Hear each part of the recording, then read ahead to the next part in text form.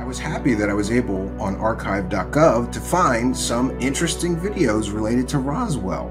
Also interestingly, some of the people interviewing these original witnesses were interviewed for our special here. People like Don Schmidt and Kevin Randall and Tom Carey.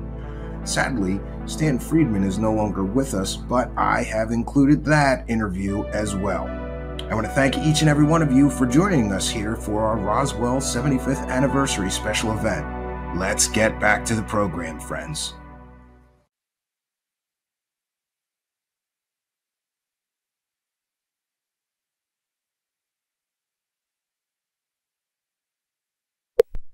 What do you have? You gotta watch. No. This is Stanton Friedman. I'm a nuclear physicist with a very strong interest in flying saucers. I'm in Kansas City, Missouri on July 24th, 1991. I'm here to do an interview with Gerald Anderson, a very important witness with regard to the recovery of a crashed flying saucer in New Mexico in July 1947. We have just had a visit with a polygraph examiner who says he has seen no evidence of deception. This is after spending several hours with myself and Gerald, mostly with Gerald. A full report will be forthcoming. So with that, we will talk to Gerald Anderson.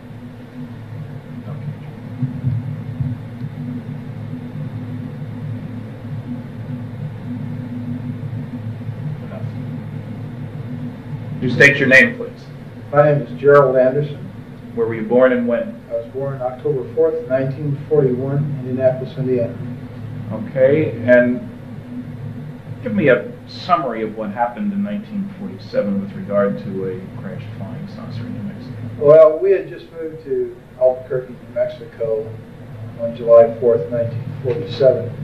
This was approximately the day before we went out on the plains of San Augustine with my Uncle Ted, my cousin Victor, my father, my brother Glenn, and myself. We drove down to the plains of San Augustine, which is west of Socorro, New Mexico, in the Magdalena Daddle area. And we were down there looking for banded and moss agate, which, according to my Uncle Ted and my cousin Victor, was prevalent in the area. And my brother being an amateur rock hound and wanted to get some of this, and it was a way of showing us around the area. And they had relatives down in Magdalena that they wanted to introduce us to.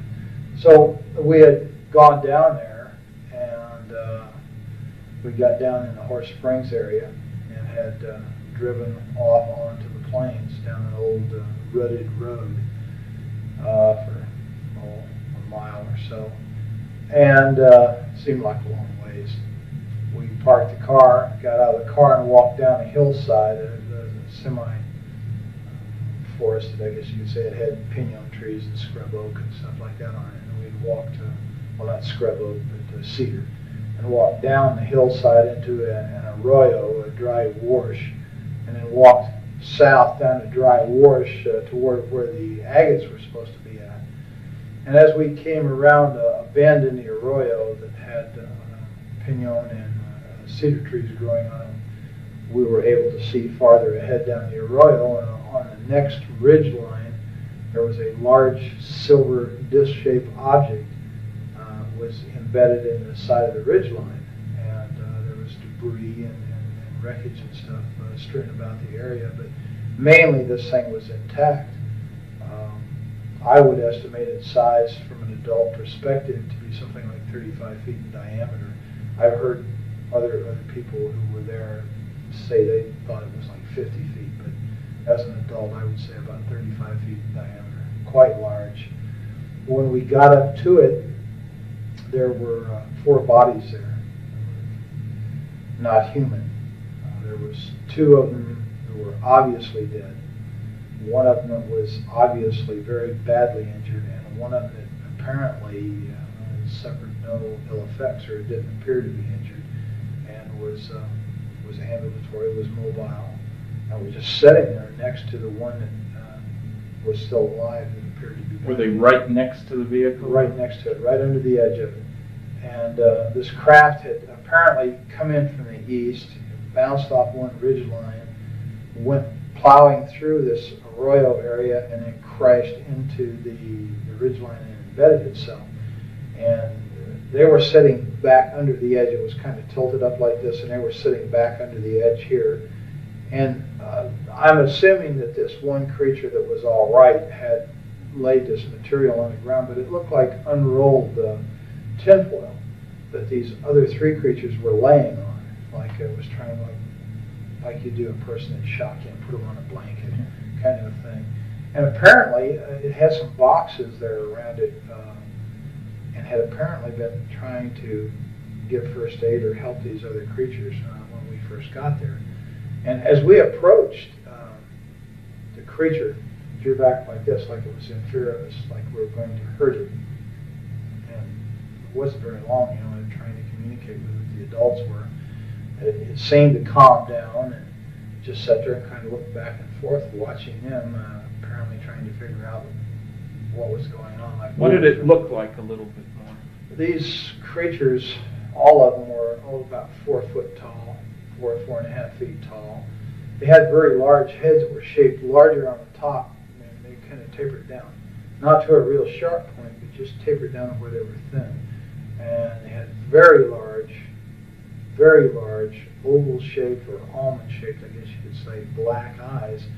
They were so shiny, they had almost a bluish tint to them when the light reflected off of them. Their skin coloration, I think the best way I could describe that is kind of a bluish tinted milky white.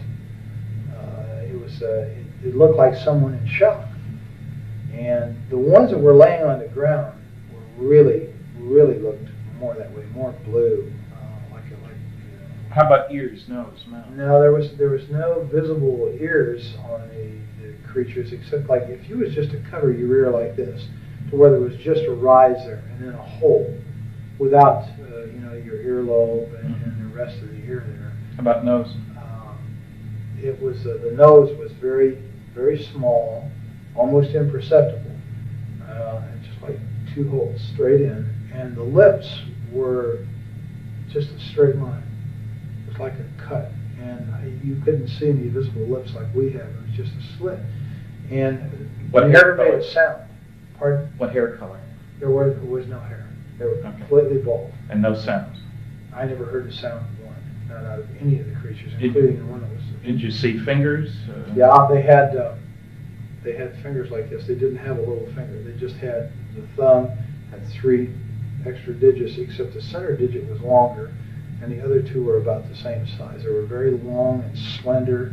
It looked very delicate, and I've made the statement before, and I'll make it again. I think they would have made an excellent violinist because of the structure of their hands. They were wearing one-piece suits. All of them were dressed exactly the same, and it was sort of a real shiny, silverish gray color. No zippers, buttons? No, I saw no zippers, no buttons. Insignia? No insignias. The only thing that was different, they all had this, but the only thing that was different from the silvery gray suit was that down like the seam on it, like it was a seam on the shoulder, and around the collar it was trimmed in what appeared to be maroon, like cording. Then the suits were continuous with their footgear. You could see right about this area down, it seemed to be less pliable than it was up here, like this was a stiffer area, like they were boots or shoes or something. But they were all dressed exactly the same. Okay, so you and your family are talking back and forth, wondering what was going on. What did your family say? I mean, did anybody say anything? Yeah, my brother, one of the first remarks I heard made was, that's a goddamn spaceship. There was bodies up there, and I was told not to go up there, which I did. And how old was your brother at the time? He was in his early 20s, I think 21, something like that. He was a lot older than you were. Oh yes, considerably. When we got up there, I kind of meandered off to one side. This thing was cocked up, and I was standing here. The bodies were here, and everybody else was kind of down here, except my cousin Victor was over here playing, looking in this gaping hole on the side of this disc, and it's shaped just like a discus, except for a round dome was up on top, and there was this big gaping gash in here where you could see inside. It looked like a double hall. How big a length? The gash? dome? Oh, the gash. Well, it covered the greater majority from the center of the craft out. It was just like a gaping hole in there. And I'm thinking, you know, it's like about 30 feet, 35 feet in diameter, so we're talking, what, 17 feet maybe. Uh-huh. And most of that one side was ripped open like that. And you could see inside, and you could see another double hull, like in there, and there was just rows of components that was on there, and there was lights that flashed on and off. Some of them were steady, some were flashing. There was a lot of debris and stuff hanging out of the hole. There was evidence that there had apparently been fire. It looked like it had been burnt along the edge there. The gash. Now, this wasn't a gash that could have been caused by the thing coming into the ground. It wasn't at the leading edge of the vehicle. No, this was in the side, like, it almost appeared, it was elliptical. It almost appeared as if something the same shape as the disc we were looking at had hit that same, you know, had hit the disc and left an imprint that pretty closely approximated the outside diameter of the disc itself. And it appeared to be caved inward. Okay. And kind of like, you'd hit it like this and just crumpled and caved in and ripped it open. Okay, so you're there, you take all this and everybody's mystified. What were the circumstances outside? Hot, cold? Very, very hot. Well, to me, being the first time in New Mexico and coming from back east, that dry heat was just like being inside of an oven. It was unbelievable to me. And that was the odd part about this thing. The closer you got to it, the cooler it was. And standing under it in the shade there, next to these creatures' bodies, it was like refrigerated air conditioning. And did you feel air coming out of this thing? Or no, it was just like it was ambient. And I remember reaching up and putting my hand on the side of it, and I think I was afraid it was going to hit my head because there was enough room for me as a small child, you know. I was approximately the same size as these creatures to walk up under there and stand there, but I kind of did like that, put my hand up against this thing. What did it feel like? It was ice cold. It felt like it just came out of a freezer. Was it smooth? Was it rough? It was very smooth.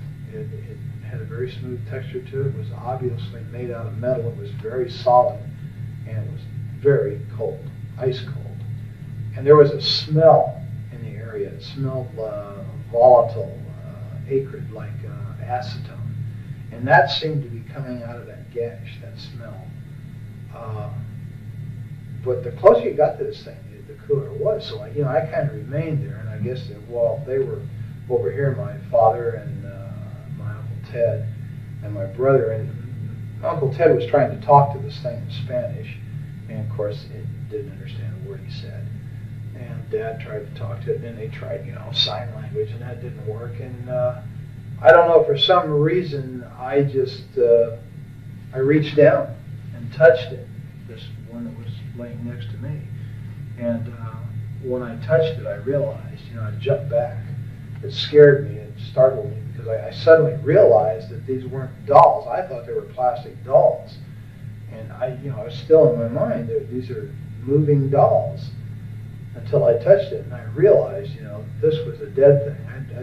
I'd seen dead relatives before, and I unfortunately had made the mistake one time of touching a relative that was in a casket, and I just knew this is a dead thing. And it scared me, and I ran around behind my father and my uncle, and this thing was sitting there on the ground, and it kept looking back and forth, and it just had its hands like this in its lap, and it just kept looking back and forth between the three of them, and like it was trying to understand. And all of a sudden it just turned and looked right straight at me between my Uncle Ted and myself. And this is when there was just like an explosion of things in my head, things I started, feeling just terrible depression, loneliness, and fear, and just, awful feelings that just suddenly burst into my mind. And I don't know if that meant that it was communicating with me and I was the only one there I could communicate with because I was a kid. I don't know.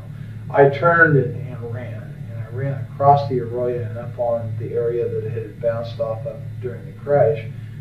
And we're just standing there looking down at this scene, you know, and my family, and off in the distance I could see cattle grazing, I could see a windmill, and I could see dust trails out on the playa, out on the plains out there. And, I was there for a little while, and then I came back down, and I guess we were there, you know, Victor was in, when I got back down there, Victor was up in the crack, and Ted yelled at him to get out of there, and Glenn went over and grabbed him by the belt and jerked him off. That's your brother? Yeah, and jerked him off and said, get out of there, you could cause this thing to explode and kill us all, you know, and then of course he went prowling around in there. I was kind of standing off to one side looking, that's why I knew that there was, I could look off these rocks that I was standing on right into this thing. That's why I knew, you know, about the lights and the components and stuff. And then I heard other people talking, and I turned, and there was a group of people coming up the arroyo from out on the plains from the south. They had come up there, and of course they walked up and was talking. And how many? There was an older man and 5 younger students. Boys, girls? There was 3 boys and 2 girls. And they were all, you know, introducing, talking to my father and my uncle and my brother. What did the older one look like? The leader of this group, yep. The man, he was a very tall man, very big man. He was wearing a pith helmet when he first came up, one of those kind of explorer helmets. And he was bald, and I know that because he had taken it off and he had done this, you know, a couple times with a handkerchief and put it back on. He was a balding man. And he had a round face. He was very ruddy complected. He's a big man. And he apparently was a doctor because they kept calling him doctor. And as I understand it, it was an archaeological group that was out there on some kind of a summer thing. And they talked, and he apparently was able to speak several foreign languages. And he tried to talk to this creature several times in different languages, again, to no avail. How did he happen to be there? Had he seen the thing? Well, they claimed that they said they saw this thing come down the night before, flaming, you know, and they thought it was a meteorite. And they had talked about, well, in the morning, you know, we'll go over there and see this, where this meteor came down, because that's what they thought it was. And when the sun came up the next morning, you know, and they got about their business and got up, and somebody looked over and said, you know, they saw all the shiny metal and stuff across the plains there, and they realized it wasn't a meteorite, it may have been an airplane, and that had crashed. So they all decided to go over there and see if there was anybody who was alive, you know, that was hurt, that needed help. They had driven over? No, they walked over, apparently, the way I understand it.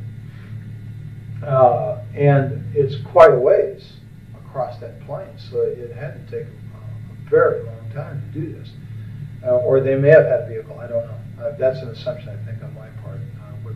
They walked. Okay, so they're around with but the they family. came across the plains nonetheless. I'm not sure if they drove or not. I didn't hear any cars. And then somebody else showed up.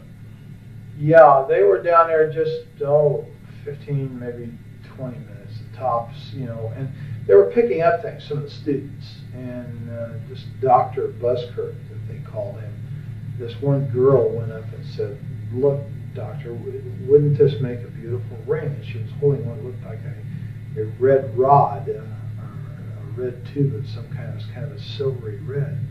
And he kind of snapped at her, you know, and put that down, Agnes. You don't know what that is. I think it hurts you. Just don't pick this stuff up. And she kind of said, well, yeah, okay, doctor. And then he went back to what he was doing, and she walked away and put it in her pocket. And a lot of them were doing this, sort of picking up things and feeling things. I was picking up things and feeling things. There was all kinds of material, metal, and stuff laying around. Then we heard it. I heard it. Well, we all heard it. A sound of a motor coming like a truck. And I went back up the incline there to the ridge line, and I could see out there, and there was a truck coming up. It was an old pickup truck. It was sort of a beige color or a tan colored thing, and it had a whip antenna on it. And it stopped, and this guy got out, and he's wearing brown clothes. He's got boots on, and he's wearing a straw hat, just like the kind Harry Truman always wore. And he had wire-rimmed glasses. He was a big man, and he looked exactly like Harry Truman to me. And I'd seen in the movie Tone News that the He was president then. Yeah, I was well aware who Harry Truman was, so everybody was. He was like kind of a hero, you know. And this guy looked like him, except bigger. And I don't think he didn't look as old either. His hair was kind of light gray. And he walked over there, and they got to talking, you know, with everybody. And he told them that he worked out on the planes out there, and that he made maps, and that he had seen the wreckage from out there on the planes, and he saw the people, and he thought it was a plane wreck, and you know, just something was going on. And he came over there to see, and he hadn't been there but just a very, very few minutes when we heard all kinds of motors and engines straining and stuff. And here comes a military car with a big white star on the side of it, followed by a 6x, which is a military truck with a kind of canvas wagon type canvas thing over it, and it's full of soldiers that got guns. And right behind that was what we call a 4x, which is like a medium-sized Jeep truck situation, and it had two big high whip antennas, all kinds of radio gear in the back, and a guy back there with earphones and stuff on, and he's, you know, working these radios. And they all pulled up and stopped. And which direction had they come from? They came from the north, from the Horse Springs area, right? So they could have come off the highway there. Oh yeah, I'm sure that's exactly how they got there. They come off the highway the same way we did.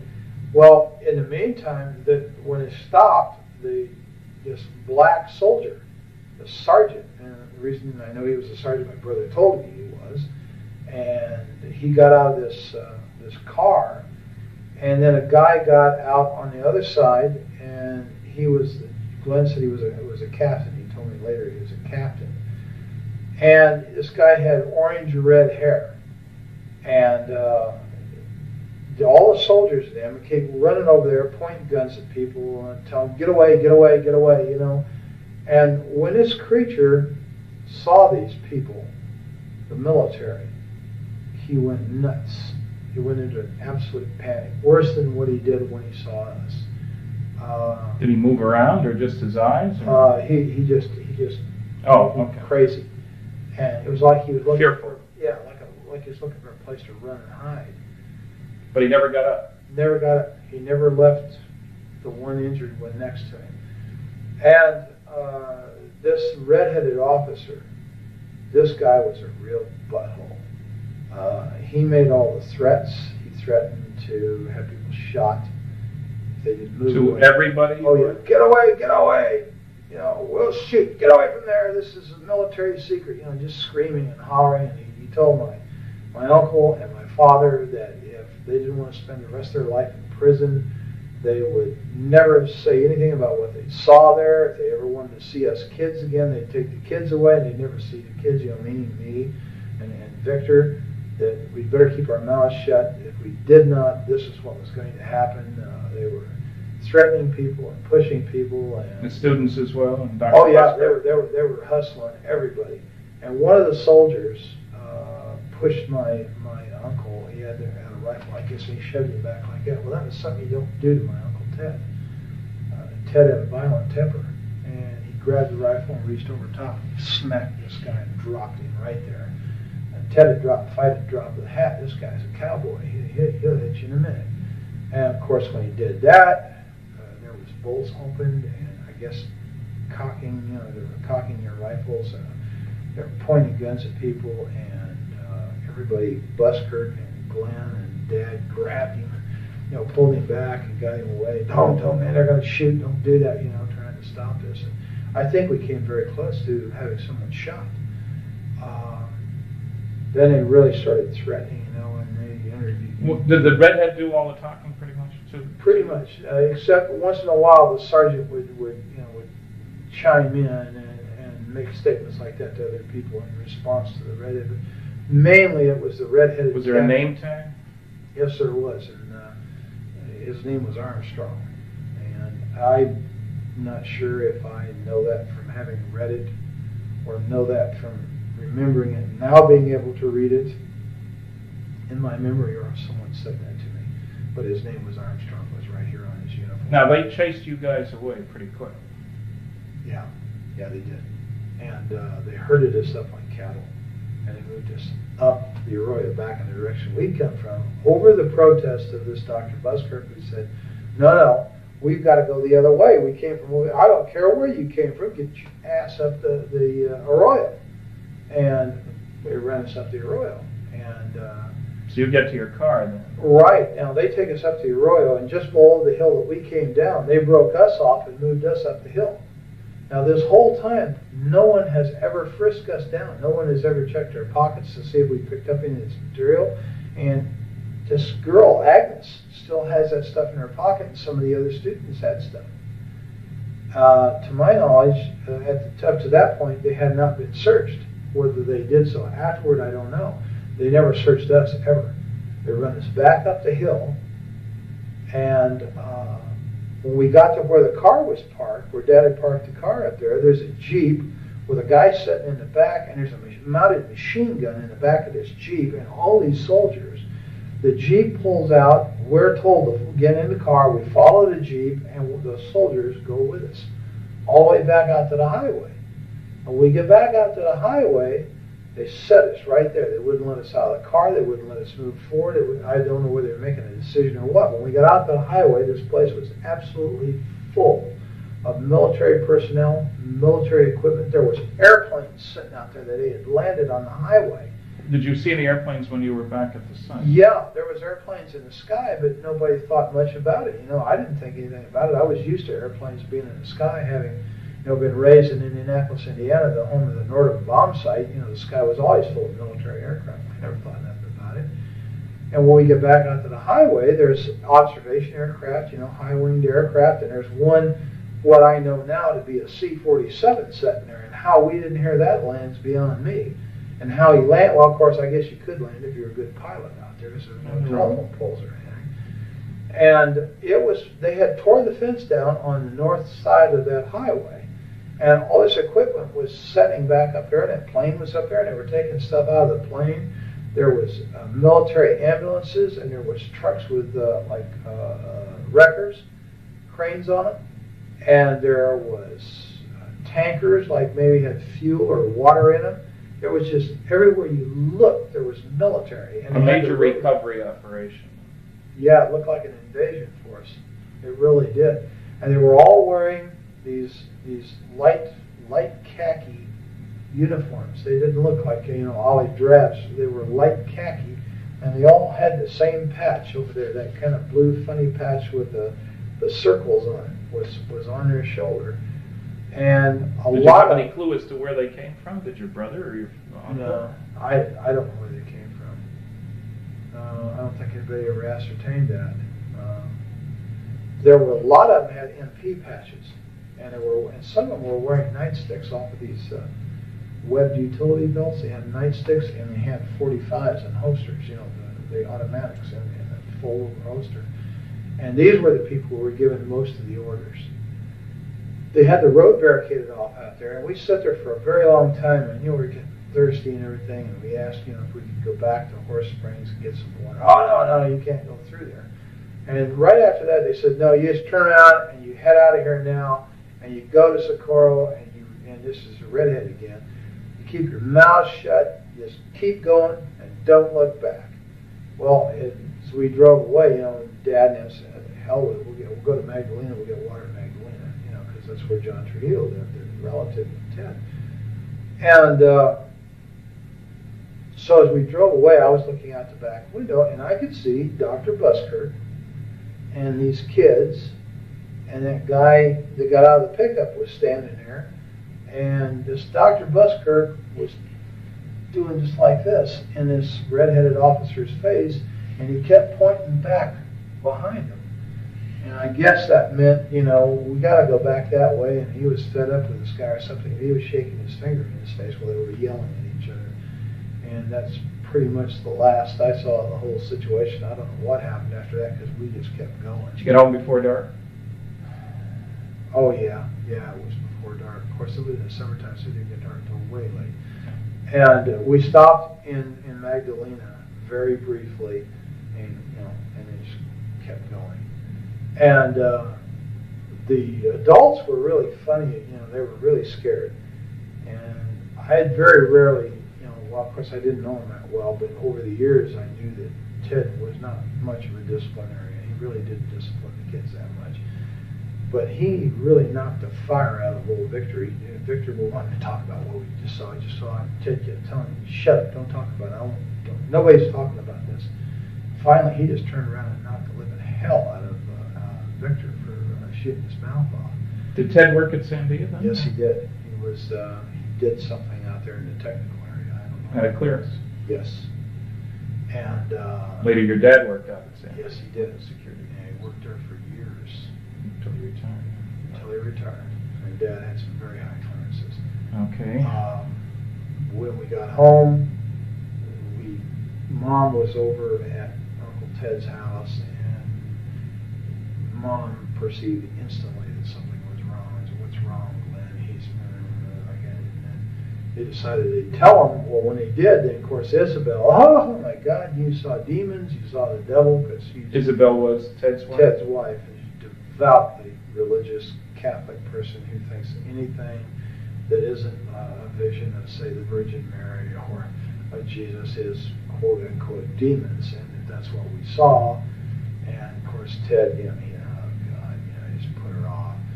And we really never talked about it much in the family because of the reaction it got. And my dad was really afraid, and so was Ted. Glenn especially, because Glenn made the statement about when he first saw the military, he told my father, he said, and Ted and everybody there, don't let them some bitches know I'm a Marine. Don't let them know. And of course nobody did, and he was in civilian clothes, so he had a pair of blue jeans on, and it was in civilian clothes, so he didn't look like military, or I'm sure his ass had been in real trouble. And they never checked. They just assumed, I guess, that we were. Did they ask your names? Oh yeah, they took our names. They got all that from my dad, and my brother just very cursory would, it was hard to talk to him at all. He let Dad and Ted do most of the talking, which was pretty smart, I think, under the circumstances. And of course, they never really asked me any questions at all. You were just a kid. Yeah, I was just a kid. And well, you first went public with this. Now, let's first square away. All the other 4 that you were with are dead. Yes. That's been some time. Yeah, my brother died of a heart attack in Mexico City. My dad died of a heart attack in '78. And Ted and Victor were killed in an automobile accident in the mid-'60s, and I assume it was '65. All right, now, there's a strange diary that's turned up. How did that happen? Well, when I went to my father's funeral in 1978, a lot of Dad's personal belongings were given to us boys. You didn't live in the area at the time. Oh, no. You'd gone off to the military. I've been in the military, and subsequently on return from the military, moved to Colorado immediately. And your dad had remarried a couple of times. Oh yeah, this was Dad was on his 3rd wife, and his personal belongings and stuff, were kind of given to my 2 brothers and myself. And my cousin Valley Jean was there at the funeral. That's Ted's daughter. Yes, and she came up and was talking to me, and she said, "Here, you were there. You need to have this too." And she handed me these photocopies. And at first, I thought, well, what is this, Dad's diary? She said, no, it's my dad's diary. But you were there. You need to have this. And then it dawned on me what I was looking at, and because I read a little bit of it. And so I said, yeah, okay, And I didn't want to talk about it at the funeral because Roz's side of the family, God bless her. That's your dad's 3rd wife. God bless her, I loved her. But they were very religious, and they would have viewed this exactly the same way as Isabel had, as evil. And I really didn't want to have any problems with them. We were kind of on shaky terms. We didn't see eye to eye religiously, so we're not quite. Well, you're active in religion now, aren't you? Oh yes. You're a deacon in the Episcopal Church. Right. Okay, that means you actively participate. Well, lay Eucharistic ministry. Okay. So I actively participate. I serve on the altar. What do you do for a living now? I'm a security officer in the state of Missouri. And you've been doing police sort of work for several years now. Oh, yes, about 9 years all told. And you also are going to college to be a nurse, and you've already got a couple of associate degrees from community colleges. Right, yes. One Associate of Science and one Associate of General Studies, and I'm working toward my Bachelor's of Nursing. In roughly 2 years, I will have my Bachelor of Nursing. I'll be a licensed. Now, to be a security officer, you have to be licensed by the state of Missouri, do you? Yes, you have to be a certified law enforcement officer, which means that you have to have gone to the state academy, the Department of Public Okay, Safety. so that's not just a Basic. pickup thing. Oh, no, you have to It's a attend the professional. academy. Yes, it's definite. Okay. And you have to work for the state under these conditions. You have to not only be certified, but you have to have prior law enforcement experience. Now, when we get back to the diary for just a minute, when you were hypnotized by John Carpenter, a psychiatric social worker, and he was asking you questions about the diary, apparently you'd been told that there were a number of copies of that around? Yeah. Something buried out maybe there too? Yeah, as I understood. Well, in fact, in conversations with Valley Gene after the fact, after I got involved in this thing through the Unsolved Mysteries thing, I was told that that wasn't the only diary. That what I had was a copy. Well, it was a photocopy. Okay. And that there were a lot of these copies around, and apparently Uncle Ted or someone had put these out through different people in the family and friends and stuff for reasons, I don't know, to keep them from getting lost or something like that. You know? Okay, now when I asked you for the original, you contacted who? Well, yeah, Valley Gene. That was Valley Jean. Okay, Right. She was in a convent. Right. And she was reluctant to do anything. You had to call a number of times, as I recall. That's correct. And you talked to the bishop? Somebody talked to him. Yeah, I talked to a bishop. And he convinced her to send the stuff to me. Yes, apparently. Okay, because I got it directly from Colorado with a cover letter that strongly indicated that she didn't want any more to do with this. That was part of the agreement. But that she considered this the work of the devil, or words to that effect anyway. Yeah, I think she's of the same opinion that her mother was. Okay, That it was so the work of the devil. And you see, all I ever had of this was the photographic copies that I had showed you originally. And as I understand it, you received the original. I received the copies, original from which those have been made. They were partly burnt. She mentioned she had intended to burn them, but because of your persistence and with the agreement that I never contacted her, she would send them to me. And as you know, when I had forensic analysis done, it showed that the ink dated from the early 70s. The paper could have been available in 47. So it was clearly not an original. But it was also done before there was any publicity about this case. Anyway, because I know I was the first one to get involved. Exactly. Now, as you know, we have discovered, not I, but you had identi-sketches done by a police artist of the various people involved in this. Right.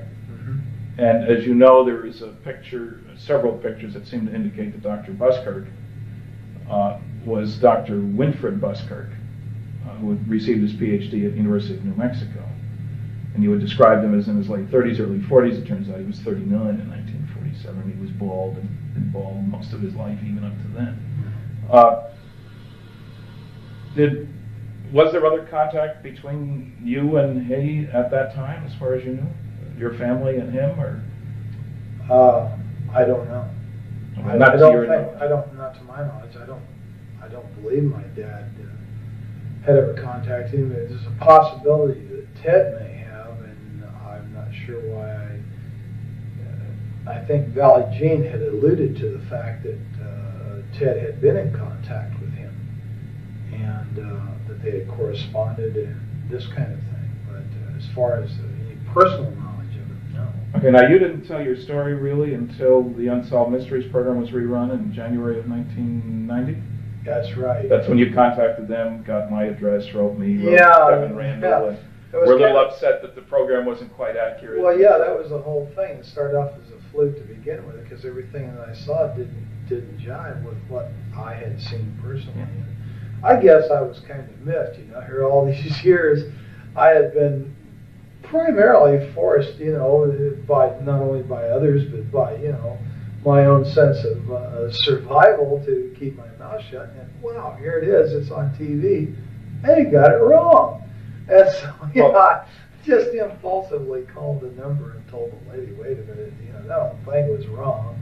Well, how do you know that, sir? And I said, well, because I was there, that's why. And boy, that apparently pulled somebody's string.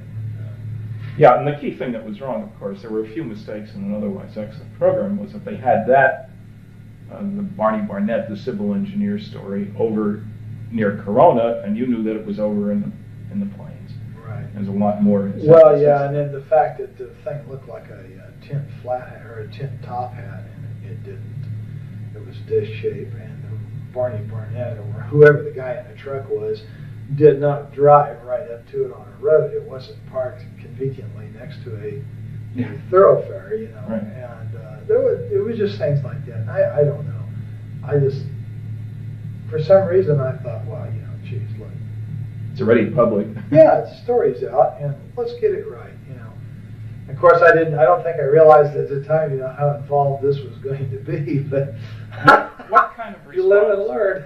Now, I got you together with John Carpenter, the psychiatric social worker, and you guys had several sessions, and then we flew out to the site. You're reasonably convinced now that the second time around out there we did find the exact location. Yeah, the first time in, it was like 43 years. And we're in a helicopter. And I was in the air this time, and last time I was underground. And so, the landmarks were a little confusing. I was positive I was in the right place. But until we actually got on the ground, John and I, and retraced the route in there that we had come in the car, I wasn't absolutely sure. There was two ridge lines there, and I wasn't really sure of which one it was. And I had the feeling that the first one that I had pointed out was the correct one, but once I went in on the ground on foot with John, I knew instantly that it wasn't that one, it was the other one, and I'm absolutely positive that that's where I was at. There's no question in my mind. And you will recall that you described the woman who sold you the pop on the way in? Right. And we found the older woman there who said that was exactly what she looked like. That's right. And I'll never forget that lady because I had it with the heat. I'm telling you.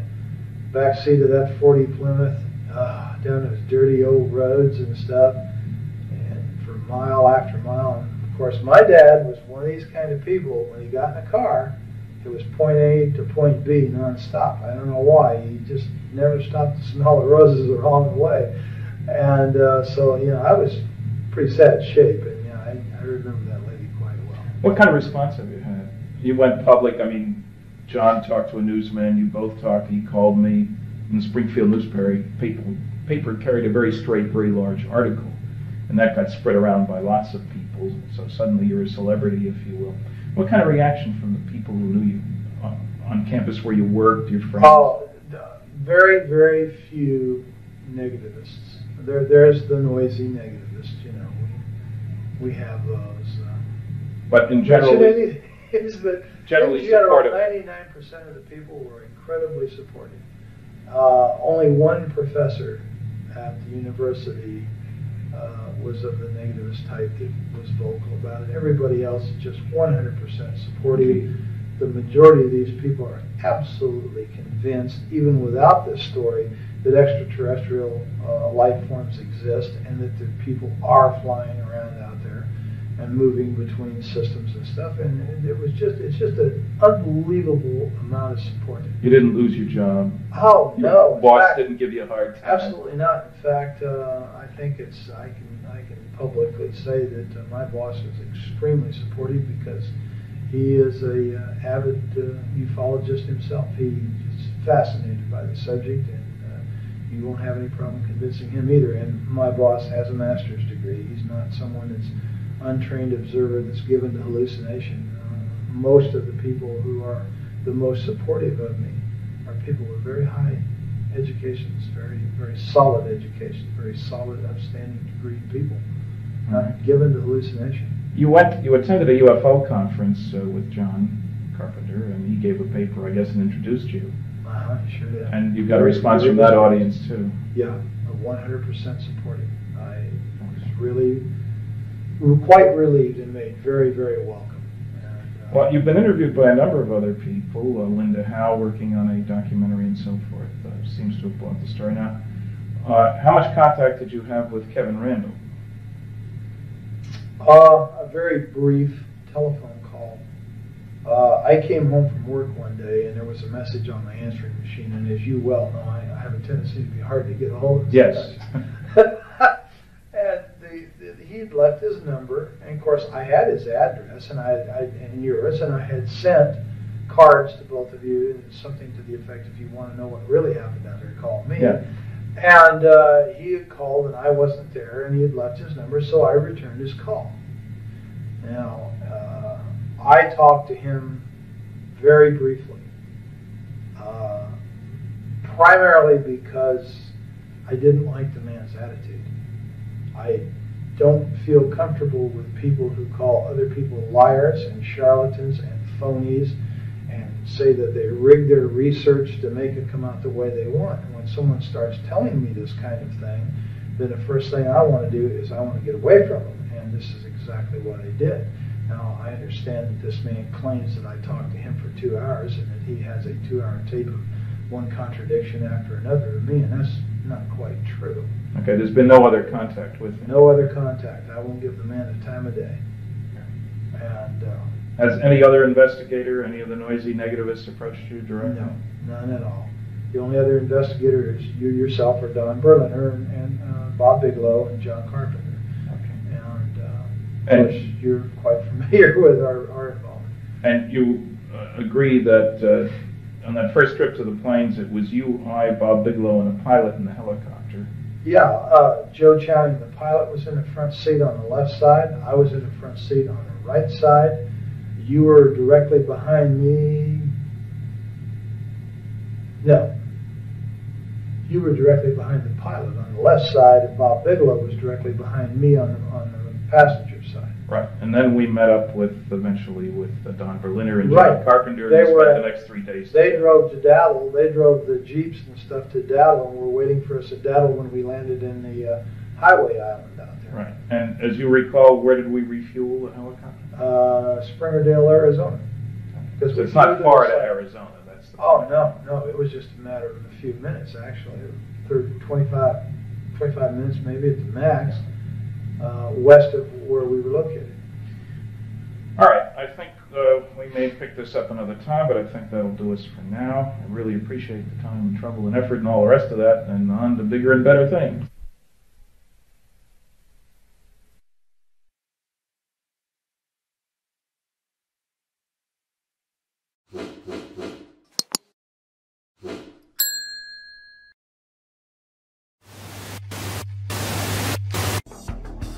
Greetings and salutations, and thank you for being here for the 75th Roswell Anniversary Truthseekers Special Deep Dive. If you're new to the channel, please be sure to subscribe and hit that notification bell so you too will know about future special events you can attend here.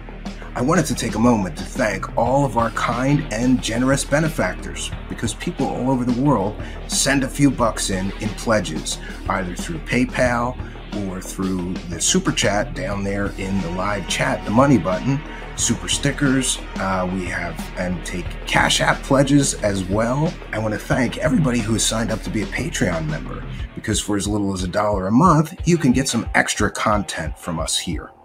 Additionally, I'd like to thank the channel members who get a bunch of YouTube benefits as well as all the Patreon benefits for as little as $5 a month. I also wanted to mention that I have something strange for my friends. These are Roswell wreckage replicas, which I have been making here. I also wanted to mention that for today's special event, we have prizes for those of you pledging $30 or more, either through Cash App, PayPal, or Super Chat. And this is a gift that we will be sending everybody who pledges $30 or more. This is a Roswell debris replica, and it's designed to look exactly as Jesse Marcel and his son had described. This is the so-called I-beam wreckage. This is a replica, of course, and I'm happy that I'll be able to offer these to anybody pledging $30 or more to our show today. This is just a special free gift that we're going to be giving you kind and generous people for supporting our show. Well, friends, let's get back into it.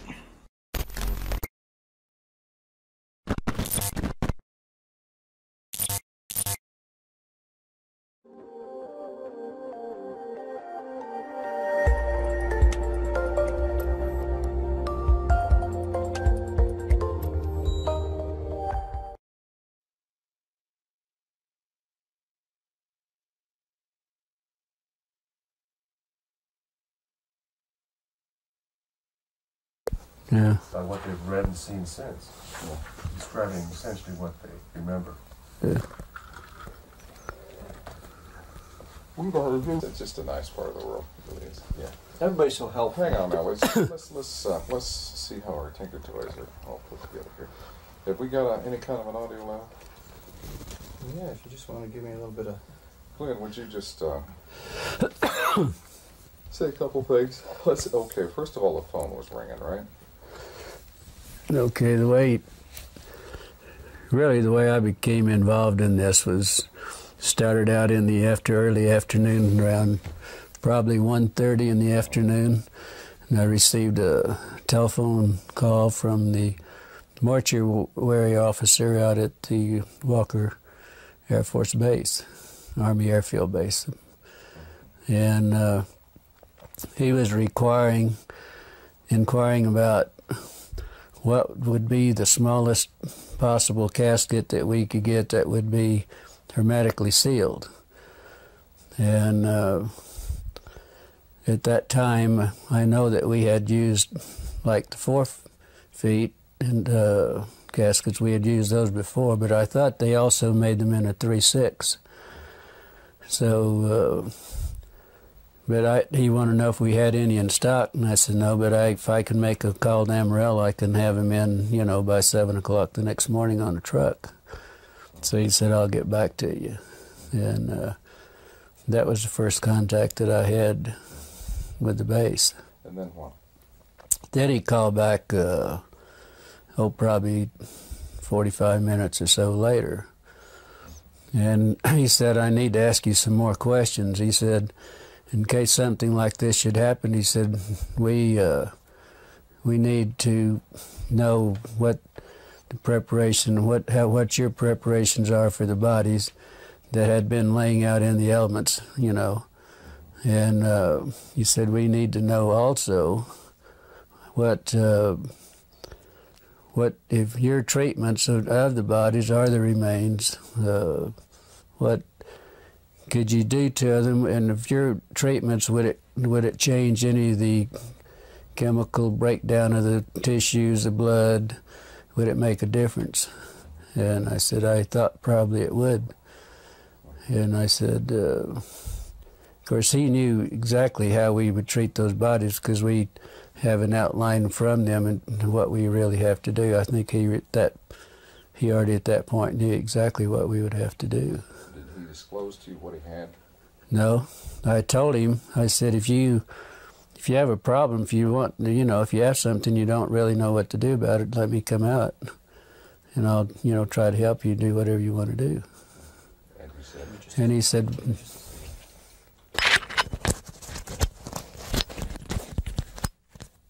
okay.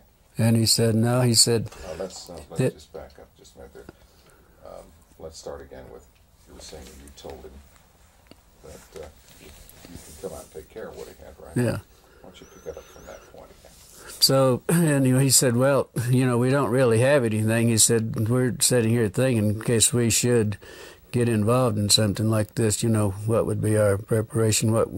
Should we do? Then I went through, I said, do you really want to know how we would do it? Well, yes, we would like to know. So that's when I explained to him that we would have the vats that we would fill up with formaldehyde solution with water, and we put the bodies in them, let them stay there for 24 hours and then take them out. And then we would pack the bodies in, would be a sawdust and really a lime, what we would pack them in, then wrap them in the plastic. That's bodies that were badly decomposed. If there was tissue, deep tissue, we would have to do it hypodermically with needles to get to the deep tissue. Then we would have to aspirate the cavities if the cavities hadn't already ruptured, and then put some cavity fluid in those. I said that's, kind of normal procedure. Now, at one point, you finally offered to take care of it for them. Well, I offered 2-3 times, yeah. Can you review what that conversation at that point? You mean when I offered to take care of them? Yeah. He said, well, we don't really, right at this time, we don't really need your assistant. But he said, in case something like this should happen, then he said we would be prepared and we would know what to do. Mm-hmm. Then we got back onto the subject of maybe not damaging any of the chemicals, compounds or anything with the bodies, or, tissues, whatever. Because and they wanted, how would you pick bodies up like that, and what would you do not to contaminate any of it? Didn't this begin to seem a little strange to you at that point? Well, I thought maybe what happened, they might have had a VIP or, some officer and something that happened. They didn't want, wanted to keep it quiet, and they probably wanted to do it themselves, not be involved with the civilian businesses or anything. So, after these conversations, you were curious, and you went on out to the base, as I understand it. Can you review that? Well, no, I didn't go out to the base. Yeah, I was curious, but I didn't go out to the base, and probably a couple hours later, then I'd got an emergency call. There was an airman that was injured in an accident, and I took the airman to the base. He rode in the ambulance with me, and I took him out to the emergency room, and that's the way I became really involved out the base. I didn't go out just because I was curious. Give me the sequence from the time you picked up the airman and just describe to me. Well, when I got the call, I left the funeral home, and the ambulance went to the scene of the accident, picked the airman up. I did not place him on a stretcher because he had a head injury in the nose. I think his nose was fractured. So I did some minor first aid, and then he sat in the front seat with me all the way to the base. When we got to the base, then he walked into the emergency room. I didn't have to take him in. They didn't bring out a gurney or anything. He just walked in on his own. Then I never did see him after that. Then I had this friend that I wanted to talk to and see. This is a lieutenant nurse that I knew quite well, that had only been there only been commissioned and been out to sign. This was her first assignment out to the air base. And I wanted to talk to her, and so I was going down the hall, and first thing, the lieutenant that I wanted to see was coming out of one room, going across the hall to the other, and she noticed it was me. She said, "How did you get in here, and what are you doing in here?" And she said, "You better get out in a hurry." She said, "You're going to get in a lot of trouble." She said, "Would you please leave and get out of here in a hurry?" And then I turned around, and she went on into the other room. Then in about the time I turned around, there was another officer said, "Hey, wait a minute." And I said, "Looks like you had a crash." He said, "I see there's some, in the ambulances out there, I see a lot of wreckage." I said, "Where was the crash?" And he said, "There wasn't any crash." And he said, "Just wait a minute." And then he said, "Wait a minute." And I, stood there for a minute. And he turned around, and evidently he must have waited for somebody else to come out, because there was another officer coming out. He said, "This man says there was a crash out at the base." He said he wanted to know he was inquiring about our crash. And this was when I encountered, he was a red-headed officer, and very nasty, very rough. He said, You did not see any crash. There was not any crash. And he said, you get the hell out of here, and you didn't see anything, and you don't talk to anybody. He said, you're going to get in a hell of a lot of trouble. And I said, look, I'm a civilian. There isn't a damn thing you can do to me about it. He said, no, but somebody might be picking your bones out of the sand. That's when he made the remark there. Then there was a black sergeant that was standing beside him. And he said, yeah, but he would make better dog food for our dogs. Of course, I didn't understand that, but my father happened to be an old trapper and for a hobby and everything. And I said, my father uses guys like you for baiting these coyote traps. And then there was two MPs that joined me right on, took me outside, and each holding me by my elbows, and they escorted me out to back to the ambulance and followed me all the way back to the funeral home. Now, as you were entering the hospital, you saw something in 3 trucks. Yeah, because usually where I parked, there was 3 field ambulances parked in the area where I usually park, where we back up to the ramps. So I just pulled up to the side in front of those and parked out in the front, and the airman and I got out and walked in. So when I got up, went up the steps and up the ramp, and I was walking, going into the emergency room, I noticed that the doors were open, but what was odd about it, there was an MP standing beside each one of the vehicles in the back, just standing there. And the doors were open. Naturally, I was curious, and, I just happened to look in. That's when I saw some debris that looked like parts of a plane or something that they hadn't had a crash. Because I've seen them do this a lot of times, bring in pieces and the old ambulances in. Can you describe the debris? Yeah, I noticed in 2 of the ambulances there was some debris that was probably 2.5 to 3 feet, long and probably high, that was propped up on the side of the ambulance there. They were kind of in the shape of maybe like a half a canoe. They were like the front part of a canoe. And, it looked like it might be aluminum, but it looked more like the metal looked more like stainless steel that had been heated. It was blue, kind of a bluish tint to it. What was odd about it, it looked like around the curved part in the front of the canoe there was some designs or something. It kind of reminded me of maybe some Egyptian signs or whatever. And it was probably about 3 inches in high, and probably the length of what the wreckage I saw, it looked like it was the length. And the same thing was in the other ambulance too. I mean, I saw practically the same thing. The pieces that were practically the same size, and the insignias looked like whatever that might be was part of the wreckage. How did your friend feel about what she saw? Well, I didn't know really until the next day. And I called out. I kept trying to get a hold of her because naturally I was curious and I wanted to know what was going on.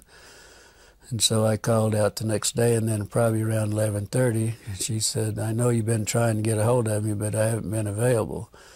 And she said, why don't you meet me at the officers club? If you have time, meet at the officers club and we'll have lunch, and I want to talk to you.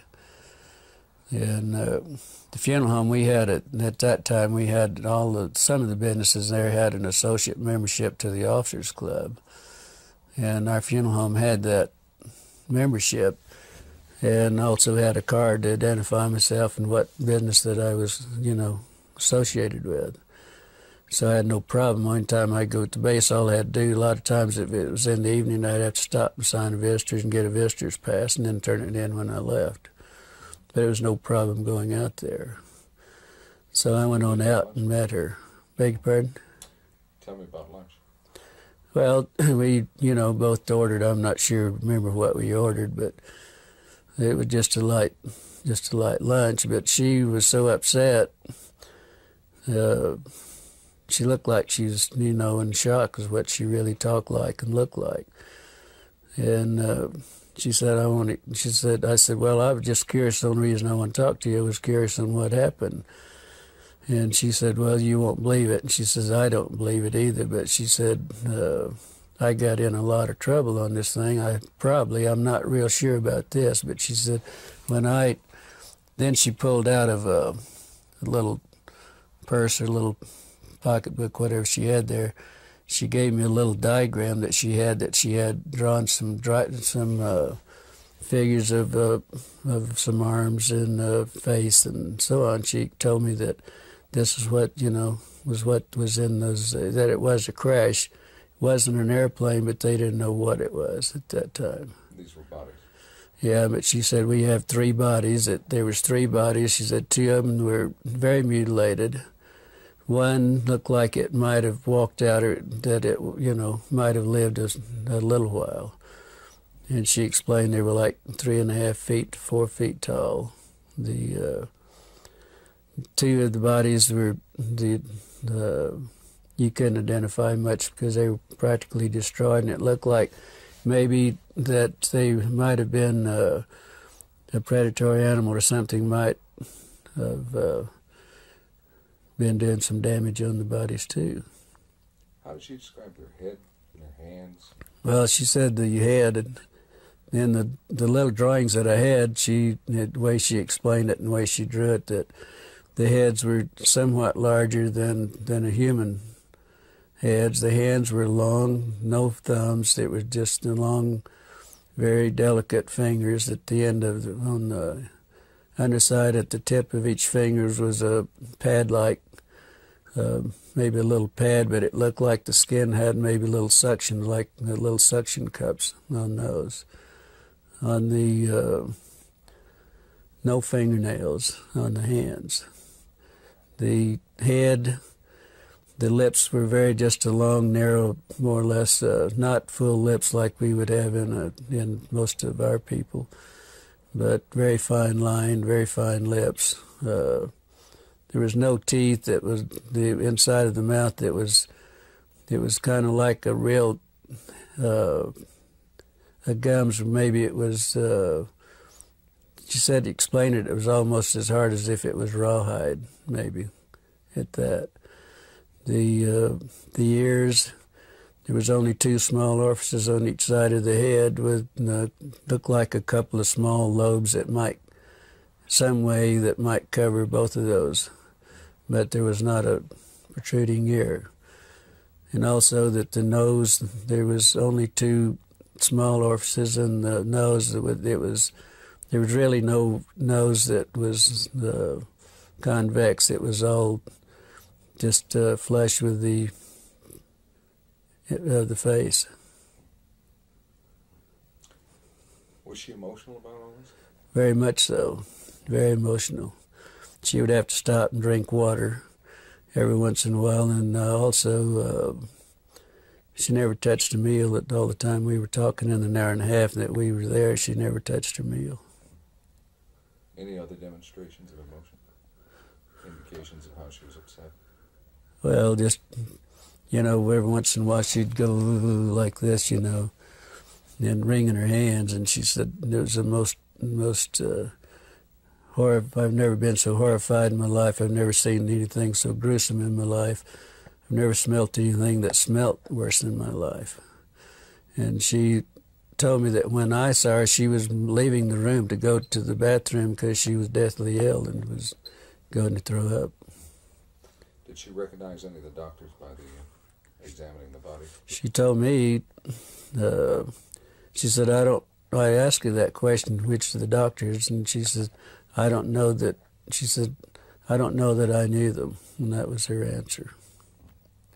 So, but she said she walked in the room and they said, hey, we need you, you need to help us.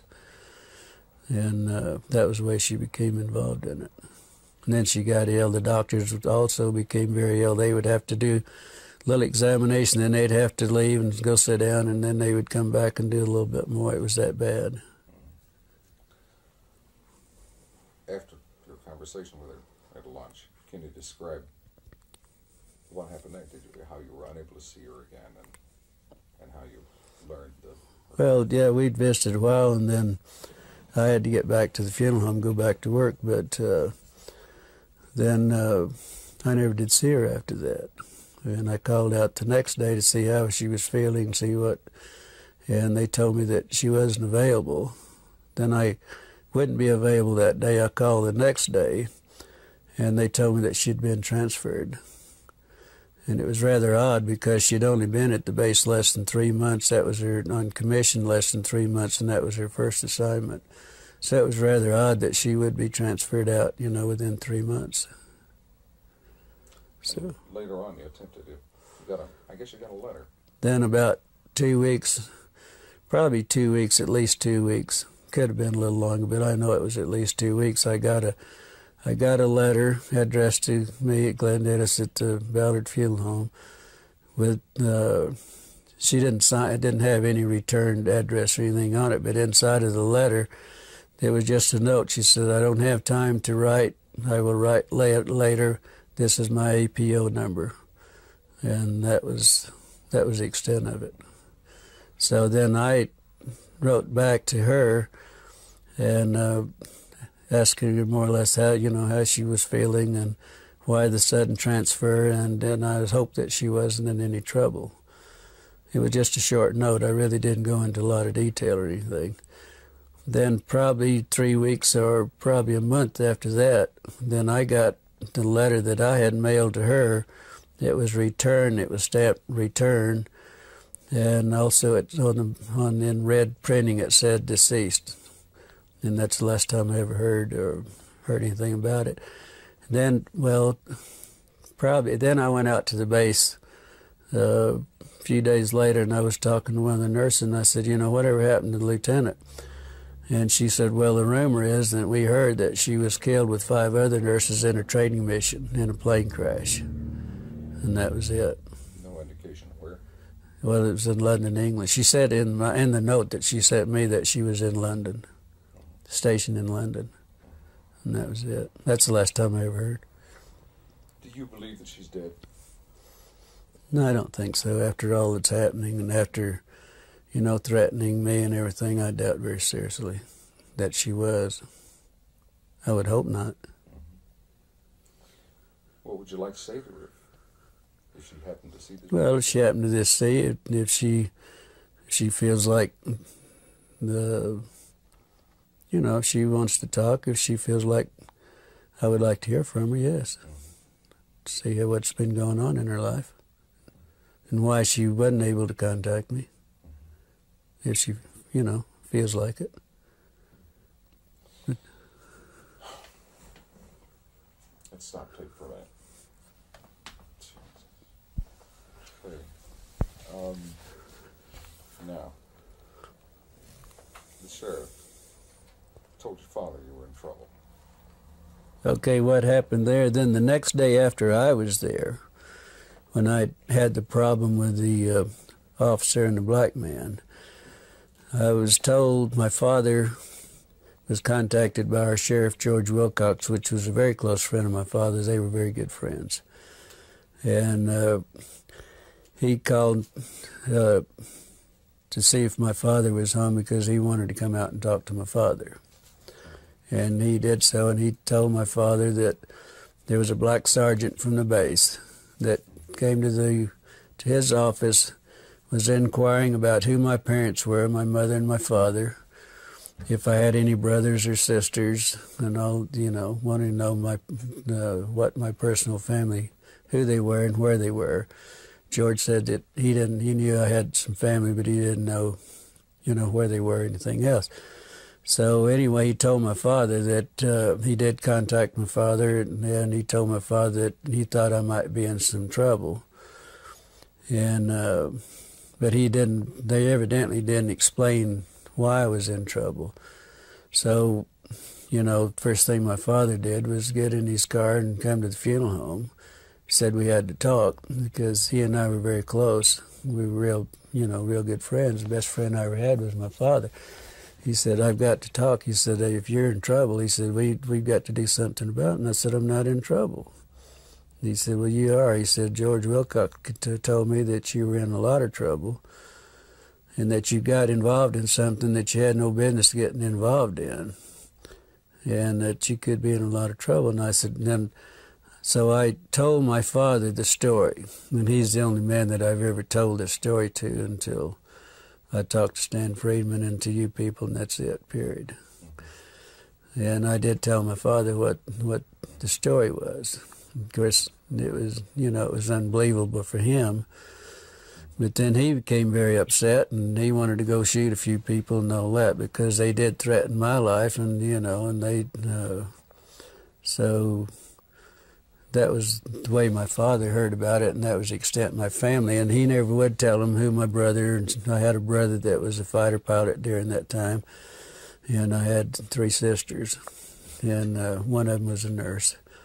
But he would never tell them anything, and so he didn't tell the sheriff or anybody else, because the sheriff was supposed to call him back and give him the names and where they were at, and he wouldn't do it.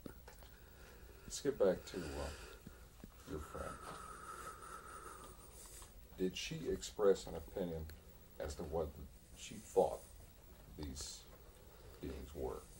Did she think they came with it? Well, the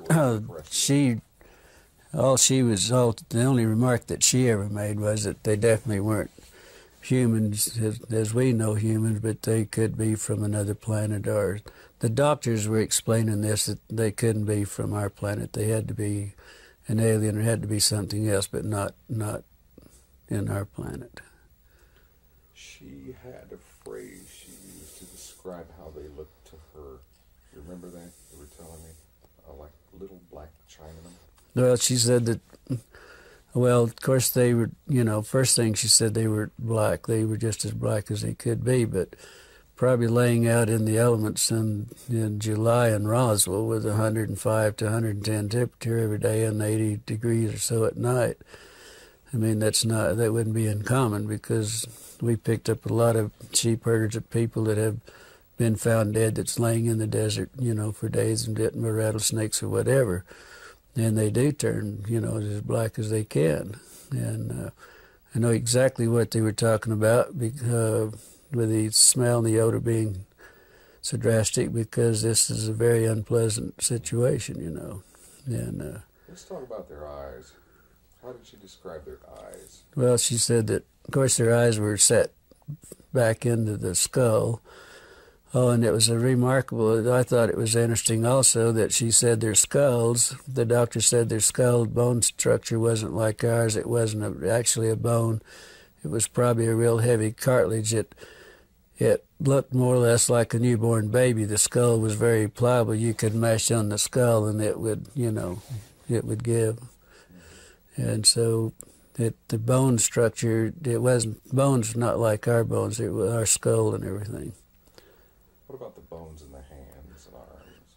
Said very fine, very delicate. The arm bones, like the radial and the ulnar and in the arm, that was so fine that he doubted if they could lift.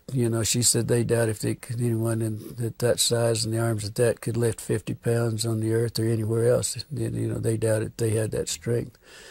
But she said the one that hadn't been mutilated to a great extent, it reminded him of a real small ancient Chinese person, no hair at all, and very, very delicate skin.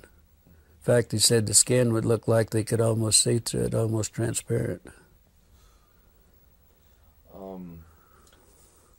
Why don't you give me a paragraph on the ears and the nostrils? Well, the ears, like I think I stated to you, that the ears, there was a couple of small orifices, one on top of the other, with 2 little lobe flaps, one over the other. They didn't really know how those, if they had any significance, how they worked or what. They didn't go into that. The nose was only a couple of very small orifices, holes right there, just above the lip line. But it had, there wasn't anything covering it. And it was just like 2 small indentations there, and that was it. Said it was very unusual. Does anyone else, Don, Phil, do you have anything that you think You're we talking should about add? the hands. Yeah. Describe the hands. The hands, well, there was one hand There was one hand that evidently wasn't attached to the arm. And she said that where she got sick and left the room was that this doctor had the long forceps and picked the hand up and turned it over. And that's when they noticed that there wasn't any thumb. None of the bodies had any thumbs or anything. That were just long, very fine, very delicate fingers, no fingernails. But right at the tip of each finger, it looked like there was a pad. And in this pad, it looked like it might have had very small they were like little suction cups, but very minute suction cups. The doctors, that's the way he explained it, that was looking at it. Let's have tapes right now. Okay. We need to get the arm as well. Okay, yes, the Which arm. goes with that. We need to pull out the arm. Really? In the magazine we publish, and with the pads at the tips of the fingers. Maybe you can get Can you get a copy of them? I can send you a copy. I'd be happy to. It's amazing. It all fits together. That's the And they thing. would It not just have fits known together. about. Obviously, they wouldn't know about your information. Yeah, well, see, I've never discussed this with anyone. My father was the only person I really ever discussed this. I didn't discuss it at the funeral home or anything else. I never discussed it with any of my family, period. I never have until I met Stan Freeman 2 years ago. That's the first time I ever discussed it. Would you have an interest in some dubs of testimony that we get from other people here? I'd be happy to. Oh, I'd love to, yeah, but I'd love to. I'd like to have a tape of mine also, if you Sure, don't, absolutely. Of course you we can know. do that. Maybe we can send you two, one for each hand. My daughter said if I want a tape of this and I want to keep it, and I want it in the family, but We'll make you up. yeah, I would love to, whatever. If you guys feel comfortable, I'd love to, have some tapes of whatever, Absolutely. I We've would. got quite a few that we could probably run off. What you have VHS or Beta machine? Tape? I'll see to that we get some dubs of other people's interviews. I just go to Kmart or wherever and buy I the. think we have the tape going now. Why don't we start with the Well, he talked about the hand, so for continuity, it might be good to go to the arms. this will all be edited anyway, but we can start wherever you like. You want to go with let's start with the arms, okay? Anytime. Forget the camera. Seeing if he was ready. It's not there. Yeah. It's not there. That's all right. But you were asking me to describe the arms, and this was another thing that the lieutenant brought out, that it was very the difference between theirs and ours, from the wrist to the first joint here, that it was probably 1.5 times longer than the top part up here. It was very odd looking. It was very odd, she said. And the very small arms, very small.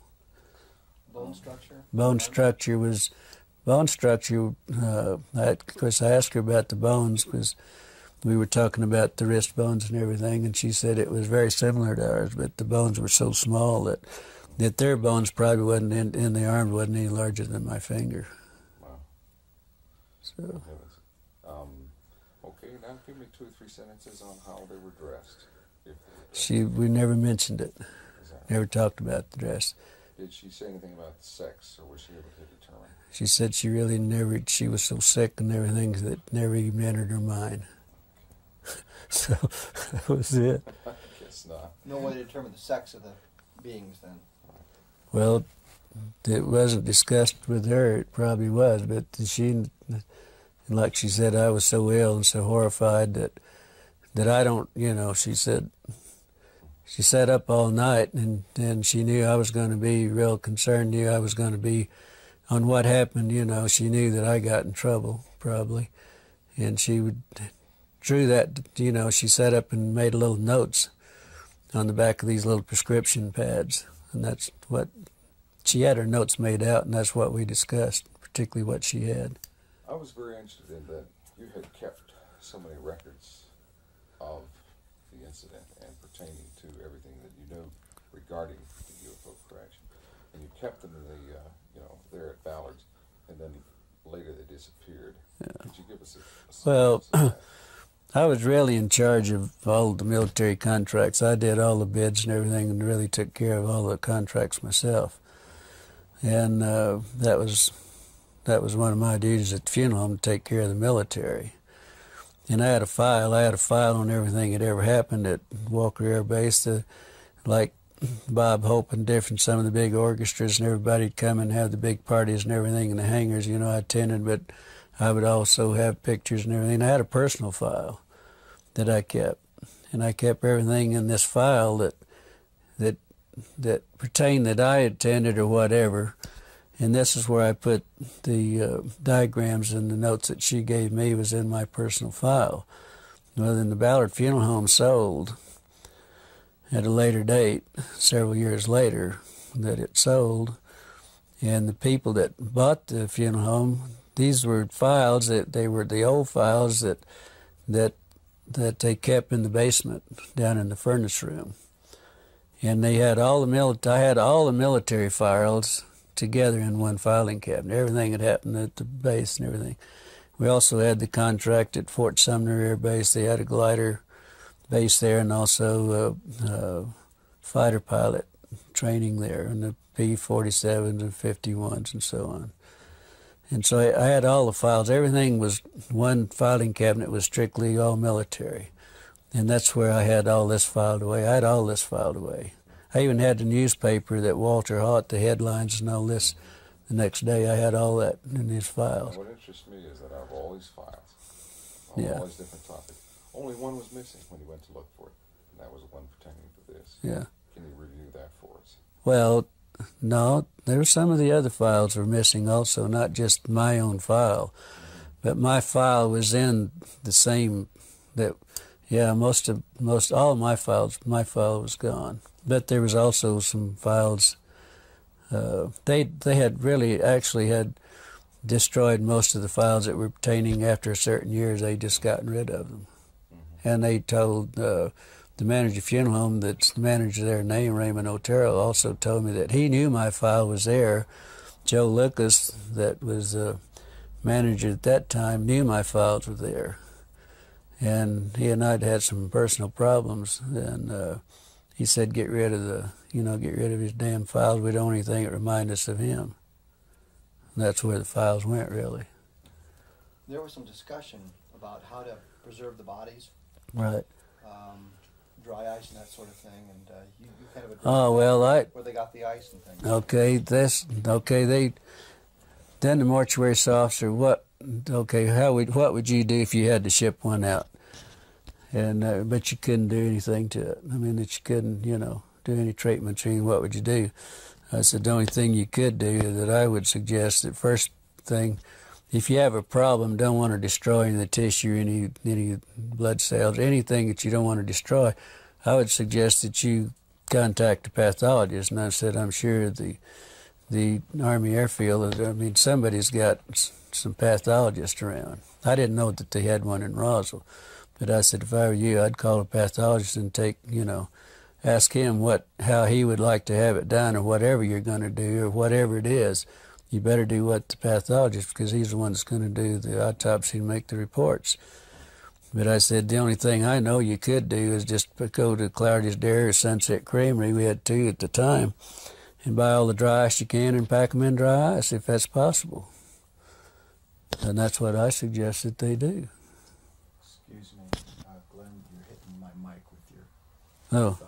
Sorry about that. That's all right. I've done it at least 8 times already this week. It's not personal, I guess. No. Okay, what do you think? I think, as a suggestion, you might want to do that part again if you think you'd like to use it, because the dry ice? You probably hit it just a few times. And Oh, sorry about that. Isn't this a picky business? Glenn Dennis, take 2, Clardy Yeah. Dairy. All right, let's go back and go over the dry ice then again. Well, okay. What I suggested to the mortuary officer, I suggested this to the mortuary officer and we discussed this probably for 20 minutes or better on the telephone. And I kept telling him, hey, if you have a problem, if you got something out there, if you need our services, we have the contract, I would be glad to come out and help you take care of it. And he said, no, this is for future. Kept always referring this was for future use in case we did have something. But Then I said, well, you know, first thing you better do, you better get a hold of a pathologist. I don't know whether you have one at the base, but I know you probably have the top pathologist, you know, something similar to those words. And I said, that's what I do, and you better let him give you the instructions, and then you better do what he tells you to do, because he's the one that's going to do the autopsy. And you don't, if it's this sensitive, you better do what he tells you. But I said, the only other suggestion I can make, that you go to Clarity's Dairy or you go to Sunset Creamery, buy all the dry ice you can and pack whatever you have, whatever the problem is, you better pack it in dry ice and then do whatever you have to do with it, because that's the only way. They tried to put it in the morgue. Out at the morgue, they had 2 refrigerated body compartments that we used to put them in, and then we'd go out and get the bodies from there. But they always brought the airmen to us, but on the dependents and everything, we went out for them. But they weren't cold enough, and it became so offensive. They were afraid they were going to, upset everybody in the hospital.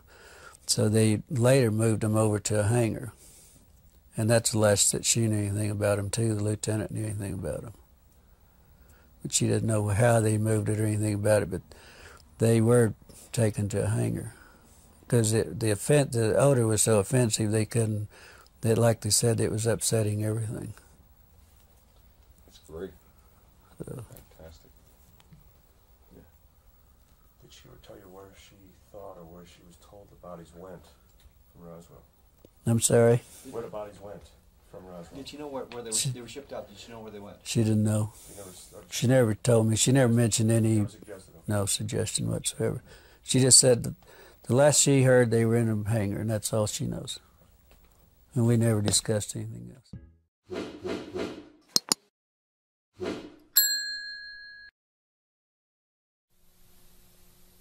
Okay.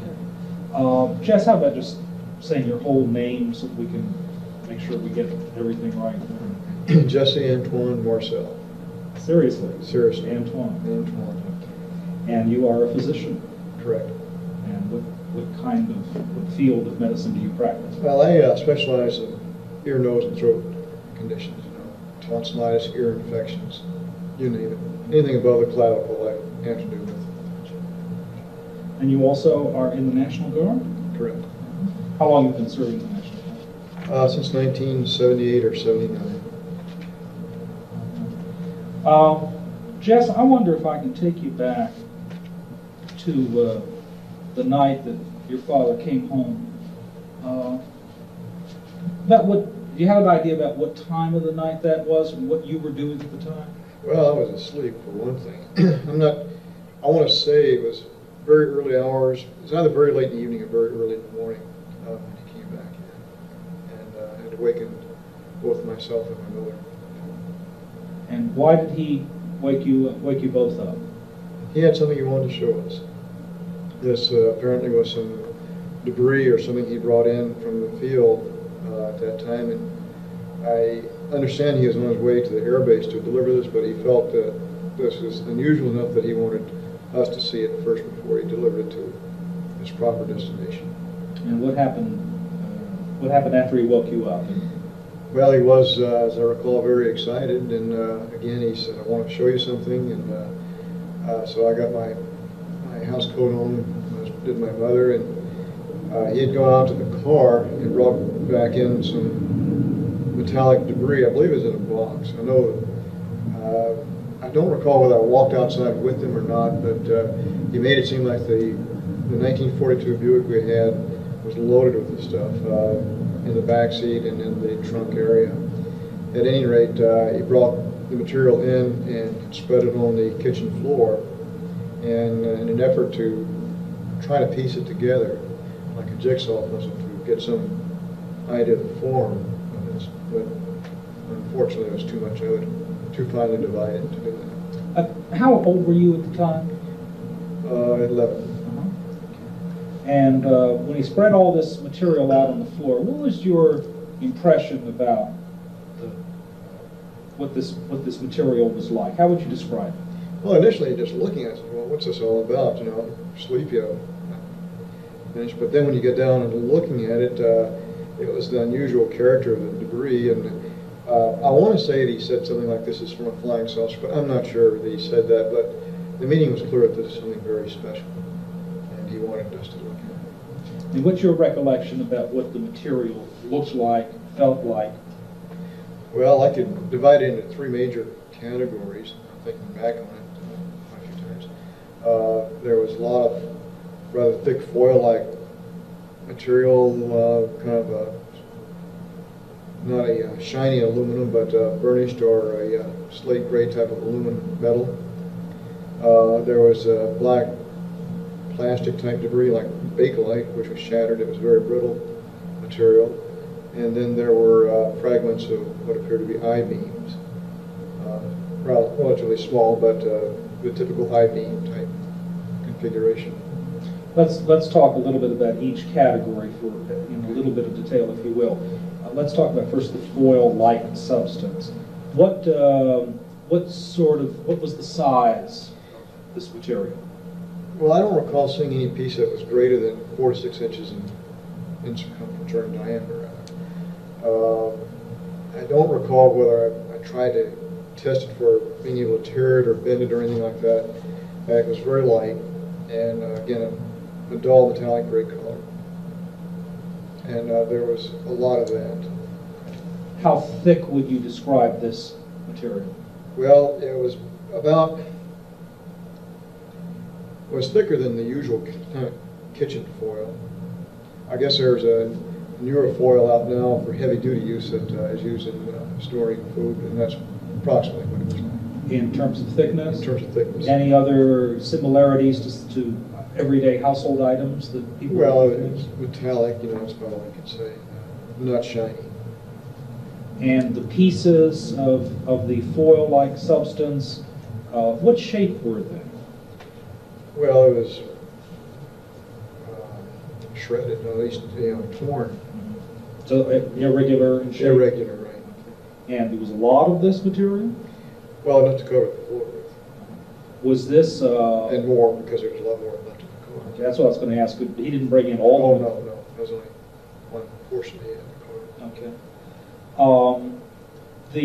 The weight of this material you described as light, would you say that it was unusually light, lighter than you would expect, or heavier, or anything at all unusual about its weight? Well, feathers. Very, very light. Very light. In other words, you could take a piece and it wouldn't just fall to the floor, but it kind of drift down fairly slow like a feather almost. No, that's very interesting. And did you actually see that? No, I did not, but this is what I would have thought it would be like, if I would have done that. I would have felt like drift fairly slow. Light as a feather. Interesting. What you described as almost plastic or bakelite-like material. Tell me a little more about that. Well, it was black, brown in color. Again, irregular pieces. About a 1/16 of an inch, maybe a little bit greater in thickness. And brittle. At least I suspect it was brittle because it shattered like glass. I want to make sure I understand. You didn't actually see it shatter, No. but it appeared to have been shattered. Yeah, I didn't try to bend or test any of these things I saw. I just picked them up gently and handled it. Anything else unusual about the weight of this material? Plastic. It was very light also. It's kind of hard to, I don't recall this, comparing it with other. Anything else worthy of comment about this material? Do you recall? Basically just the description of the color, shatter type bakelite material. Then. And how about what you described as I-beams? What were those like? Well, they were, again, looked like the same type of material that the foil-like material is made of. Metallic, dull gray aluminum, except very light again. I did not try to bend it or stress it in any way, although the piece I remember looking at was about 12 to 18 inches in length. Both ends, I think, were shattered or broken off, wasn't a clean cut. And the material thickness appeared to be about a 1/16 of an inch thickness. And what color was it? Again, it's a dull gray, like a flat balloon finish. I guess that would be a good way to describe that. Metallic? Metallic, definitely metallic. Anything else unusual about this particular piece of material? Well, the most unusual part of this whole thing was what was on the I-beam, on the inner surface of the I-beam. Because as you look at it head on, there appeared to be a type of writing on the mainframe itself. This writing was definitely a purplish violet hue. It did have an embossed appearance because you could, if I recall, you can rub your finger on it and you tell it had texture. I don't recall seeing any lines or letters of any kind, but it was more like geometric shapes. Or, well, it's hard to describe it. It was curved geometric shapes. There might have been some triangles and circles, but it was solid. Is it possible you might have mistaken it for Russian, Japanese, any other language? No way. Anything like hieroglyphics? Well, in my first impression was, this is Egyptian hieroglyphics, but I knew enough at that time to know that it wasn't, because hieroglyphics usually have some animal symbols in it also, but there was none. And the lettering, or we can call it lettering, of these symbols. Individual symbols. They were not connected. They were in color? Yeah, yes. But they were on a surface that was what? Well, the surface was the same color as the rest of my beam, dull metallic gray. So it's just the symbols that were in a kind of purple pink. That's right. That was the color that caught your eye. Here in all this mass of metallic gray pieces, here's this flash of color. What do you recall your father saying that night about how he came into possession of this material?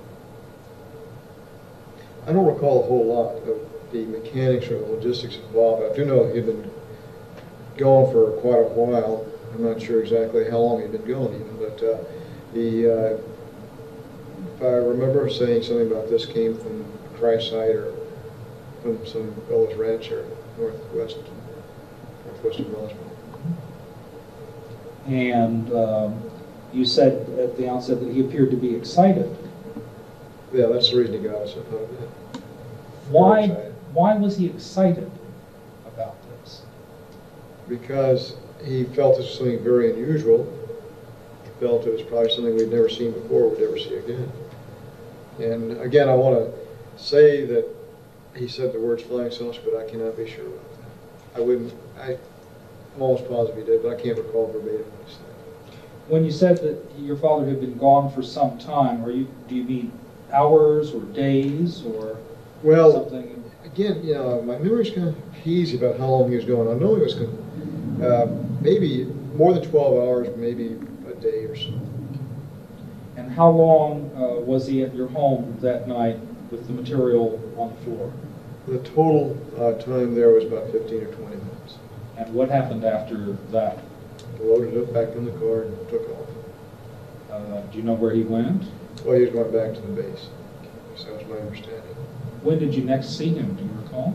I think it was the next day, although I'm not absolutely sure about that either. And did you have any conversation with him about what had transpired since you had seen him last? Well, he would, I'm trying to recall those conversations. I don't know that we had talked about it very much afterwards. The initial excitement had worn off, and then the whole deal kind of was put to rest.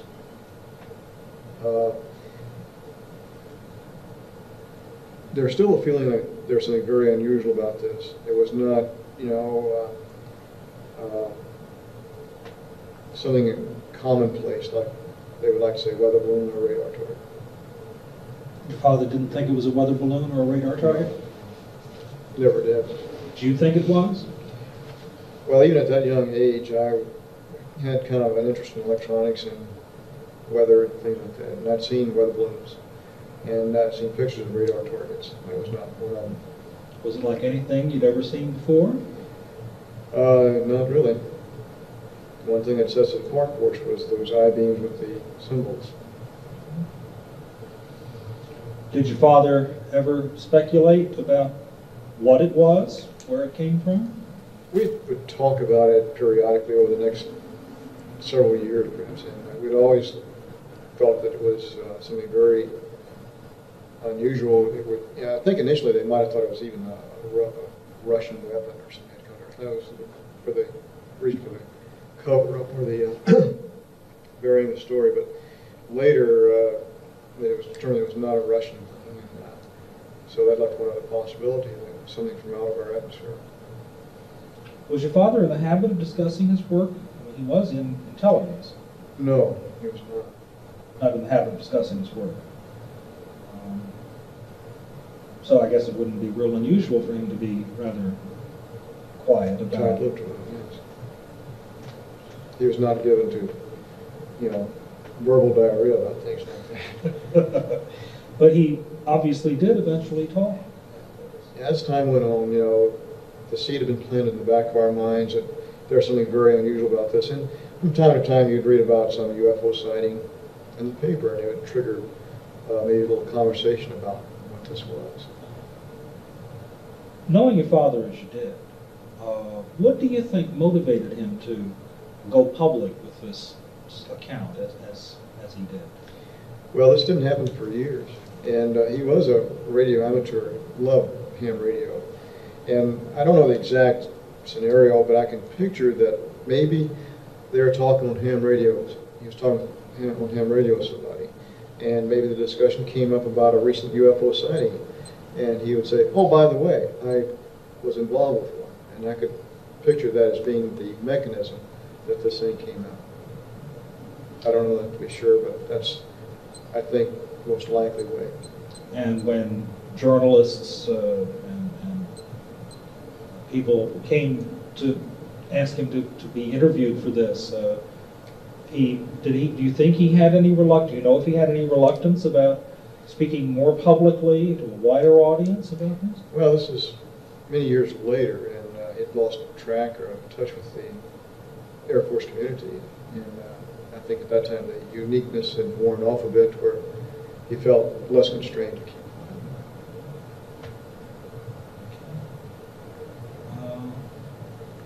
Kevin, I don't have any more questions. Anything that we failed to cover that's important? When your dad came home, did he ever suggest you weren't supposed to talk about it? Was there any kind of discussion about what was said at the base and let's not talk about this anymore in those first few days? I don't recall that exactly, but I think the implication was there. That it's over with, don't say anything more about it. At least don't even bring it up. Did, after he came out with the story in '78, was there ever any contact with anyone in the Pentagon or anybody from the military suggesting that maybe he had spoken out of turn? No. Going back to the first statement, too, I never discussed this with any of my friends either. I had a lot of friends and acquaintances in Roswell, and I can definitely say I never even told them about what was going on. Later on, you had suggested that it was in high school before you really ever discussed it again with your dad. Did you ever discuss it with any of your friends in high school when the stories would come out in the newspapers, or suggest to anybody, well, these things are real? I don't recall ever saying anything about it. When you would see these stories in the newspapers, kind of what was your reaction to them? Did you kind of, I know something more about it, or? Well, my initial reaction is maybe most of these were hoaxes, and maybe a misidentification of things, but I do know of one that was not a hoax or misidentification. Was it the feeling of you, your father, your mother, that it was extraterrestrial in origin? Yes. We felt it was all a very unique experience, that we just happened to be at the right place at the right time to see this. But was your feeling that it was extraterrestrial? Yes. Actually, my own personal thoughts was, after we started sending satellites around, the Russians in 1957 with the Sputnik, I felt that maybe this was a probe that happened to land on our planet from someplace else. From another planet. From another origin. When you had the debris in the kitchen, was there any odor associated with any of the debris at all that you can recall? No. Did the material feel cold to the touch at all? Well, it was metallic, you know, it was a hot night, so it didn't, you know, I'm sure it's the ambient air temperature, whatever that was at that time. Is there any possibility that your dad might have slipped a piece out of the box to keep for his souvenir? No possibility. He'd never think of doing something like that? Not at all. His background was intelligence. Was that his job all through his military career? Was he always in intelligence? Well, that and photo analysis, interpretation. Now, did there have been stories that he flew as a gunner? Well, he did man the guns, I know that.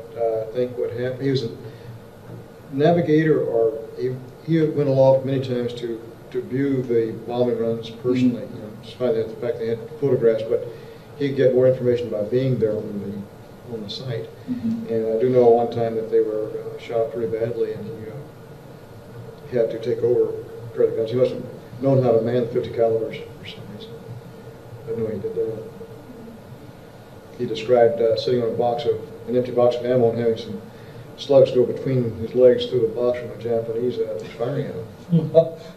and was quite excited about that, I can imagine. Another time they were shot down. They had four engines shot out. The plane and the B-29 doesn't fly very well on two, and then the third one gave up. They're going down like a rock. Did he have to bail out, or did they? He bailed out, yes. Bailed out. So his military career, he was basically in intelligence mostly for his for his military career. And he would get stick time as a pilot too, as much as he could, you know, a non-rated aviator type. We know how that works. Yeah.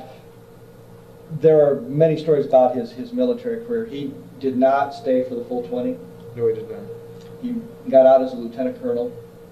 Major. He was given a reserve commission as a lieutenant colonel, but he was on active duty as a major. So he never served as a lieutenant colonel? He never served as a lieutenant colonel. I know a lot of the reserve papers he got to was addressed to Lieutenant Colonel Jesse Marcel, but he never had the privilege. The lieutenant colonel. So he got out. He had no military pension. No. He got out of the service, went back to home in Louisiana.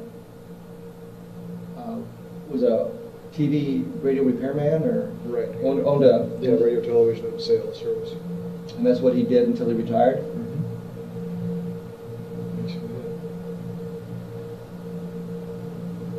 And the first time you remember him really talking about this, you were in high school. Said something while you were in high school.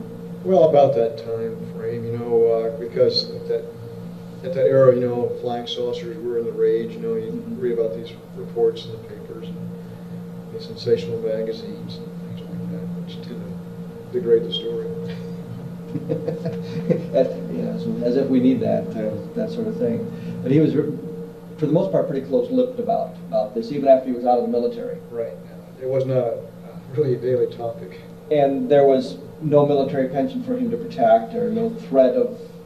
No, the only thing he had from the military was he fell off the roof when he was repairing his ham radio antenna in Roswell, and he had a fracture of the arm and elbow, and I think he had $14 a month, you know, for disability, you know, which is a very minor disability, but that was the only thing he got.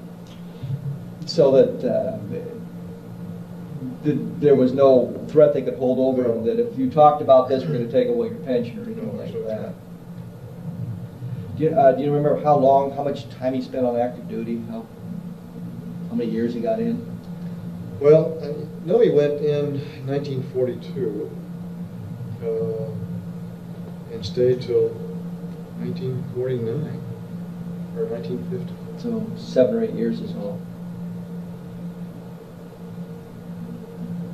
And there was the story that's been published that he wrote the speech for Truman when the atomic bomb was exploded by the Soviets. Any truth to that, or he provided the intelligence information for the president? I have a vague recollection of something of that nature, but I don't know that he wrote the speech, but I do know that he was in on preparing something, gathering information.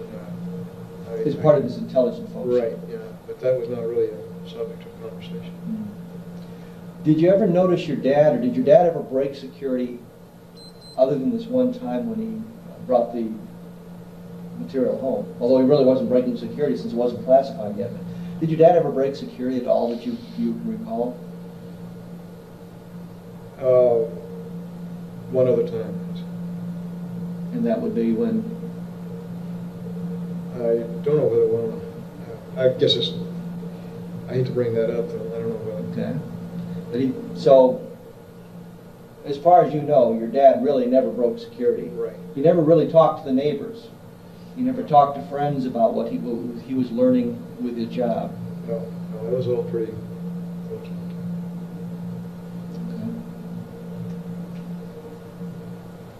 Okay. Jess, thank you very much.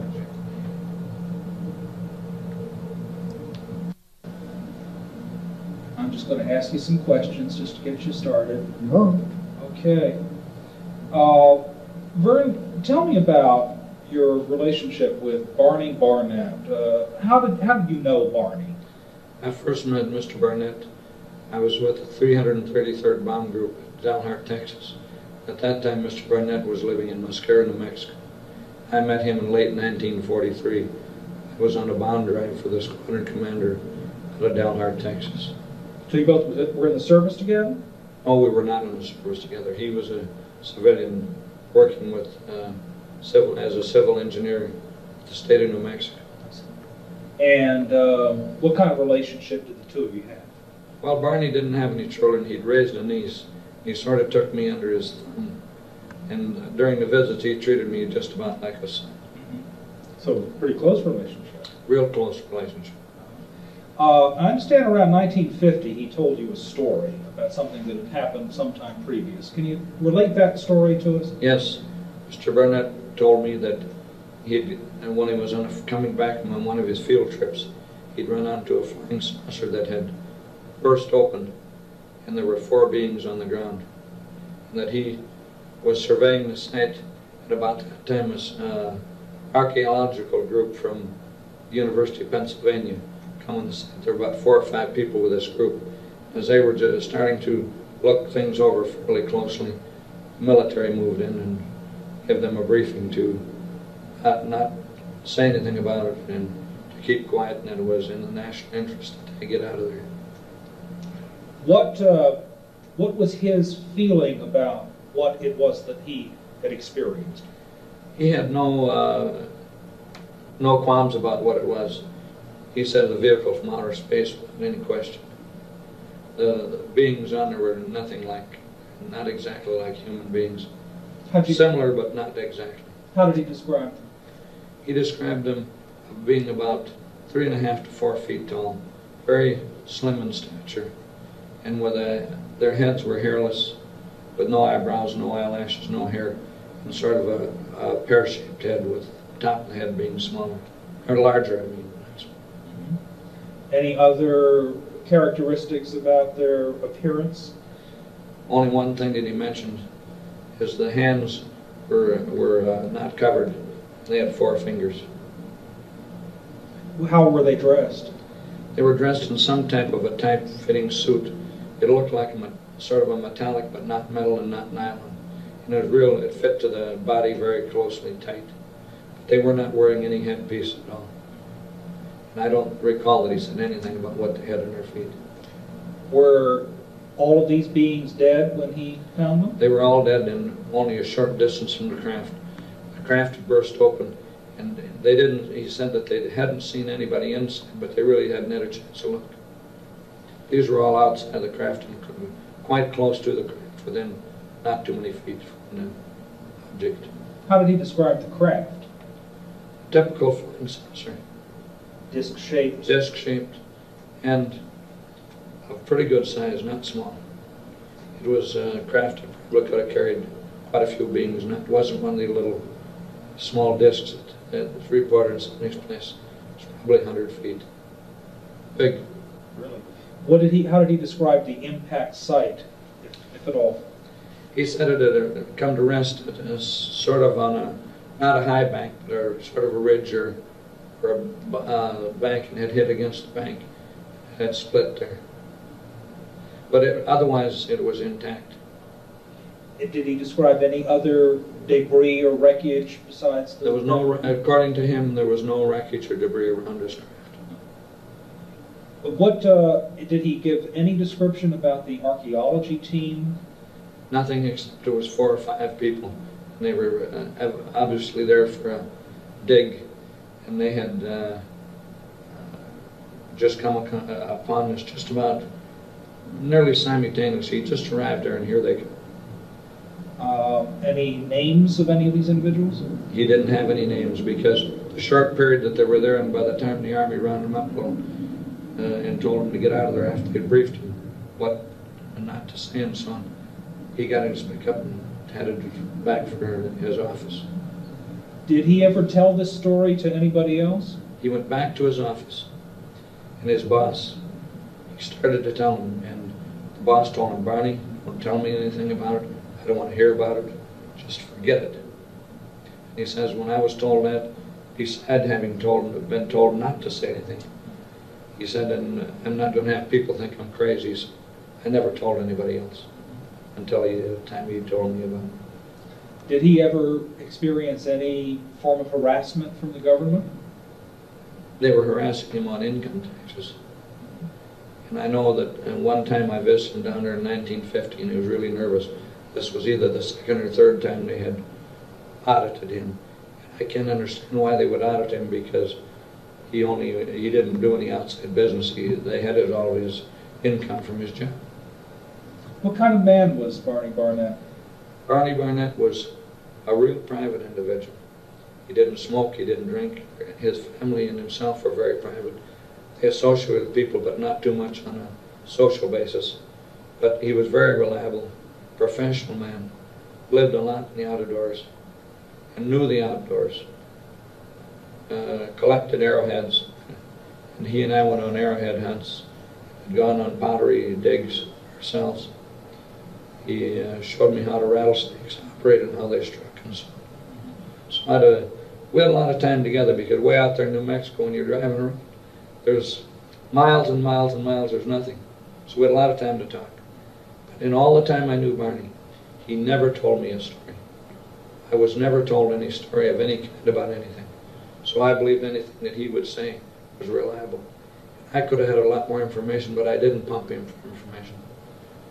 At that time, I was raising a family and busy in the military, and 15 things to do, and I could have got a lot more information from him, I'm sure. But it was one of those things that you think back, we hadn't had anybody in outer space, we hadn't had anybody in the moon. If we had progressed with this sort of thing, I might have been a little bit more interested in details. When he related this account, what did you think about the story? I had no doubts about knowing his reliability. I had no doubts, but it was real. And of course, he said that he was sworn to secrecy. I was still in the Air Force, so I didn't go around blabbing this to everybody. Matter of fact, I had no reason to really bring it up to anybody. The first time it was brought up is when the Dr. Friedenberg was in Bemidji. He gave a lecture on UFOs. I had gone. And I listened to this. I thought, I wonder if I should relate this to him. They're doing a study, and the stuff might be important to his studies. So as a matter of fact, I thought about it, and then I left the auditorium, and it was cold out. It was late fall, I think. I walked about a half a block from there without saying anything. I thought, well, maybe it's a good policy to go back and tell him. I didn't feel comfortable not doing it. So then I walked back and talked to him. And a few days later, this Mr. Moore was near, and he came over to my house and interviewed me about the details that I had. Have you experienced any repercussions from having shared this? None. I haven't had anybody harass me. Everybody that watched Unsolved Mysteries, I've had nothing but good comments. Most people believe these actually exist. And I don't really believe that I've had one bad comment. However, they intentionally didn't give your address. But I had calls from every province in Canada except the eastern ones, from Florida, Texas. And the amount of people that seen this, I was amazed. So you don't have any regrets about having divulged I this have no story? regrets about it. As a matter of fact, I could tell the same story 1,000 times without changing it, because I know it to be actual facts. I'm not about to alter anything. And I wouldn't accept one penny or one dime to make any statement, because that would ruin the validity of what Mr. Barnett, and in respect to him, I wouldn't do it. As a former military man, what do you think our government should do now that this story is out? I can't see any reason why whatever information they have is not released. I think any information or documents should be released, because most of the public believes they exist anyhow. And I think the population now is better prepared to accept this sort of thing than they would have been in 1947, right after World War II. There's probably reasons why they didn't want it released. I can't see any reason for not releasing. Okay. Anything that we've not covered that you want to talk about?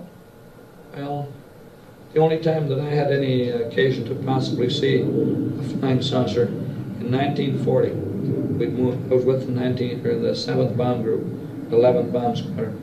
We'd moved off the coast because of the problems with an imminent war. So we'd moved into Salt Lake City, and we're working out of the municipal airport out there.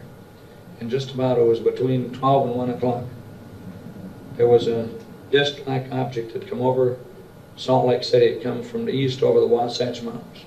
In the daytime, it looked like the moon does if you see it in the daytime. And there was 2 pilots that I knew out there. I can't recall their names. And myself out there. And we run for B-17. And we immediately started, didn't run the proper checks on the routes. Taxied right out to the runway and took off.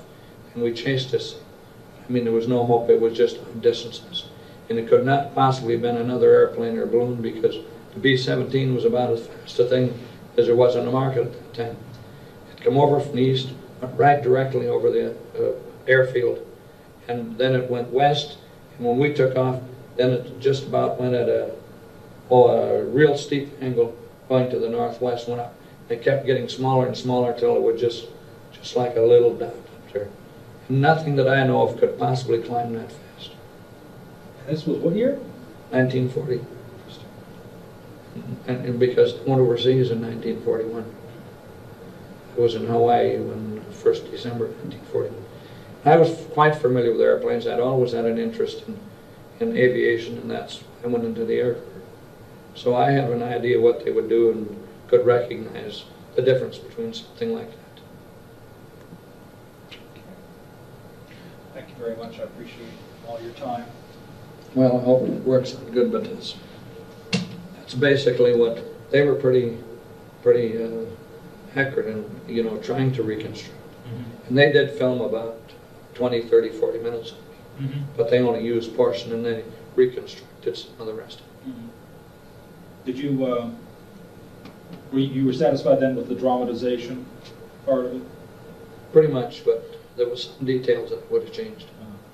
And of course, it was impossible for them to know every detail. If I had been on their site, I could have told them some changes they could have made. Yeah. Like Barney wearing a pith helmet? Yeah, wearing the pith helmet. Well, and another thing, he had glasses. Because of that, when he opened his snake's mouth and the venom came up over his glasses, that's how I vividly remember. I can picture in my mind the venom still streaming down his face and on his glasses. And he'd hit the glasses mostly.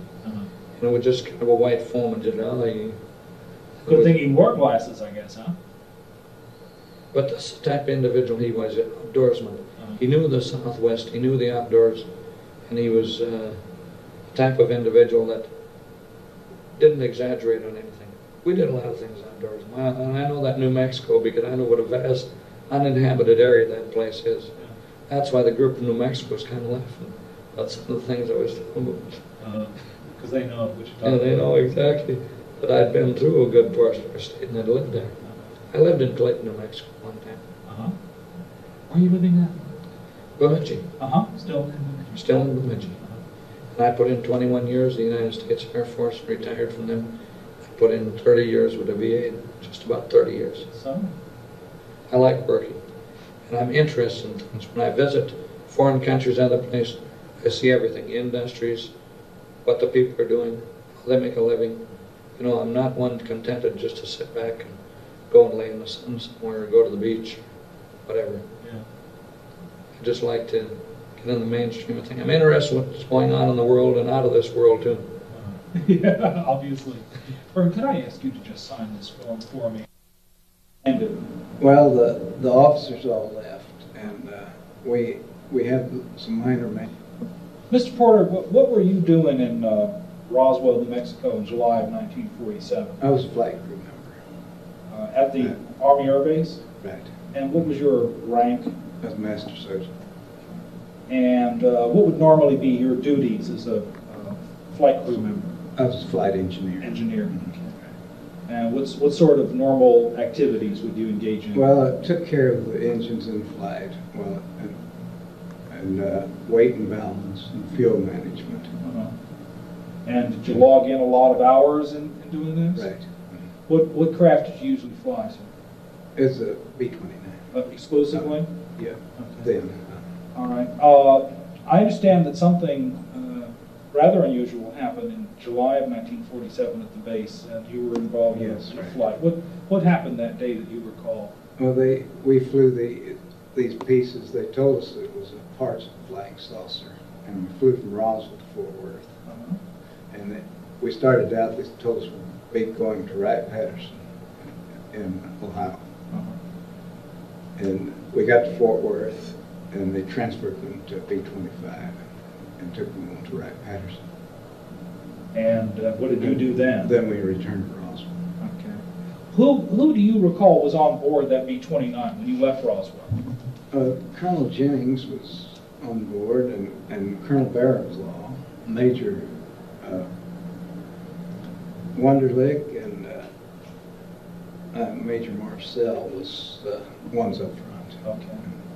Okay. And who was it who told you that these were pieces of a flying saucer? I don't remember just who it was, but it must have been Captain Henderson. What did you think when you heard that? Well, I was first I'd heard of a bunch of flying saucers. So it didn't really mean a whole No, lot, it I didn't. guess. What was it that was actually loaded on board that you saw? Well, we had it's just packages and wrapping paper, and one of them was triangle shaped, about 2.5 feet across the bottom, and the rest were in smaller packages, about shoebox size. The triangle shape, is that an unusual kind of packaging? It seemed to be. Yes. And this was brown paper on the outside? Right, with tape. And did you actually load this stuff? Yes, right. What was your feeling when you... Well, just like picked up an empty package. Is that right? Very light. Right. From feeling the package, did you have a sense of what it was that was underneath the brown paper wrapper? Not really. Just brown paper and tape, but very light. Right. And approximately how much of this stuff did you bring onto the B-29? Well, it's the one triangle-shaped package and about 3 shoebox size packages. Oh, so it wasn't... Not very much. Okay. I don't know, if we were to... Can you give me an idea about what the volume of all of this would be? Well, it's... Would you put it in, the, say, a back seat of a car or yes. the trunk of a car? Yes, it's just small packages. And you took a B-29. Was it necessary to take a B-29? Well, that was the transportation, I guess. That's all you had? Right. Okay. And what did the fellows talk about on the way to there wasn't much talk. They didn't talk back and forth very much. Nothing about it. Yeah. Much. Would that be unusual? Was there normally a lot of conversation between the officers? This wasn't a regular crew, so it... How is that? Why do you say it wasn't regular? Oh, we had officers from other squadrons in the plane. And the Colonel Jennings was the deputy base commander, and Major Marcel was the intelligence officer. Would it be unusual for them to be on such a club? Yes. Right. And you arrived at Fort Worth at Carswell. Right. And what happened then? Well, we parked on the front flight line, and Colonel Jennings told us to finish. We had some spark plugs to change, and he said as soon as we got our maintenance done and the guard was posted, we go eat lunch and come back then. Was there anything unusual about your arrival at Fort Worth? No. So you did your maintenance, and then you went out to lunch? And what happened after you got back? We came back and they moved the aircraft to the back flight line, and told us that they'd transferred the material to a B-25 to go into Wright-Patterson, and that it was a weather balloon, and that was it. What did you think when you heard that? Well, I just thought this was what it was. You accepted what you were told. And then you flew back to Roswell? Right. Was there any conversation on the way back about this? How about after this episode? Was there any more? No, nothing. Was it something that just wasn't talked about, or did you feel that it shouldn't be talked about? Well, we just thought it was a weather balloon, and that was it. That was it. Okay. Did you have? When did you first share, or when were you asked about your involvement in this? In 1979. Stan Friedman called me in 1979. And what did you learn anything more about this than you had known before? Not a whole lot, no. Does it surprise you to know that Jesse Marcel at least said that it was not a weather balloon? Well, not really. I never thought much about that.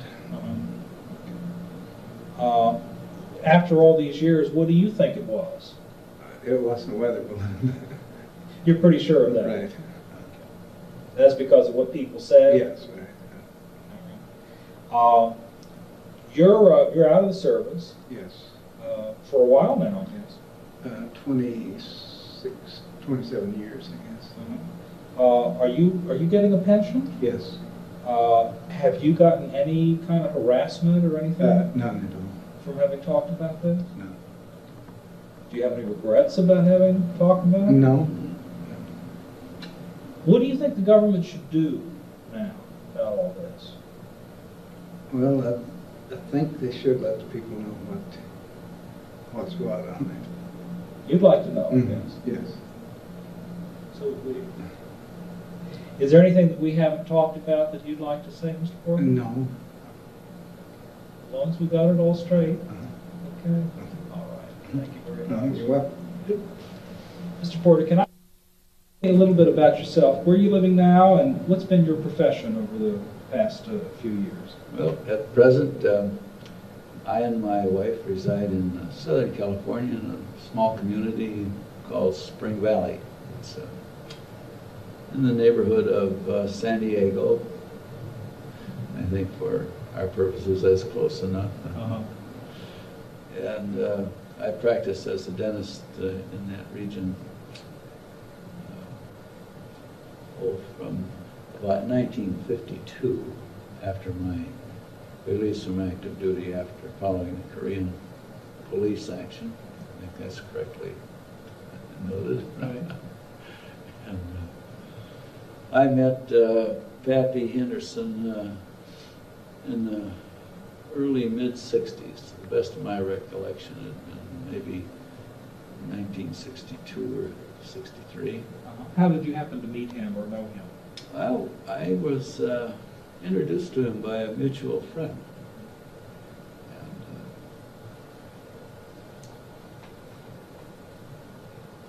we were, of course, one of my other vocations other than dentistry has been practice of studying metallurgy. And I think that's probably what got Pappy and I together. And as the years went along, I went into other ventures. I wound up actually joining one of his because it really proved to be interesting, and I described that fully at our meeting today. I don't know what else to say. We gained a great deal of respect for each other, and I trusted his judgment as he did mine, I guess. Just was a very nice relationship that we developed. And when did he tell you about something that occurred that was very unusual in 1947? Well, it was, as near as I am able to tell, it would have been, and I think it might have been perhaps the 30th anniversary of that event. Because it was right about that time, in the summer of 1978. Okay. And what was it that he related to you as to what had occurred? Well, and he, of course, we will understand, we were in a public place where we met frequently. But we did speak in quite, in a great deal of privacy, let's say. And he told me about the Roswell incident. When that incident occurred, why, I happened to have been in a period of inactive duty in my naval service, and I was living in northern Minnesota. And I guess the wire service never reached me. I was actually unaware of the Roswell incident. It was casually mentioned in our newspapers, perhaps as late as a month later. Who knows? But northern Minnesotans weren't too worried about what happened in Mexico. So what did Pappy Henderson tell you happened? But he said that he had an unusual job to perform while he's in his Air Force service. And, that he transported wreckage and bodies of the alien people to Ohio. It was that simple. And Jack was a man of few words, really. And in our habit, the way we dealt and talked with each other, we really didn't waste much time. We said it and that's it. There's nothing more to it. Did he describe any of the wreckage to you? Not really at that time. It was just a smashed pile of, I guess, space wreckage, spacecraft garbage, and I guess some of the passengers thereon suffered their death, of course. And I really was more or less privileged to just be listening, so I refrained from asking a lot of questions. But he did say that these people were small, and that there were quite a number of them. He never described the actual number to me, but since I've, of course, been filled in somewhat, I'm still not sure that there were what they even claim now. There may have been a lot more. Did he describe their appearance any further than saying they were small? Not to me. I think he found the kind of distasteful. I was pretty well tuned into Jack's feelings, you know. And if something was bothering him, I'd be sort of aware of it very soon.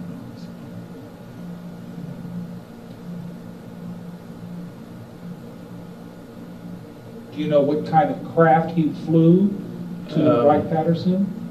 Well, as a Navy man, I wasn't too familiar with what the Army Air Corps, later Air Force, had. You know, my experience with airplanes ended with the Taylor craft and Pipers and Aranca sedans and things like that. Pre-World War II, things that I flew. The rest of it lost. But it was one of the Bs, B-29 perhaps. Did he say what his takeoff point was? Well, I assumed it was Roswell. He did not say to me where it was from. But that he did say that he was going to Wright-Patterson. Yep, that's where he did say, and he said that the remains were there. And he said very likely in a frozen state. Which would lead me to believe that, that being the case, that autopsy work was being planned and would have undoubtedly been performed. So. Did he relate any information following this flight that would shed some light on what the wreckage or the bodies were all about? No, it was perhaps a year later. We were meeting again under about the same circumstances. We decided to have a game of pool, and when we had a little break in our game, why he produced this piece of metal for me to look at. He said, what do I think of it? I said, well, it's different. And I felt it, and it did feel different. And I studied it some. I was able to determine that its metal structure was different than alloys like we have in our aircraft, for instance. And of course, he did preface his question by stating this was from this craft. Apparently, I think it was a case of appropriation that he acquired this, you know, for future study, perhaps. At any rate, I gave it a good, thorough looking at and decided that it was an alloy that we are not used to, or we have not. We don't think we do. But there is a possibility we may be able to come up with something like it. What do you It's a very big, roundabout statement. I understand. How about describing it for me? What did it look like, feel like? Well, it was a lustrous, a gray lustrous metal that resembled aluminum. It was lighter in weight and much stiffer. If you're familiar with aluminum alloys like ST37, it's a very stiff, tough aluminum. Well, this was harder and stiffer than that. Could you bend it?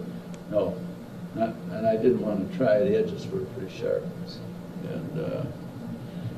and Jack didn't want to let it out of his personal ownership, you know. So I couldn't take it into my lab and do some testing on it, which I really would like to. Number one, I'd like to have found out what it would take to machine it. In other words, in machinist language, to mill it. That decision came as a result of our having made an alloy similar to it, which up to this point no one's been able to scratch it, so to speak. But that's kind of beside the point. But I think this is one of the reasons that Jack showed me this piece, because our association had gone on quite a few years, and he trusted me, and I didn't tell anybody about it. I think this is my first discussion, or at least the meeting as of this date. Publicly. Mm-hmm. So what did he do with this piece of metal? He put it in his pocket, and that's the last I've seen of it. It's probably in his personal effects somewhere. His wife states that there's many boxes of his things that she has gone through or opened or looked at. So could be that that piece is there, and I certainly recognize it if it were. My feeling was that the metal itself was not, it didn't have a crystal lattice structure like alloys that we make. It was more of an amorphous form, and that the fractures of the edges were more like fractures rather than tears. As I recall, they had a conchoidal appearance, like plate glass or bottle glass, for instance, would have if you break it. Smooth, concave shapes with real sharp edges. What's significant about that? Anything? Well, it indicates that it's not crystalline, which may have a lot to do with its physical properties, perhaps in flight or resistance to heat, like entrance and exit. I know we're using non-metallic materials like steatite to coat our shuttles with and so on to absorb the heat. This apparently didn't need that. Would your, with your background and your knowledge of metallurgy, would you think that this was something that would have been easily manufactured using technology available at the time you saw this material? Well, I don't think it'd been easy for us to do. No. I think we're looking at pretty high temperatures in smelting, for one thing. I think now, perhaps it would be easier. They have refractories, for instance, have changed, like in furnaces or smellers. They are able to tolerate better temperature, higher temperatures. And well, then we have more, let's say, more sophisticated temperature control, things of that nature that would be needed to perfect an alloy like that. But I do think that the metal, and I think that should be used with quotation marks, metal is a siliceous alloy. That's my own opinion. And what does that mean to the layman? Well, that it's a compound of silicon with whatever the main constituent metal itself would be. We found some in the United States, the atomic weight of which appears to be somewhere very close to iridium. And in fact, that causes a considerable problem in, for instance, the lab techs reading the plates because of the overlay of the lines, the spectral lines. And in fact, there's one material that was smelted and the button made, which proved to be a similar alloy, but it's one we made ourselves. And it weighed a lot more, though. It was heavier. What is your own belief about what this fragment was from? What does it represent? Well, I think it was one of the structural parts, not the thinner materials. I know that Jack himself, well, he stated to me as far as the thin materials go that was the lining of the crafts. And that when properly energized, it produced perfect illumination inside. That you had a total easy light with no shadows. But that's why I asked today this gentleman that, I think it was Jesse, was it? That had his hands on some of that thin material, if he had seen it in the dark. Right.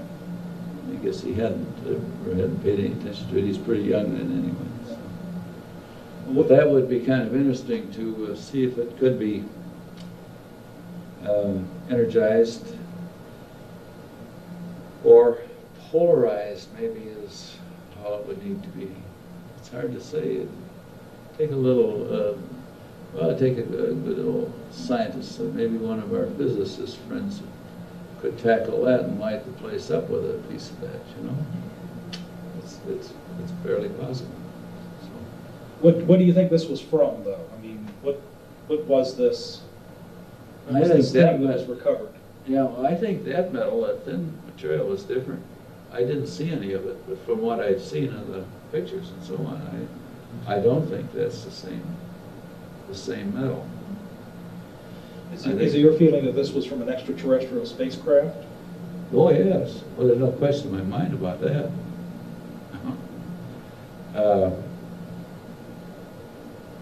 The one craft that crashed and was, as they said, it was just split open. The color of it, the way it looked on that photo, is about the way that piece that I had to look at looked. I'm sorry, which photo are we talking about here? Well, whether it was a drawing or a painting or a reconstruction, I don't really know, but it was here today that I saw that. So. Okay. That's more or less what it looked like. Slightly mistreated, maybe. You know, by temperatures. No doubt in your mind, though, that this was from outer space? I have no question but what it was from outer space. The bodies? Sure. Well, there's no reason we don't have a franchise on the universe. Yeah. If you're interested in my thinking on that matter, why, I don't think we have a franchise on being the only good guys and or bad guys either, for that matter, in the universe. Obviously, this was something that was considered to be highly secret. Pappy Henderson wouldn't have shared this with you without a foundation of trust. Right. Well, he asked me to observe the protocol, to not mention it, which I didn't. I was kind of surprised to find that he'd taken a couple other people into his confidence. But, one of which was Bill, who was here today. Also, there is another one that we discovered. This is one of our naval helicopter pilots who's retired now. Was aware of what Pappy had seen. He was pretty choosy about who he talked to, I think. Did he express any feelings about the secrecy aspect, or why it was that he wanted to share this information with? Well, Jack had become ill with adenocarcinoma, and I would guess that he probably wanted to leave it. I think Bill Lounsbury expressed that notion. I think he wanted to leave it just in case he did die, which is worked out, he did. But no, he had great hopes that he would be given a ride, and it probably would have occurred by now. Seemed like he had it sort of set up in some way. It's beyond my knowledge of his activity. But you know, you take the case at Switzerland event and the Palladium arrivals there. In fact, all the footage that was made of those spacecraft, and which incidentally I've seen some of the film on that, and it greatly resembles our Channel 13, if that's the right channel in L.A., that photograph, the two that flew over just it's either in Anaheim or Orange. They just came in and made us swooping in and out, and someone just happened to be taking some pictures and managed to photograph that in action, and the films proved to be genuine. And those looked, for all the world, exactly like the ones in Switzerland. Mm-hmm. Yeah, Pappy made a great effort to apprise me of what all that Swiss thing was about. In fact, he spent quite a bit of money on books for me and things of that nature, some of which involved some of our own military, where they were doing intensive study to verify the authenticity of these Swiss landings. And they, I think to a man on these panels, concluded that they were real. And all the school children over there, I've seen pictures and movies of those people. You can't have 38 kids all give you the same story, usually on anything. But on this one issue, boy, there was no question about it. Plus the description of the squadron commander in that case was a lady, and she, her squadron was 3, and she described her craft and allowed him to photograph. As far as this metal fragment's concerned, do you have any idea where it is now, today? No, I don't. I think if it's anywhere, it'd be in his personal effects. It was pretty traumatic when Jack died. At that time,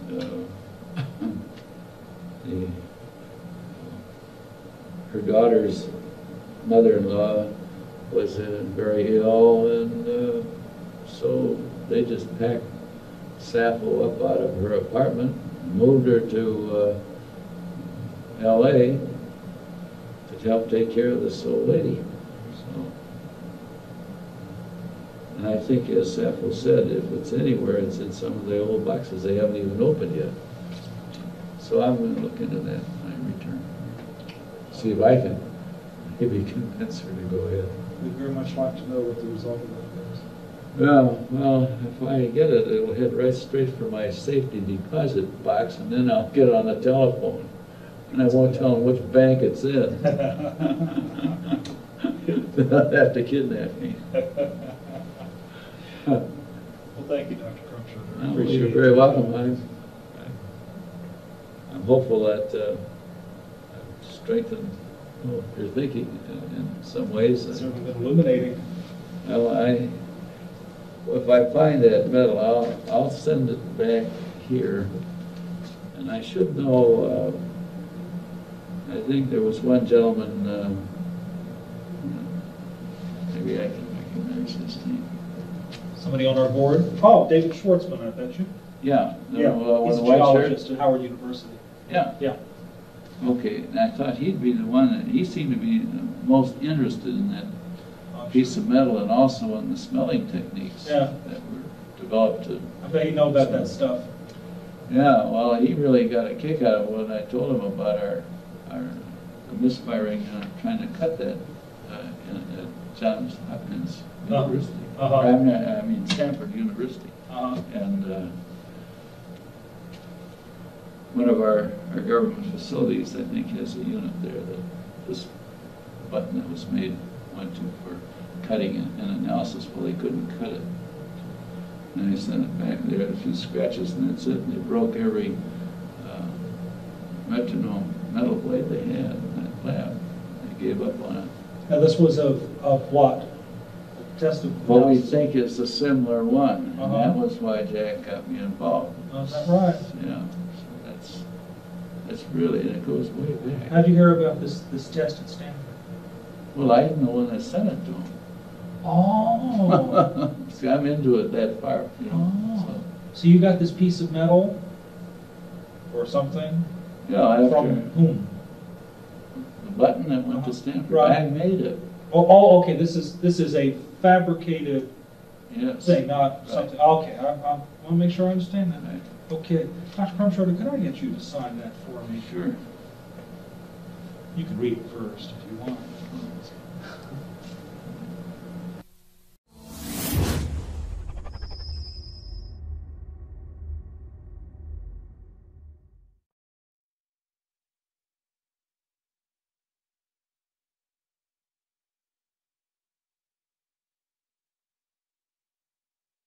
Okay, I'm Judd Roberts in Roswell, and I was a minority stockholder and the manager of a radio station here back in those days. Radio station. KGFL. Okay. And we got word of it with the rancher himself. Word of the crash. Oh, I beg your pardon, of this UFO. Uh-huh. Of course, there was a release that came out of Walt Hutt's PIO department out at Walker Air Force Base. And so we followed it up. I did not go out because I to the crash site. I did not go out to the crash site. Excuse me for being so hesitant about this. If I'd look at the camera instead of you, it perhaps would be easier. Well, that's why I'm sitting over here so you can talk to me. Okay, so that's it. Be that as it may, we... So you were aware of something going on out there? Oh, definitely. And then... Directly from Walter's press release or other sources? Other sources. As a matter of fact, I don't know whether I should say this or not, but it was true. We hid out the rancher for one night. Where were they? Yeah. Where? Yes, and we did some transcriptions with him and so forth. Good old wire recorders, if you will. Where did you hide him out? We had him out at Mr. Whitmore's house here in town. He lived outside of the city limits on the east side. So you were present at the actual interview? I was not. You were not. I was trying to run the station at that time. The question that we ran into is the very next morning, some friendly person, probably from Clinton Anderson's office, called us from Washington and said, we understand that you have some information, and we want to assure you that if you release it on this matter, because it's not supposed to be released, it's very possible that your license could be in jeopardy, and so we suggest that you not do it. And he said, when I mean in jeopardy, like maybe 3 days. Was there any suggestion when you got that phone call? I mean, did Walt Whitmore hesitate about releasing the information? Did he say, well, we're not going to release it, or we might release I it? made this decision. So you got the call? Yes, I was at the office, you see. See, W.E. Whitmore, with whom I worked, had different office hours than you and I. And he was a great nighttime worker, and he came in about 6 o'clock at night to talk to me about the radio business. About the time since I'd been there since 6 o'clock in the morning. So you got the phone call from Washington? Yes, yes. And they told you that your license was in jeopardy. Did you? They indicated that would be a very negative thing. What convinced you that they meant business and you were really talking to somebody important? I don't even remember who it was who identified himself. Was there any? But he convinced you. But he convinced me because they'd already made such a stir about the releases, you see, to the newspapers and so forth. And so, in other words, the clamps went on the story, but this was not unusual for me because I had been down here for a couple of years at that time from Minneapolis, and with things like air crashes at Walker Air Force Base or the problems of that sort, it was not unusual for us to talk to the people and they'd say, okay, we've got a release date on this and not before this time. Of course, we always fought it because they always tried to take care of the afternoon newspaper. Well, that was where my question was going. When you got the phone call from Washington, was there any thought about going ahead to release the story anyway, or did you just immediately kill it? No, we did not. We didn't think so. We didn't know of it. So when you got the phone call, that was it. The story was done. That was as far as I was concerned. Okay. I saw no reason to do it because they'd already had the disclaimers out there, 10 tons of them, talking about these weather balloons and so forth. And so that was it. The point is that I was unable, I never did see the material. I talked to people just as you have. Who did you talk to? I can't remember. Can't remember at all. Now you say you hid out, or Walt Whitmore hid out Brazil overnight. Oh yes. But it was W.E. Whitmore. Yes. Senior. Senior. Yeah, senior. So he had the 45-minute wire recording of Brazel's interview that... I don't know how long it was. In those days with wire recorders, these are guys all before your time. And if you recorded 15 minutes, you took it back to the studio, and it took you 15 minutes to rewind them at 3.75 or whatever it was. Do you remember whatever happened to that wire recording? Was it erased? No, I haven't. At that particular time, there was quite a clamp on discussion of this. And because there were people who were well thought of people who were pretty well convinced, and Marcel was one of them, and I knew all of those people out of Walker because we had remotes out there and we did lots of broadcasts out of there. So I don't think that I think that we just decided that for Walt Hott's sake and so forth, that we would sit tight and accept whatever it was, even though in our innermost minds we had real question about the validity of it. Mm-hmm. Had they ever treated a story like this before? Had they ever created one? Had they ever treated a story in this way? Oh, not in this particular way, because this was a highly unique experience. However, as I say, we were used to it because if there were crashes, you didn't say anything about it until the people had been there and all of that sort of thing. Well, yeah, they embargoed. Yes, precisely. But this was a total clamp down. Well, I would say so. It certainly was as far as we were concerned. And there was no time limit on this. They didn't say after such and such anything date like you that can... before?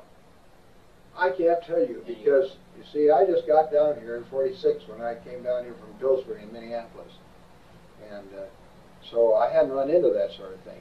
There was lots of it when we were in the missile site business down here and so forth, because if there was a problem, we were advised and we were out there with our blinking lights and all that sort of stuff, but we sat on those things until there were decent releases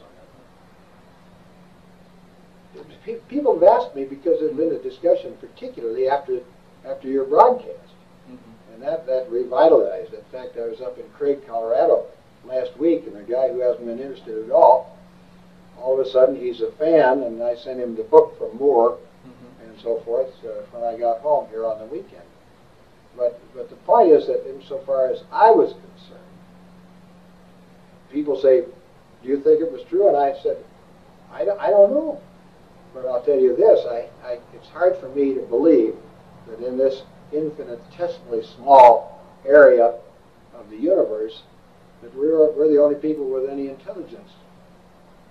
So if there are, and another thing that interested me is because I had a friend who had a lot of hours with, I think it was with Northwest at that time, and he had, I don't know how many hours as captain.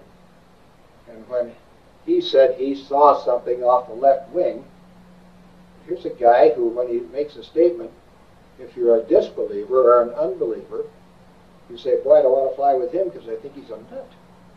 So he puts his own business in jeopardy, as it were. So W. Whitmore had Brazel overnight. Yeah. Did you actually see Brazel himself? Did you ever see Only when they first came in, yeah. How did he come across to you? I didn't talk to him very much. We were, frankly, hiding the things for Halloween, and we didn't want to make much of a stir on it. And Whitmore lived way out on East Second. So that's about it. Did so Brazel is with Walt Whitmore overnight. Yeah. Did the military come and pick him up, or did Whitmore take him to... I think he turned him over. Would it be fair to say that Whitmore surrendered him to the military, or is I that don't too think strong? so, because he was just a guest overnight. Okay. So you don't surrender a guest unless your name is this guy over in Iraq. But was the military was looking for him, though? I think so. Yeah. Was W. Whitmore hiding Brazel from the military or from your rivals? We just had a good story. So Whitmore was more worried about protecting his story than the military finding where Brazel was. We had no reason to hide him out, particularly, except we wanted to do some talking to him first. It so happened that it was all for nothing because we didn't use it. Okay, so that next morning, Whitmore decided he wanted to go out to the crash site. No, I decided that. You I wanted to go out because Whitmore had been out there. Went out to the crash site, or? Yeah, I think, but I don't know. He couldn't get any closer than I did. I thought we could do it with a back road or something. So you followed the back roads out toward Corona. Sure. What happened when you got out toward the crash Well, site? they just had some roadblocks, that was all. And what was on one of the back roads? Well, they had the whole thing. You used the word cordon a minute ago. I presume that might be it pretty well. I didn't pay that much attention to it. I wasn't driving. We had another guy, and I was more interested in just getting out there, and disappointed because, believe me, we didn't get close. You say another guy, you happen to remember who that was? I haven't the slightest idea. We had about 6 people working for the station. So you went out to the area, you were stopped by the... Sure. How did they do that? They just say, sorry, the road's closed, this is a restricted area. Military men? Yeah, we were used to that. Were they in a Jeep? Were they in a car? I can't imagine. I imagine they were just one of their blue sedans that they had. And as you approached, the fella came out on the road and waved you down? Sure. But as a matter of fact, the reason I'm so vague, I don't mean to be intentionally, is because of that thing, it wasn't really a big deal. Because we'd had these experiences before where some accident had happened and where they just kind of blocked off the whole area. So it was perfectly reasonable as far as I was concerned. So you didn't get out to the site, you were turned around at that point and came back to Roswell. How close did you get, roughly? I'll bet I wasn't within 15 miles. I don't know. I haven't any idea because at that time, as I say, it wasn't important. We wanted to see the stuff we heard about. And of course, by that time, it was all picked up. Certainly that day. That's about the story. You said the stuff you heard about. What did you hear? What do you recall? Well, one of the things that I still remember specifically is that the material, they said, was as thin as the wrapper on a Lucky Strike package, but you couldn't break it. And if you twisted it and scrunched it up together, it would come back to its own deal. They tried to burn it, and so forth. And it was a good mystery for a small town. But of course, we had at that particular time, we had a lot of military people here, as you know. Do you notice any extraordinary military activity in town at that time? Of course, everybody started watching the sky. So there was an attitude within the town itself. Oh, very aware. And my thought was, looking back to the old days of the invasion, if you remember. War of the Worlds. Yeah. And the effect it had on people on the East Coast particularly. And I thought that perhaps maybe this was a good reason. I have reason now to believe that it was more than just protecting the public from getting upset over something. Because after that, we got into the Lubbock Lights and all of these sort of things. And people that I knew who were highly respectable, people, long-time guys, ranchers and people like that, who saw some of these things, and they had no reason to kid anybody about standing on the side of their pickup and watching these lights go back and forth up in the mountains. They're not the sort of people who needed to do that, or was it their nature to be that sort of person? Around the station, what was the general reaction to the weather balloon story? Hell, the weather balloons were being launched about a block from us every night. Because they did that with the Weather Bureau at that time. That's how they got their readings. So weather balloons per se were not that interesting to us. So you didn't buy that explanation? We really didn't, but we didn't have any good reason because that material was scattered up there, as you well know, and it wasn't like being able to see where something goes down and there's a hell of an explosion and there's a big dark place. Did you ever have occasion to talk to, say, Colonel Blanchard or any of the people out at the base after this event and the subsequent years and learn anything from them? Maybe they said something to you off? I don't think so. Bill Blanchard was one of the first guys I knew out there because he had served under my uncle, who was a general in the Air Force. In fact, we had 4 guys out there who were commanders who had all been students under him down at what used to be Kelly, down in San Antonio. So I always made it a point to meet those people because they're nice people, and we entertained them a few times, and we could go in there for a drink or something on occasion. But no, we didn't discuss it. And I don't know why we didn't, because that would have been the time to try to find out something, as it were. After Whitmore turned Roswell over to the military, you saw him after this. Did he ever? Did I see you saw Whitmore, certainly. Oh, sure. The first chance you had to ask him about wire recording. I do not know, in retrospect, why I didn't. I just figured it was a dead story, and what you're saying is that Whitmore never told you what the rancher said? Oh, he did just plain discussion, but the rancher didn't say much. The rancher really said, hey, I was out and I was riding and I saw this and this is what it looked like and I couldn't figure out what it was. And so I came to town to tell some people and mentioned it to some people, and pretty soon there was great interest. And so I don't think that he himself went in there and did a lot of pseudo-scientific experiments with this material. There were all sorts of stories about bodies being loaded into planes and all that sort of stuff. And part of that first bunch went right down to Fort Worth, to Carswell. And the rest of them, I understood, went back to, who's at Akron? You mean Dayton, right? Dayton? Yeah, Dayton. Yeah. You say others, you mean other aircraft? Or? Yeah, the presumption was. Did you hear any bizarre stories of aliens running loose in Roswell at the time or anything like that? No, we did not. We probably would. We've probably been too scared to notice it. After all, that was all pre-ET, and we didn't know how friendly these folk are. So basically, all you really know is a little bit of what Whitmore told you about the rancher finding the debris, coming into town, and then attempting yourself to go out to the site and being turned back, and receiving the phone call. Now, are you sure it was Clinton Anderson's office and not? Oh, no, but I would assume so. He's our senator. Could it have been Dennis Chavez? Oh, well, it could have been Dennis Chavez, I presume. So, that was good enough for us because at that particular time, you didn't go around wrestling with the FCC if you could help it. They gave you enough trouble on other things. Sitting out on a hill and monitoring you with a lousy 250 watts at that time. To make sure you weren't putting out bad information. Oh, bad information, and or ASCAP was out there trying to find if we were playing some of their stuff and not reporting it. So we had all of the government that we needed. Any information about the rancher in the next couple of days? No, I don't.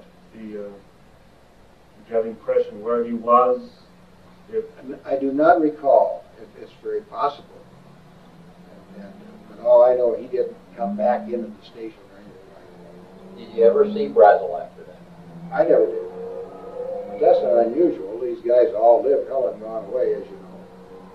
And we were busy at that time. And I had a small staff. And 3 or 4 guys working from the base who were working part-time and so forth. And as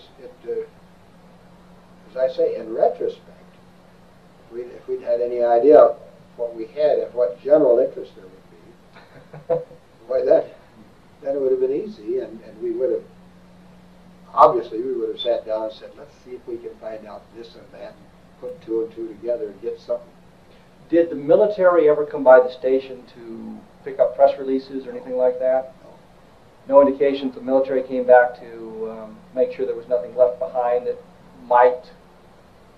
No, I don't think so, because we were very close to the PIO department, and because they were a source of news, and even if they had, why I don't think it would have been a great mental note after all of these years, because it was not that uncommon a situation.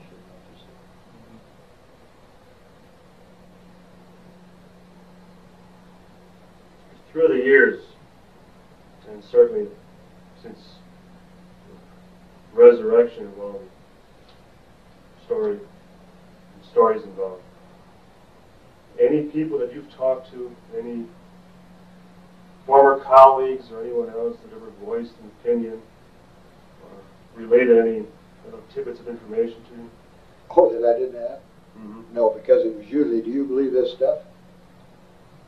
And it so happened that I believed it to some extent at that time, and then ultimately I just felt more and more that this was a possibility.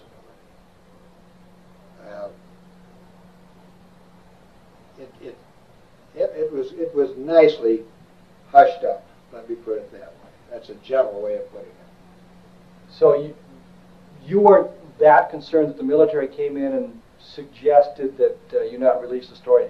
That sort of thing happened on a regular basis. Oh yes.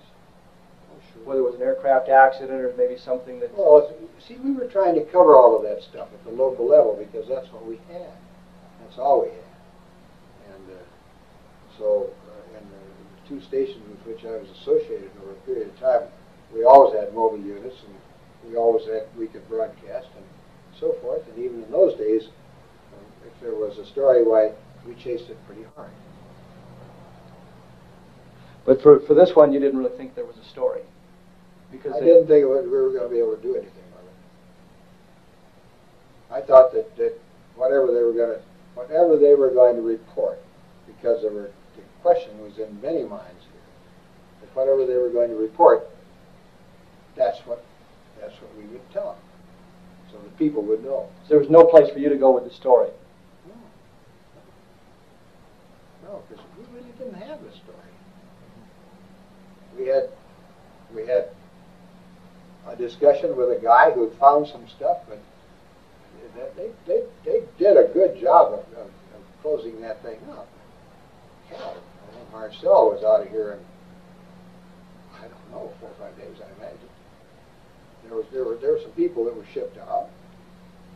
Maybe that had been planned for 90 days, but the coincidence of it made people say, "Boy, we'll get him out of here."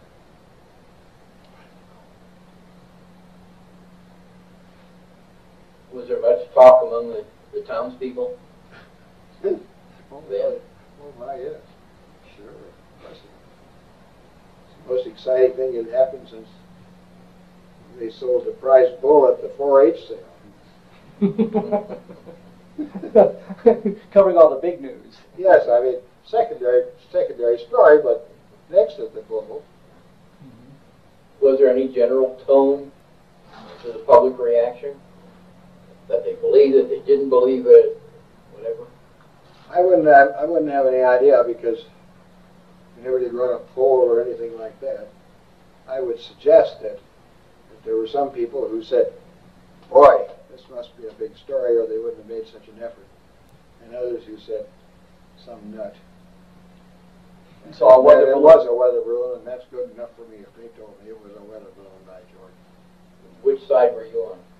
I was in the middle between them at that time. I obviously have gone to the there was such a thing now, but only on the basis of small bore logic that, as to repeat myself, if we think with this little dot, and it's getting smaller and smaller all the time, even though this thing isn't working too well up there now, but the fact is that for us to consider the fact that we are the only people with the intelligence to do that, and there's been so much stuff to the contrary since those days that I don't know. All I know is I think that to keep repeating myself, which I don't mean to do, but you could cut it, I presume. But the point is that why should we think in this little weensy part of the universe that we're the only people who were ever created with any intelligence? I know people who think there are other intelligences in space that are perhaps way ahead of us. And this might have been, maybe somebody came down and said, hey, we saw some flares down on that little old place over here on the atomic test. We saw some flares. We thought we'd send somebody down and take a look, see what was going on. And so they did, and they had the misfortune to do some bad navigating or something. Well, that's a new way of putting it. How did you know which ranch to go to? Because we had talked to the guy when he came to town. And he actually told you, he gave you directions or told you? All of these old timers knew where exactly where the ranch was. Mm-hmm. Everybody knew where all of these ranches were. Big ranches at that time. I was busy in the station, and that was a very busy 7-day-a-week job because we covered sports and we covered this and we covered that, and I did all the selling of all the advertising, what little there was. And so my job was to stay right there and run the thing. Whitmore himself was an absentee owner, and that's the whole story. Looks like that's it then. Is this deposition over then? I believe so. I think you've done a heck of a job. Well, no. I'll turn this off for you. How's that? Fine. Were they in your program? Where discussion? They thought it. They never bought the idea that it was a reflection from somebody's glasses down on the ground. I'm just putting the date on this now so that we've got a picture of you with the date. So that we. Well, I wish I could be more helpful because I'd love to see you guys come up with some real solutions if you could find it. We're getting there. Yeah. Really are you? Putting the little bitty pieces together. In fact, we feel we can put the whole timeline together. Which is why your story is important, because you have a couple of little pieces that help fit it into the whole chronology. So, I can never convince you how important your story is to us. Well, I realize because I'm impressed that you are willing to take the pieces, but that thing is pretty well shattered out. You've got to pick them up, don't you? It's shattered and it's old. And find out. Oh yes, that's the big problem. Hallucination. I know I saw it. Well, we're rolling now. We've got the tape going. So you're Mrs. Lyman Strickland, Marion Strickland. Yes. And we're here in Roswell, New Mexico. Again, September 27th. Which it says right there on the official thing. And we'll turn that off. And so, let's go. You were saying you knew Mac Brazel. Yes. He was a neighbor. Yes. And you lived out near his ranch in the summer of 1940. The ranches joined on the corner. They cornered. Okay. In which direction? It was southeast of Corona, and the cornering was in the same direction, southeast of Corona. So you were farther from Corona than Mac was? No, he was further. Oh. That ranch belonged to the Fosters at the time. Right. You knew Mac how long before the summer of 47? We moved there in 1939, and I had 3 small children. Excuse me. Can we help you out with anything there? I'll turn that off. Yes. Back on. No, that's okay. We were talking about Mac Brazel. Well, we moved there in 39, and I had, my youngest child was only 3 or 4 months old. And I didn't get around to meet neighbors, but my husband did. And he undoubtedly knew Mac from very soon after we went there. We bought the place in 39. So, Mac came by. He would stop, and sometimes at the barn, sometimes he came in the house. I just knew who he was. He's a very friendly guy? Yes, he was a very self-sufficient country man. He was very dependable and self-confident. He was not stupid. he was not a highly educated person. Moving ahead to the summer of 1947, leaping right ahead, you're of course aware of the events that took place in July of 47. Yes. Now you have no personal knowledge of what happened. You didn't see anything. You didn't go out to the crash site or anything like that. No. You didn't No, I think Mac went to see. We were on a spur that was off of the main line that went from the Foster Ranch to Corona, and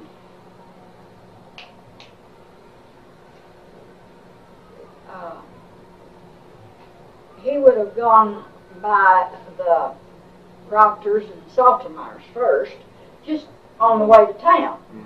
But he would come out of his way to come by our place.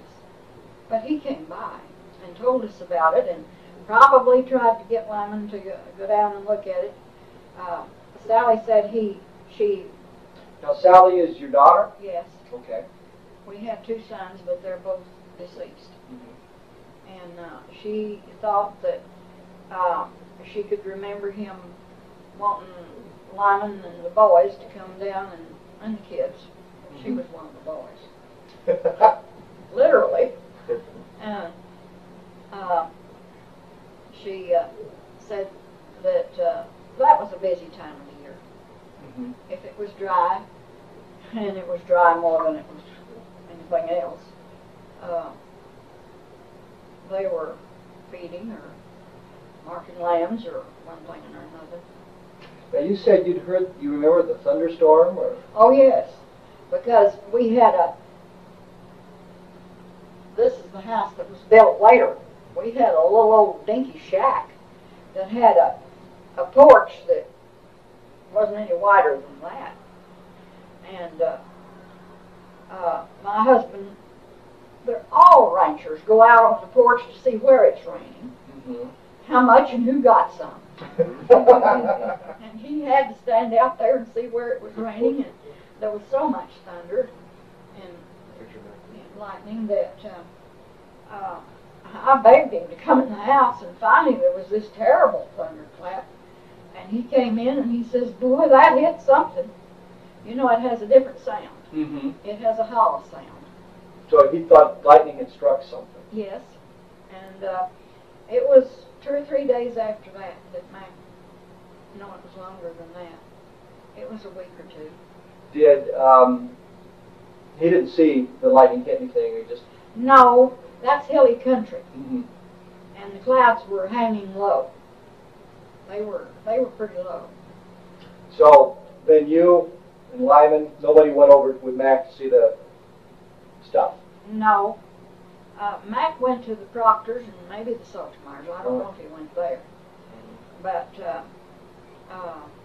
they didn't go down there with him. I guess everybody was busy, and Mac thought it was a weather balloon or some sort of an experiment, that he was glad to do the government a favor to bring them the pieces. And that's actually the attitude he had when he gathered it up and took it to town. So he brought it into Roswell, when you say town Roswell. Yes. And what happened to him in Roswell? Did he ever talk to you about that? Very secretly, and he didn't talk to me a lot. But they were around my table, Mac, and I don't know whether Bill Brazel was there or not. I don't remember that.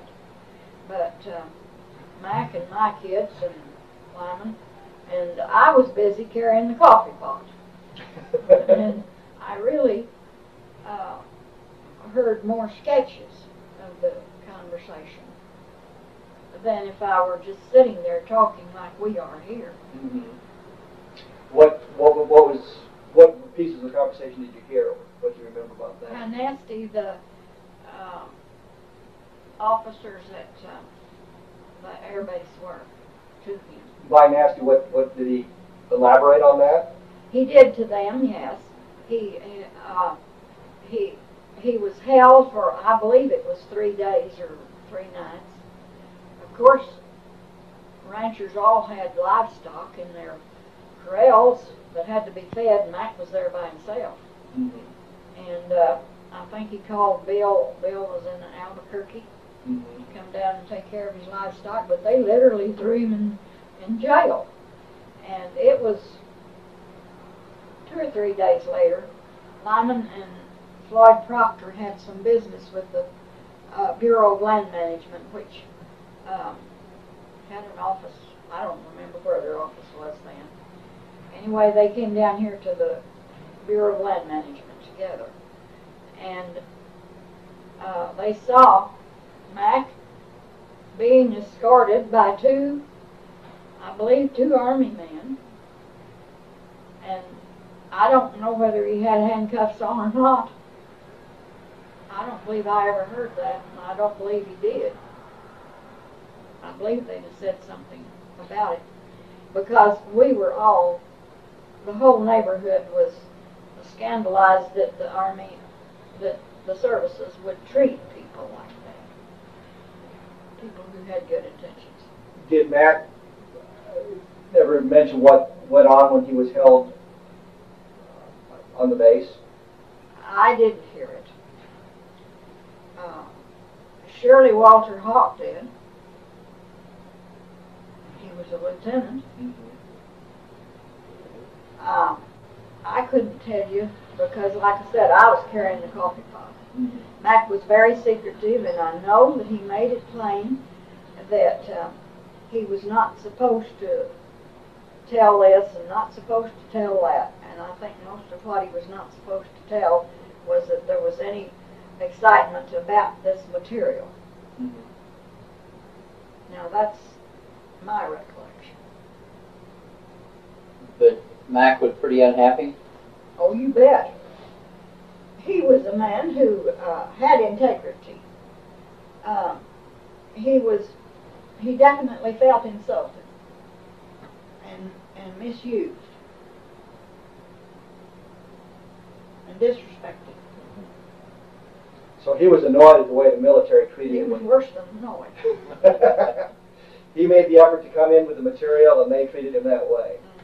That's right. And he sat basically at your coffee table and elaborated At on my it. dinner table. Dinner table. Didn't have a coffee table. I meant dinner. I meant actually kitchen tables, what I meant. Yeah. That's Was this the only time that he talked about it? Did he ever mention it? Maybe some other times, or? I don't remember him being at my table. I was in the house. Now, lots of ranch women are around the corrals a lot, but I wasn't. And he came to the house off and on. When we built this new house, he came and helped Lyman with the plumbing. Of course, that was later. But I don't remember that he ever came during that time of stress. And he was definitely under some stress and felt like he had been misused and kicked around. And this was right after he got back? Yes. Right after they let him go? Not too long. And since none of us really knew then what the importance of it was, I don't remember just how long it was. It might have been 2 weeks. I don't think it was 2 months. Did he talk about the material? Yes, he did. I remember he said something about that you could crumple it up and it would come right back out. Now, my daughter, I have been asked before if anybody had any scraps of it. And my daughter told me on long distance, she was only 10 years old, and she said she wasn't impressed with it, but that Bill Brazel brought a scrap of it up there, and he was at the corral. He was not in the house, and I know I never saw any of it. I never saw it at all. And she said that it was very, very thin, that I sewed a lot, and she was familiar with fabrics, and she said it was like a very thin cotton, but very tough. Now, she emphasized the words tough. And I said, how big was this scrap Bill had? And she said, 6 inches by 8 or 10. And I said, what do you reckon he did with it? And she says, well, if they didn't Bill's, I don't believe they were people who kept a lot of, they didn't have their house cluttered like this. And she says, well, if he didn't realize the importance of it, he probably threw it away. Now, of course, I don't know. That was just conjecture. Where's your daughter now? Fort Morgan, Colorado. And it's Sally. Catalini. Would you think it'd be all right if we talked to her, called her long distance and chatted with her? I'm sure it would. Do we have a phone number? Yes. Do you happen to remember what it is? Yes, I do. You want to write it down? No, I'll have it recorded. Oh, 1-303-867-5025.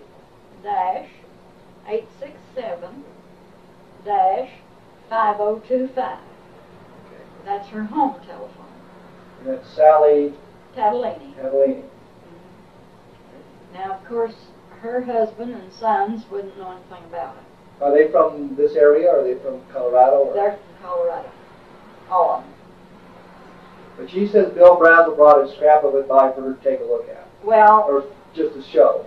To show, and like I said, now she lived at the corral.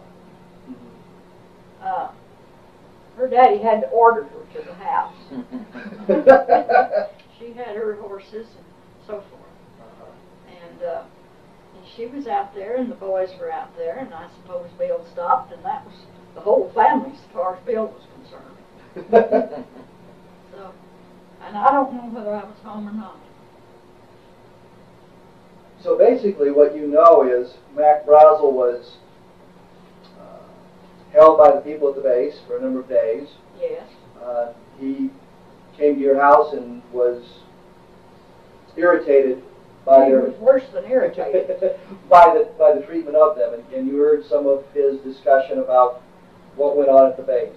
And then Lyman saw Mac in the company of a number of... If I could say something that's off of the record. Back on the record. Could I ask you about the thunderstorm again? The thunderstorm. Did anyone else comment?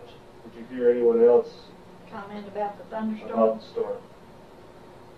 I asked Juanita about it one time, and she said no, she didn't remember it because she had little children. Her children, by 1947, mine were 7, 8, and 10 years old, 12, and hers were babies. And I think that's what she said, that she didn't remember that thunderstorm. I don't know if anybody else did or not. Anyone else in the family that commented about the loud About thunder? thunderclap? Sally could remember it. I don't know. Okay. My sons have said are not living. Did Mac say anything while in Roswell that he was threatened, or that they? I think he was threatened with something because he was threatened if he opened his mouth, he might get thrown in the backside of the jail. Now, he gave that impression, definitely.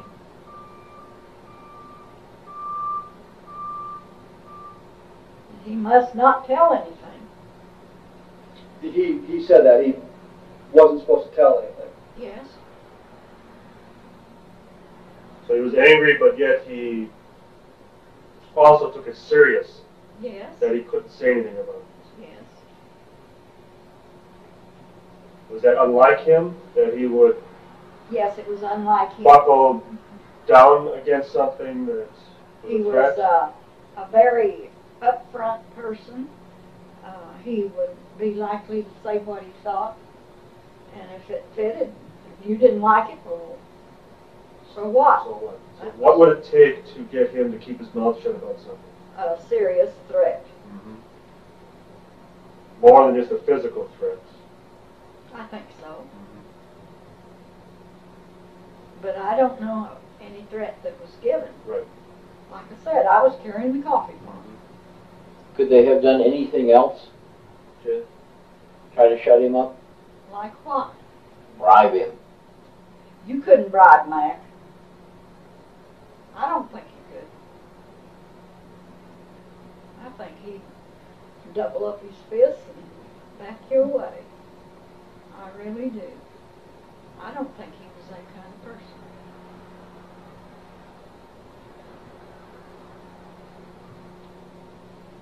Has anybody else made any such remarks about Mac? Well, I was just going to ask, as far as his financial situation prior to the incident.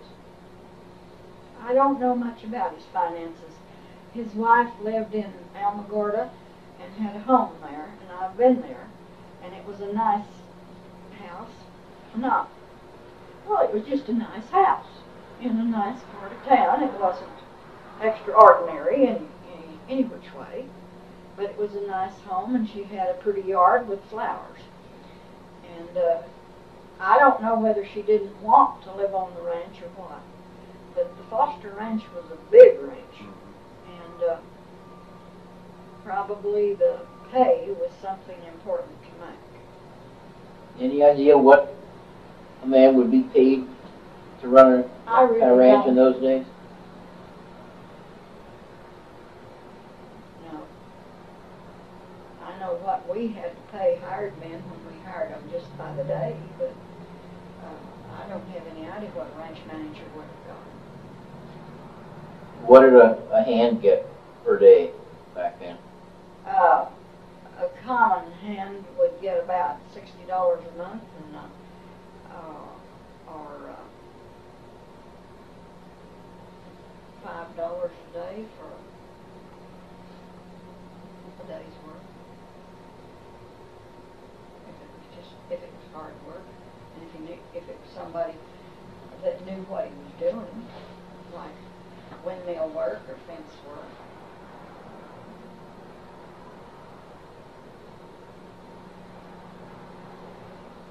But I don't know what Mac done.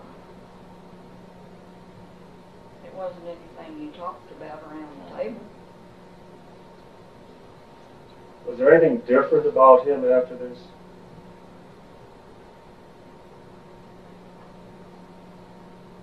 He might have been a little more reticent because he felt like he was disgraced, and he really wanted to square himself with his neighbors. I think that's why he talked a little, because he was afraid that the neighbors might think he had done something of a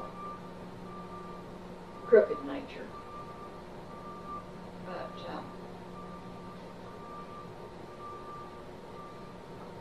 he might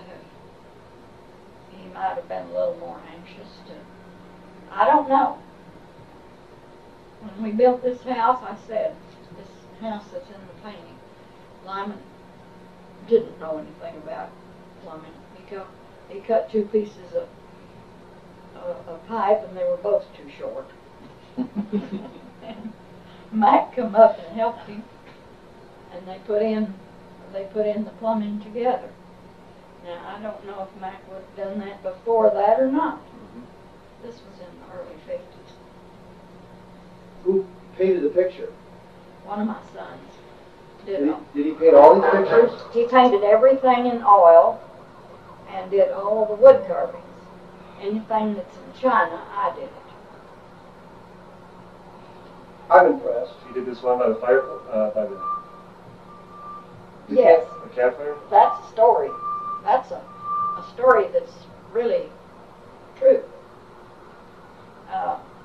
That happened when my husband was about 2 or 3 years old.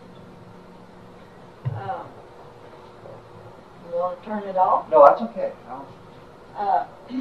My son painted it from his father's story about it.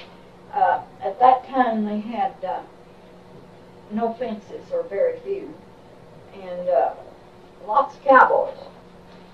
And they ran, this was like the Chisholm outfit, but they didn't work for Chisholm, they worked for Hinkle. And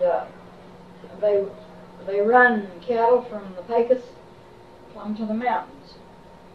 And anyway, these cowboys went out in the morning. I don't know how many there were, half a dozen. And this one didn't come back. So they knew something had happened to him. And what had happened was that his horse stepped in a hole and fell with him and broke the man's leg, but not the horse's leg. And the wolves could smell the blood. The skin was broken. The boot was full of blood. And the wolves could smell the blood, and if National Geographic, and they did, I read it, if they want to tell you that wolves won't attack, maybe they won't if there's just one. But where there's a whole ring of wolves, a bunch, and they smell blood, they would. And anyway, he had little chips of wood that he got on fire and threw at them all night long. And they found him, the other cowboys found him the next morning. And my mother-in-law, Lyman's mother, walked up to it and says, "There's supposed to have been a tree right there. That's where the chips come from." My son had never painted a tree. He never painted a tree until I insisted that he paint these that are around the house. And so he didn't put any tree in it. And her sister, Aunt Jenny, walked up to it and said, somebody else in the room says, "Well, did he get over it?" She says, "Well, it sure was a good old answer." So I guess he got over it. Those are beautiful pictures. Yes. Yeah. Well, thank you. I treasure everything here. You should. My son was selling at the time that he died, and he had sold several portraits. And the people who had commissioned portraits came and gone. But I kept everything else. I could have sold some. I just plastered the walls with them. Yeah. Great. You don't want to see. And what is it that you painted? I paint china. And what in here did you do? Well, this cabinet is full of it. Up here? That cabinet is full of it. And everything except one or two antiques in these shelves. That's obvious where you learned it from. Yeah. How about these cups with birds? I painted all of them. It's incredible. Actually, that's marvelous. Now, I didn't paint the Virgin that's in the window. I did about half of the birds, or more than half, maybe. The flowers on the china? Oh, yes, I did all those. It's really realistic. Well, thank you. I've enjoyed doing it. My son was painting at the time that I found the lady who gave lessons, and that was her husband that came with the onions. And I thought, well, I've always enjoyed China, and I'll do this so I don't interfere with his work. Like heck. He had talent that I'd never have. It's obvious. I wouldn't say You've got a lot of talent. But it's obvious that he had lots of talent too. He had a lot of talent. But it was pretty much a sideline for him. He was 40 years old when he died. And he had really just gotten into the artistic efforts. He drew from the time he was 4 or 5 years old. Things that you could, well, I'm his mother. Things that you might say, this is awfully good. He drew one that I hung on the wall until it turned yellow, and it was a cowboy standing by a windmill. And the windmill was much taller than, the cowboy was much taller than the windmill. So you know who was the most important. Mm-hmm. But both were very good. And he was 4 when he drew that. But I have paintings of his all over. I have a grandson and 2 grandsons. They're this daughter's sons.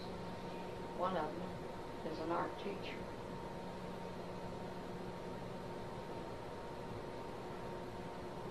Well, if you don't mind, I'd like to video the paintings. All right. I'd like to. I don't know if it'll come out, how good it'll be, but I'd certainly like to give it a shot.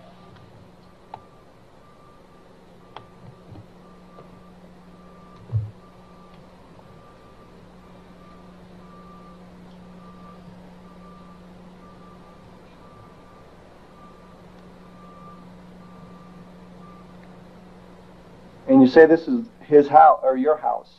Yes, that's the ranch house that we built. Is it still there? Yes, as far as I know. My husband had, after we moved in here and I knew what was going on, he had 5 little strokes. But he had glaucoma, and my son and I were suspicious that he had some. This is a painting of his too. This is not a photograph. Is it done from a photograph? But this one, my son did it. Worked in a lot of mediums. Oh yes. Past. Oh, I can't think of the name of it.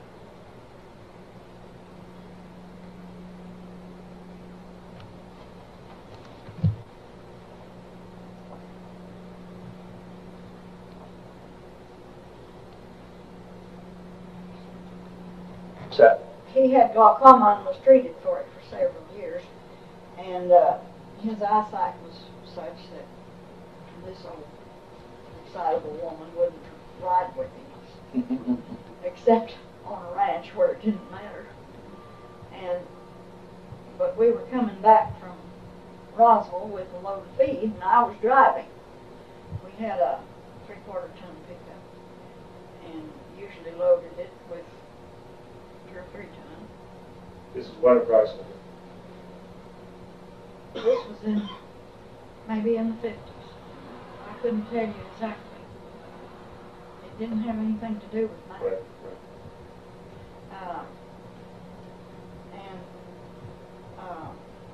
Have you been, I guess you've been to Corona. Yes.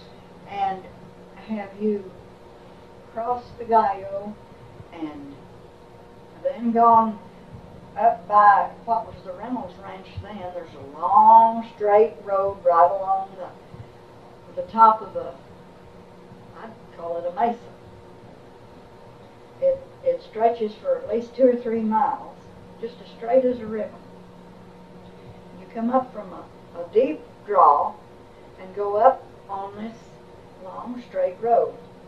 Well, go back. From Corona. This is going to Corona. Corona. And the cutoff that is 59 miles out here, and then it cuts off to go to Corona. It wasn't paved then. And anyway, go back to 1942. About 1942, there were lots of Army planes going over, because that's right on a direct line between here and Albuquerque.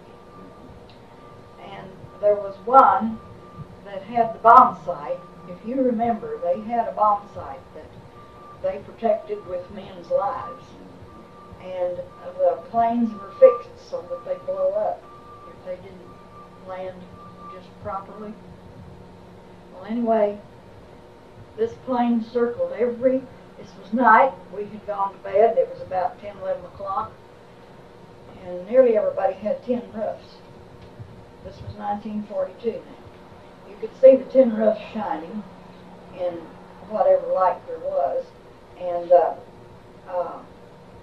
this plane, you could tell it was in trouble because of the way the motors sounded. And they circled every ranch house in that area, ours included. And by the time you think of what to do to go down to the field with your pickup and shine the lights on the furrows the way they ran or something, they were gone and gone on to some other place. Anyway, they spotted this long road across there, and they tried to land and it blew up. And they cordoned that off for a week, gathering up pieces. And anyway, this was 1950, and I was driving real slow, and up out of the Gallo, which is very sandy. You don't cross the Gallo just anywhere. It's so sandy that you could bog down in the sand. Came this red light, just as round as the moon. A large red pulsating light. Came up out of the Gallo, came directly at us, and all I could think of, we were up on this long road, all I could think of was that it was a plane that was in trouble when trying to land. And I know that Lyman agreed. We must have talked something. The bar ditch was awfully deep, and we went off on that side. It's a wonder the thing didn't turn over with the load we had. But anyway, he got out and run down the hill, and I had a heck of a time getting my door open. But I did get out, and I saw it knock through the windshield. And this light came right straight over us and stood there, just as still. And all at one time, it took off and went on in another direction. Now, it didn't occur to me at the time until the next day. There was not a sound. No sound. You were outside the pickup at that time. I was outside the pickup. I was not seeing it through glass. And there was not any sound. And I said to Lyman, I'm going to call. We had a telephone bill then, too. And must have had part of this house built. And I said, I'm going to call White Sands and tell them they lost one of their rockets. He says, you just shut up and don't say one word. They'll make a fool out of you. And they already had 2 or 3 people who had seen things. And I was just convinced it was some earthly thing that had gotten loose. But I would like to ask you all, is there any theory of anybody has had a theory that this is a light thing? I mean, like we send a searchlight. The searchlight doesn't make any sound. You throw a baseball through the air and it makes a sound. And I can't help but think that if it appeared to me that this thing was not over 100 feet above, maybe not that much, I couldn't really tell. It was pitch dark. It was something I'd never seen before. And has anybody ever How's the weather like? Clear. Yeah, I remember there was no muddy roads, no nothing like that. I've heard hundreds and hundreds of reports like that. And you heard that they don't make a sound. Mm-hmm. Has anybody said that it could be something that's beamed from somewhere else? Your guess is as good as anybody else's. Speculation theories about holographic projections that almost appears to be 3-dimensional from a projector. It's not even a solid object, it's just a projection, just a ball of light. Well, this was a pulsating, red, round thing. What shade of red? I'd say it was a little bit yellow red, just a little yellow red. There's lots of reds. Orange red. More orange red, yes. If I'm going to my palette, I'd pick up yellow red. But it would be an orange red. Well, we even have lots of reports of huge vehicles hovering over people's heads with no sound at all. And they can tell that it's a vehicle. Yes. Daytime. And no sound. Well, how do you explain that, because, like I said, you throw a ball through the air and you've got a sound.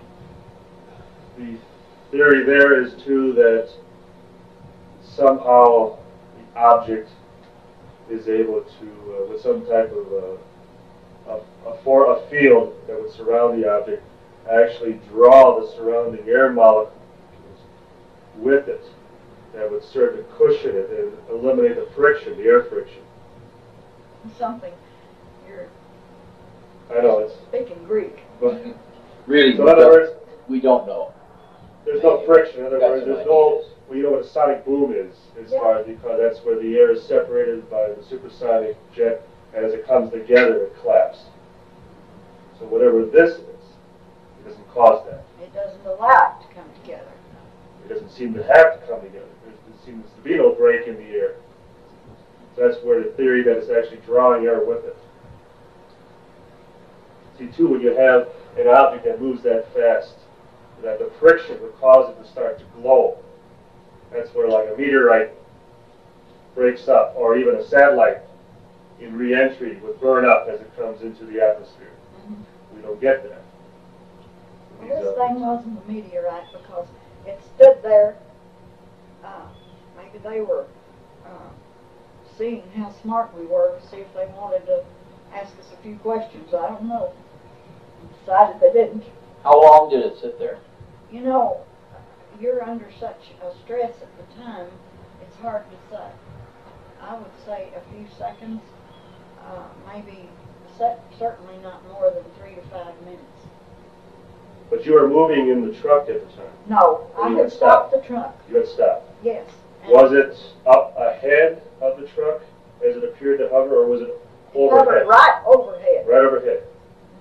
If I had been in the truck, I couldn't have seen it. But I had, you know, it's hard to open a pickup truck. Looked out through the windshield. I didn't look out through the windshield. I did when I first saw it. Right. My husband had run off down the draw, and he kept hollering at me to come on out his side, and I think I was afraid that the whole pickup would turn over, because that was a deep bar ditch.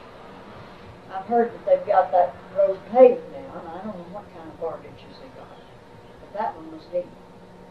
And anyway, I remember struggling out on the driver's side, and stood there, because by the time I got out, I could see that it was not an airplane that was trying to land and come down the road. But that's what I thought it was. Could this have been in 1949?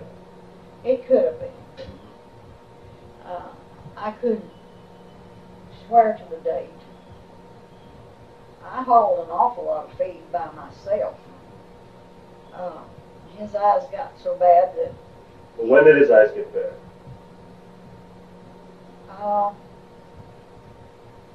I guess he had some eye problems from the time I first knew him. But they were not treated until in the late 40s. And by that time it was really too late. He was blind for 4 or 5 years before he died. And he died quite a few years ago, right? 6 years ago. Oh, 6 years ago. 7 years ago. In January, next January. Yeah, he lived to be 86. And anyway, he and Clenny Saltemeyer saw some things. I don't know if they were told on either or not. And I know I saw one that looked like a campsite about 11 o'clock at night one night. I went, this was a crooked road that went from Saltemeyer's to our place. And we had had a lot of sheep stealing. I've got a snapshot over there of where Treats put out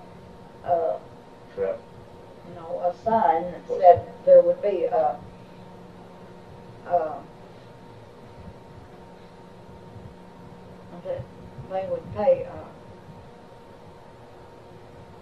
they would pay for information on the sheep. Reward sheep. for it.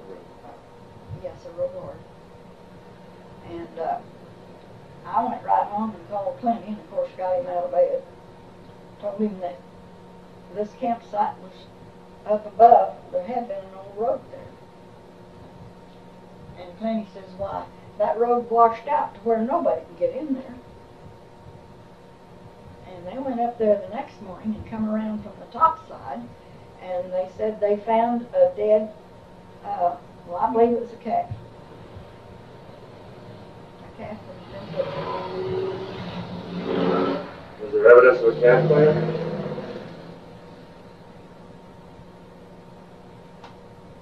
You know, I don't remember, but I do remember what looked to me as I passed it like lights, lantern lights that would show through a tent, through some of the openings in the tent.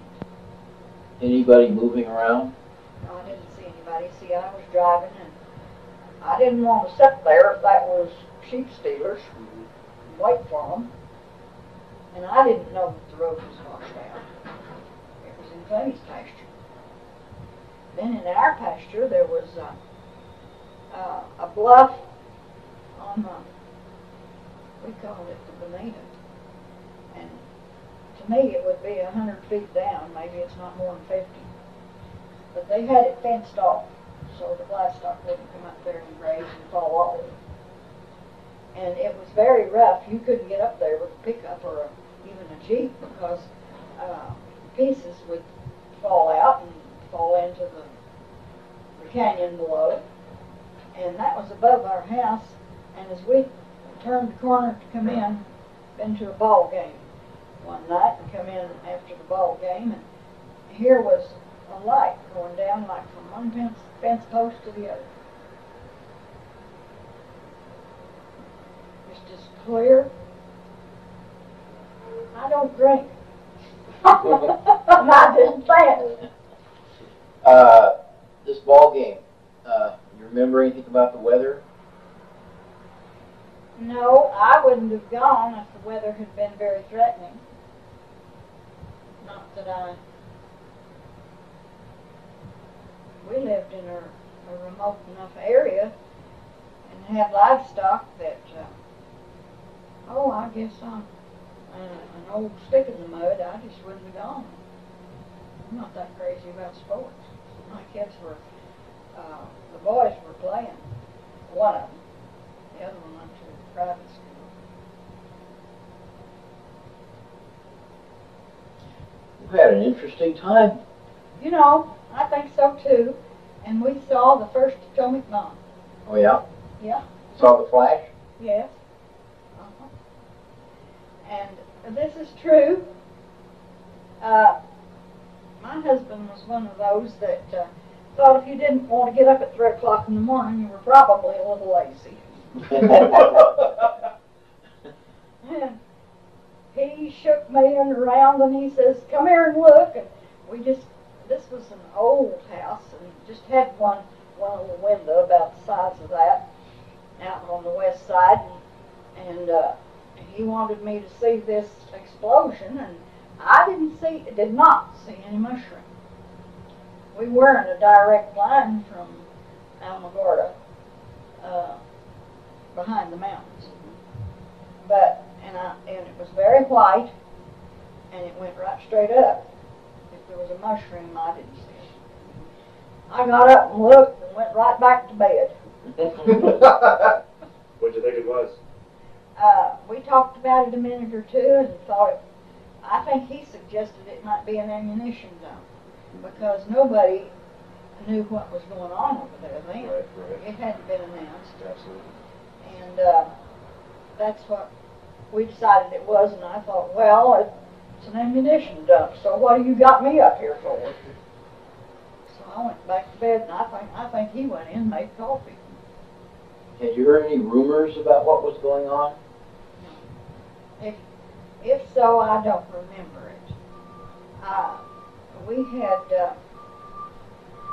had an awful lot of drought, and we also had planes that we we know they came out of Alamogordo, out of the base there, that scattered something that dispersed the clouds. And out here I've got a government bullet and an old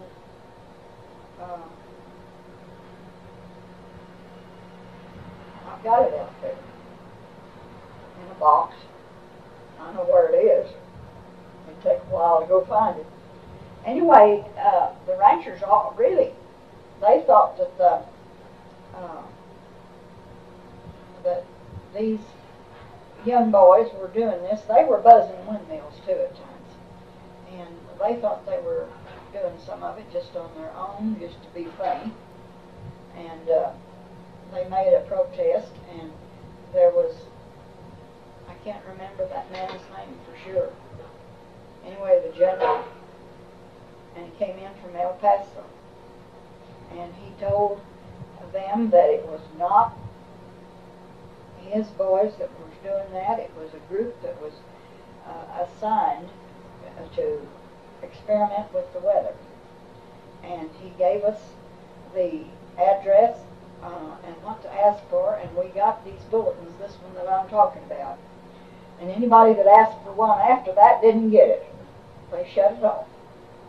But I still got it. Tell us about the experiments.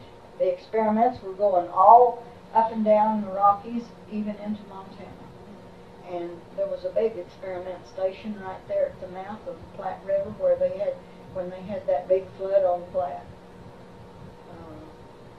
1960. But this one was spotted too. I mean, it was named. We got the first government bulletins from Montoya, Senator Montoya.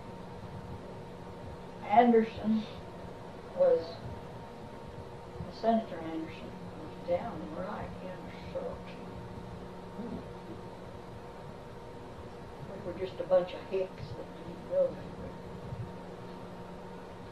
But they could see some of these planes coming in. They were branding calves or marking lambs or something one time, and a bunch of men around on the Gallo, and this wasn't at our ranch, but all the neighbors got together to do those things. And they could see something being dumped out or spewed out of these planes, and the planes going right, you might say, into the clouds, or they appeared to go into them. The clouds would just vanish. You could just go buy more feed. You saw this happen? I didn't see that. My husband was there. But I saw planes come in. One time we were stuck in that same draw that had that bluff on it I was telling you about. With the anyway, the water had come down. Those magazines are to be given away, and you can have any you want. We were stuck, and there was the biggest old black cloud up above, and we needed rain and needed it bad. And we were just working like crazy to get that. It was my husband and the oldest son and I to get that pickup out of the draw, because it would have washed it away. And the planes come in, and finally somebody noticed them there, and those clouds just absolutely vanished together. This government thing, they said in so many words that they were trying to send the moisture into the areas that needed it for dryland farming, wheat, and so forth. Makes sense. I think they nearly got sued. They washed away the Kansas City stockyards once. God, what? Which served them right.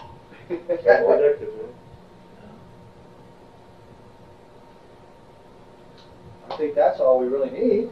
Great. Done some wonderful work for us. Well, I hope it's been worth something. something I think the American people ought to know what's going on. I can realize one reason that this was kept secret too is you remember Orson Welles? You're too young. Well, we read about it in the newspapers. I do. Well, anyway, he had written a play, Right. and I think it was in New York City, that there was a downright riot. War of the Worlds. Yeah. People from the other worlds were coming, and the people in New York City just panicked. As they're well known to do, people in New York City. I guess so.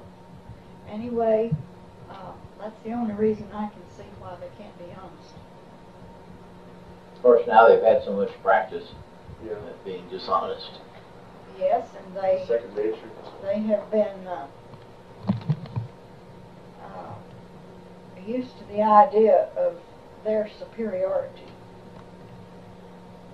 and lording it over the rest of us. Mm-hmm. We're just the taxpayer. We're just children that have to be taken care of. Yeah, we're just the taxpayer that Yeah. they can gouge for more money. So what do you believe crashed out on the Foster Ranch in 1947? What do I think? Well, for several years I really thought that it might be something the Russians were experimenting with, but I don't think so anymore. I think that perhaps we have the greatest technological advances of anybody in the world. And they haven't found any living people on any other planets, but they got to come from somewhere. So you believe it was from somewhere else? Yes, unless we find a group of people in this world that are smarter than we know about, I don't think it's from this world anymore. I think that'll do her then. Thank you very much for your time. I'll make a copy of the tape. I won't promise the quality will be very good. I'd like to buy two. I'll make 2 copies and send them to you. Don't worry about it's there. It's very simple to do, and it doesn't cost anything. It'll be our pleasure. You get more sort of our payment for you helping us out. Well, thank you. I appreciate it very much. Okay.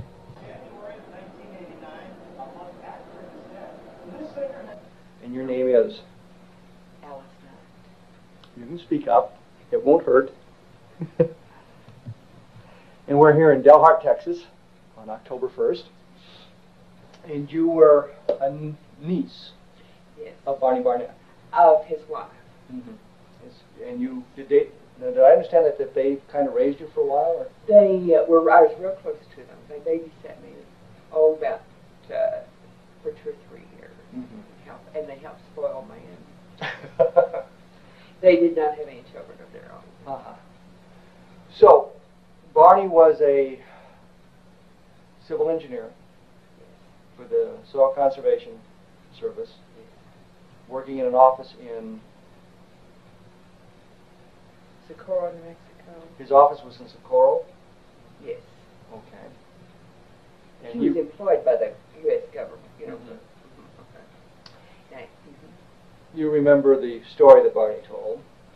Well, I remember that he saw, one time we went to visit, and I don't know whether it was before my husband and I married or after, I don't recall the date, but he said that he saw a UFO fall. Mm-hmm. He was out working in the field, and I understood that he was out in the St. Augustine plain, and he went over to where it was, and where it fell, and he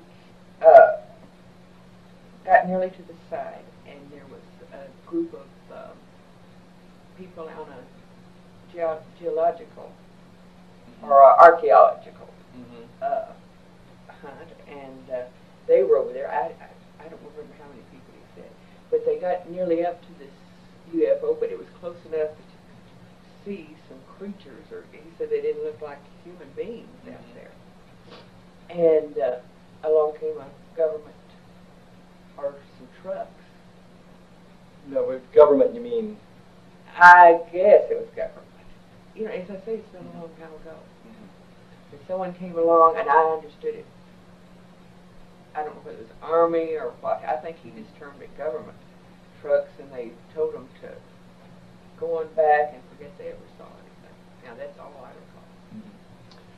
wasn't specific on whether it was Army or just I don't government? recall. Did he have any clue as to where the archaeologist came from? He didn't say. If he did, I don't remember. He just said a bunch of young people on a dig. Did he ever describe the creatures to you? I don't recall. He said, did he give you a number? Do you remember if there were? And they were all dead. So far as, they weren't moving. So he never said that one might have been alive or might have been injured? No, I don't think he got that close to them. He didn't get right up to the side. Seems like there was a fence, and they blocked it off. Or they may have had him move back to the fence. I don't know. But you don't know exactly where this was, other than you think it was up in the... I feel that it was up in the Daddle or Magdalena, what he termed as the high country. The high country. And he didn't give you any clue as to what side of the plains it would have been on, or whether it was closer to Daddle or Magdalena. If he did, I don't know. And I don't really think he did. Did he ever describe the object itself to you? Say anything about that? I don't, what, since you've heard about all these others and things, you don't realize, I don't recall if what he said or what has been put into my mind, or, that I, not that anybody's put anything into my mind. Well, but what you've read and you've read the books, you about, saw the Unsolved Mysteries program. And things that you've talked about. And there's been talk of UFOs ever since. But your memories then are just pretty vague about what he'd said. That's right. Except that I do know that he said he saw a UFO. And that there were creatures in it. And or you saw people or whatever. So. And I believe he did describe it as a round thing, but as let's say I don't know what. Do you recall now, in the subsequent years, what his feelings about UFOs were? No, I don't even recall us talking about What's your feelings about him? What do you think? Well, since he saw one, I know that it's true. So you believe, based on what Barney told you, yes, that flying saucers are real, and they're piloted by beings from other planets? Is that a fair assessment? I don't know who they're. I just know that they're real. Or this, yes. But you trust anything Barney told you on that Yes, point? I would. Was he ever known to play practical jokes or spin tall tales or anything like that? Oh, I don't know that he'd play practical jokes, but not spin tall tales. So he was very... But he was serious about this. This was serious. Did it ever come up more than one time that you remember? I don't recall. So, and you have really no clue. I'm sorry. No, I recall it so far. That's fine. That's exactly what we want. Is exactly what you remember, not what others may have said or things that people might have said, but what you recall yourself. So you really have no clue as to when he mentioned this to you, other than it may have been in the 50s. It was in the middle or latter 40s or early 50s. Early 50s.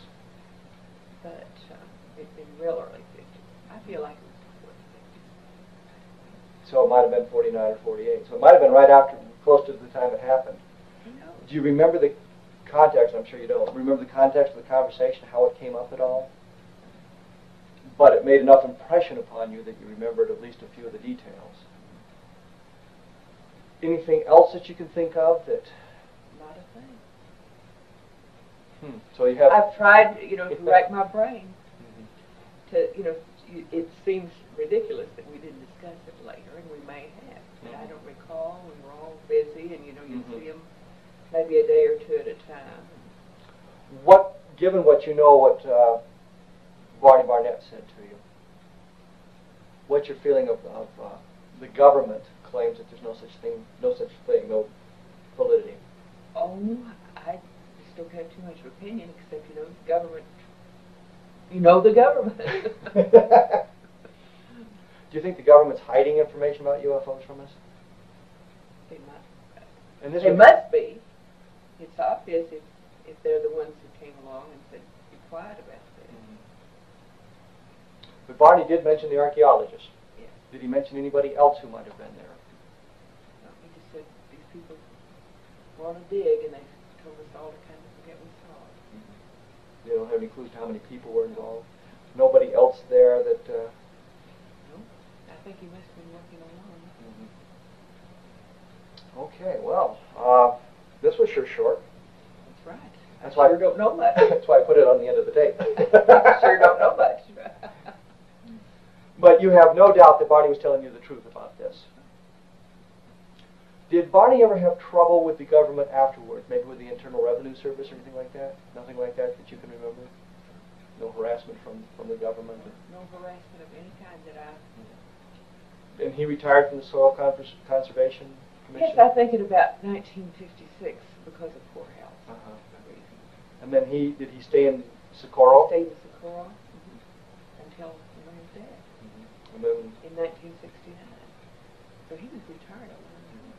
And Ruth, what? She moved she stayed in Socorro a year or two after he died, and her health was bad, and so she moved to Dalhart. And then she passed away? Passed away here in Dalhart in 1975 or 76. Probably 76. Did she ever mention this at all? And never brought it up? No, I don't think so. You know, you just went on with what the present.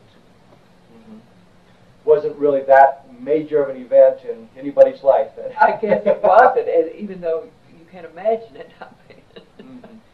Now I can't imagine it. It was played down, so we really didn't. Okay. I even inquired to my friends back then. That we might have come home and told somebody that they don't remember me telling. Of course, they might have as poor memories as I do. All right. Well, I think I've probably, as I say, taken up enough of your time, so I'm gonna. That's fine. I'll turn off the camera here. Okay. It worked out real well, didn't it? I don't know. It wasn't horrible or anything. It was scary. It was scary.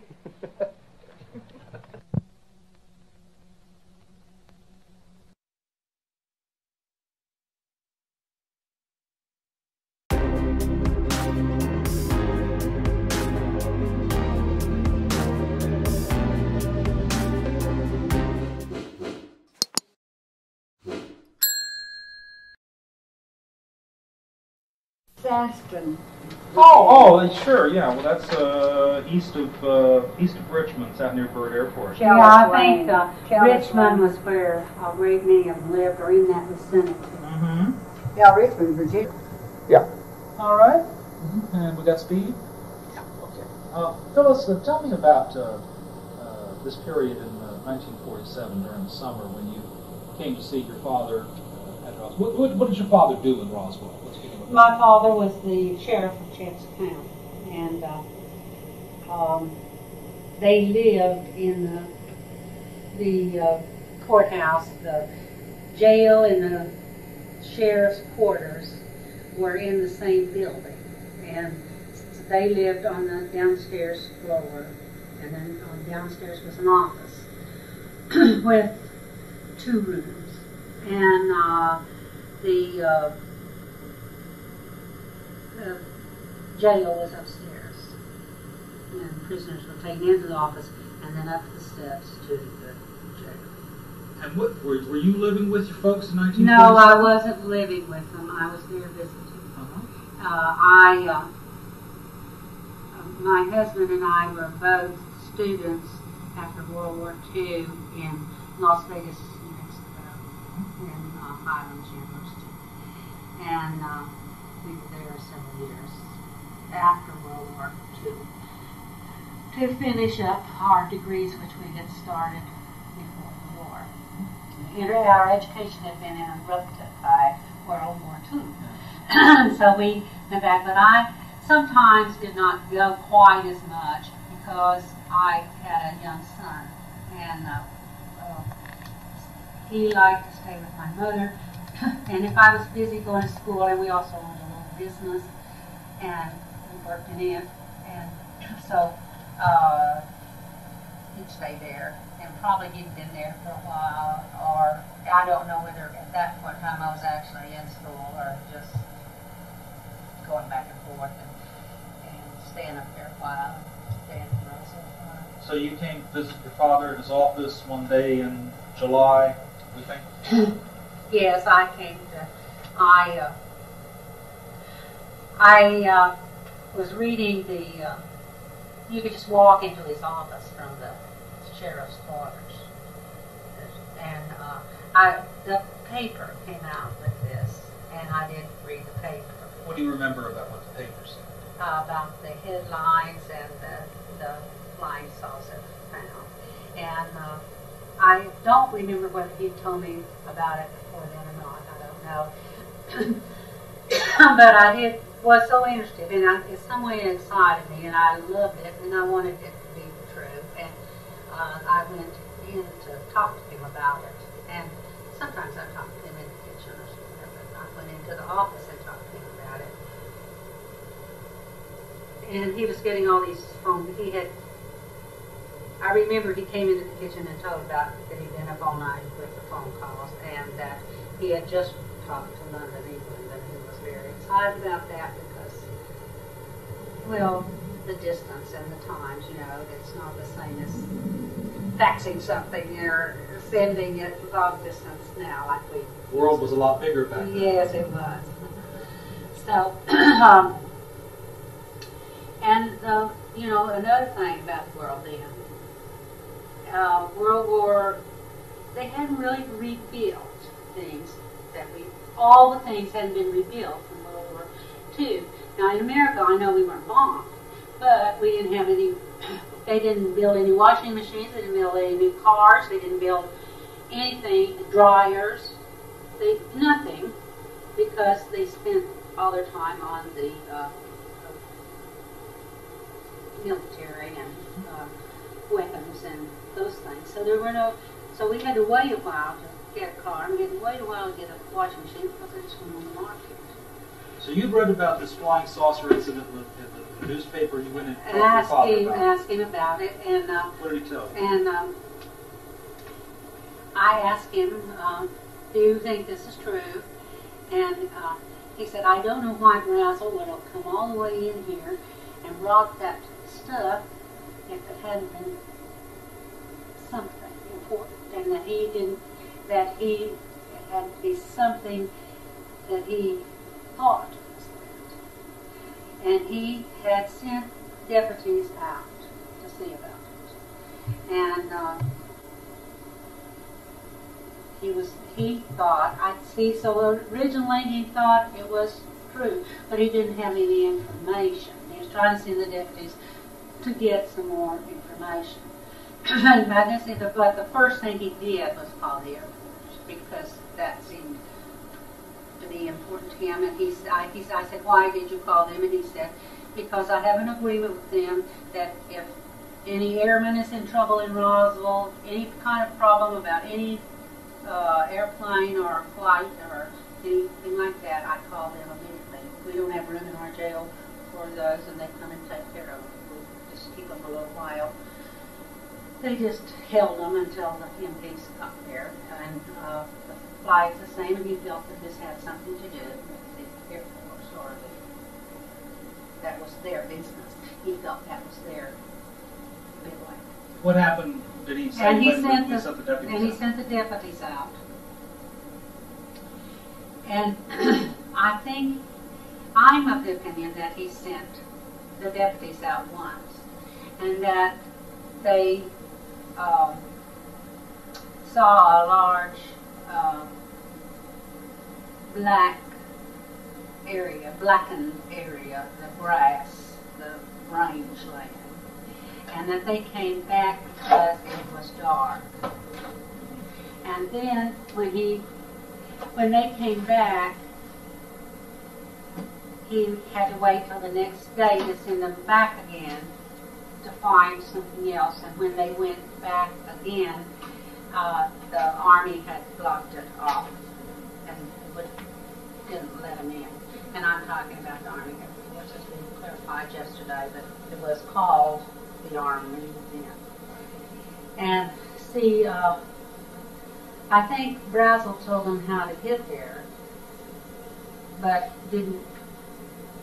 they, you know, there's a long distance between Roswell and Corona. You can't send somebody out and have them search over a large ranch or look for anything in a half a day, really. I don't know what time they went, but it takes time. So the deputies were turned away by the Army Air Force? Yes. Mm-hmm. And then I think it was in the next day that the Army Air Force all came to the office, and my sister came in. And what happened when you got to your father's office? Was the we come in. We had a small child, and Roswell was the shopping place for us to come and buy groceries, and we usually went to Roswell for once a week.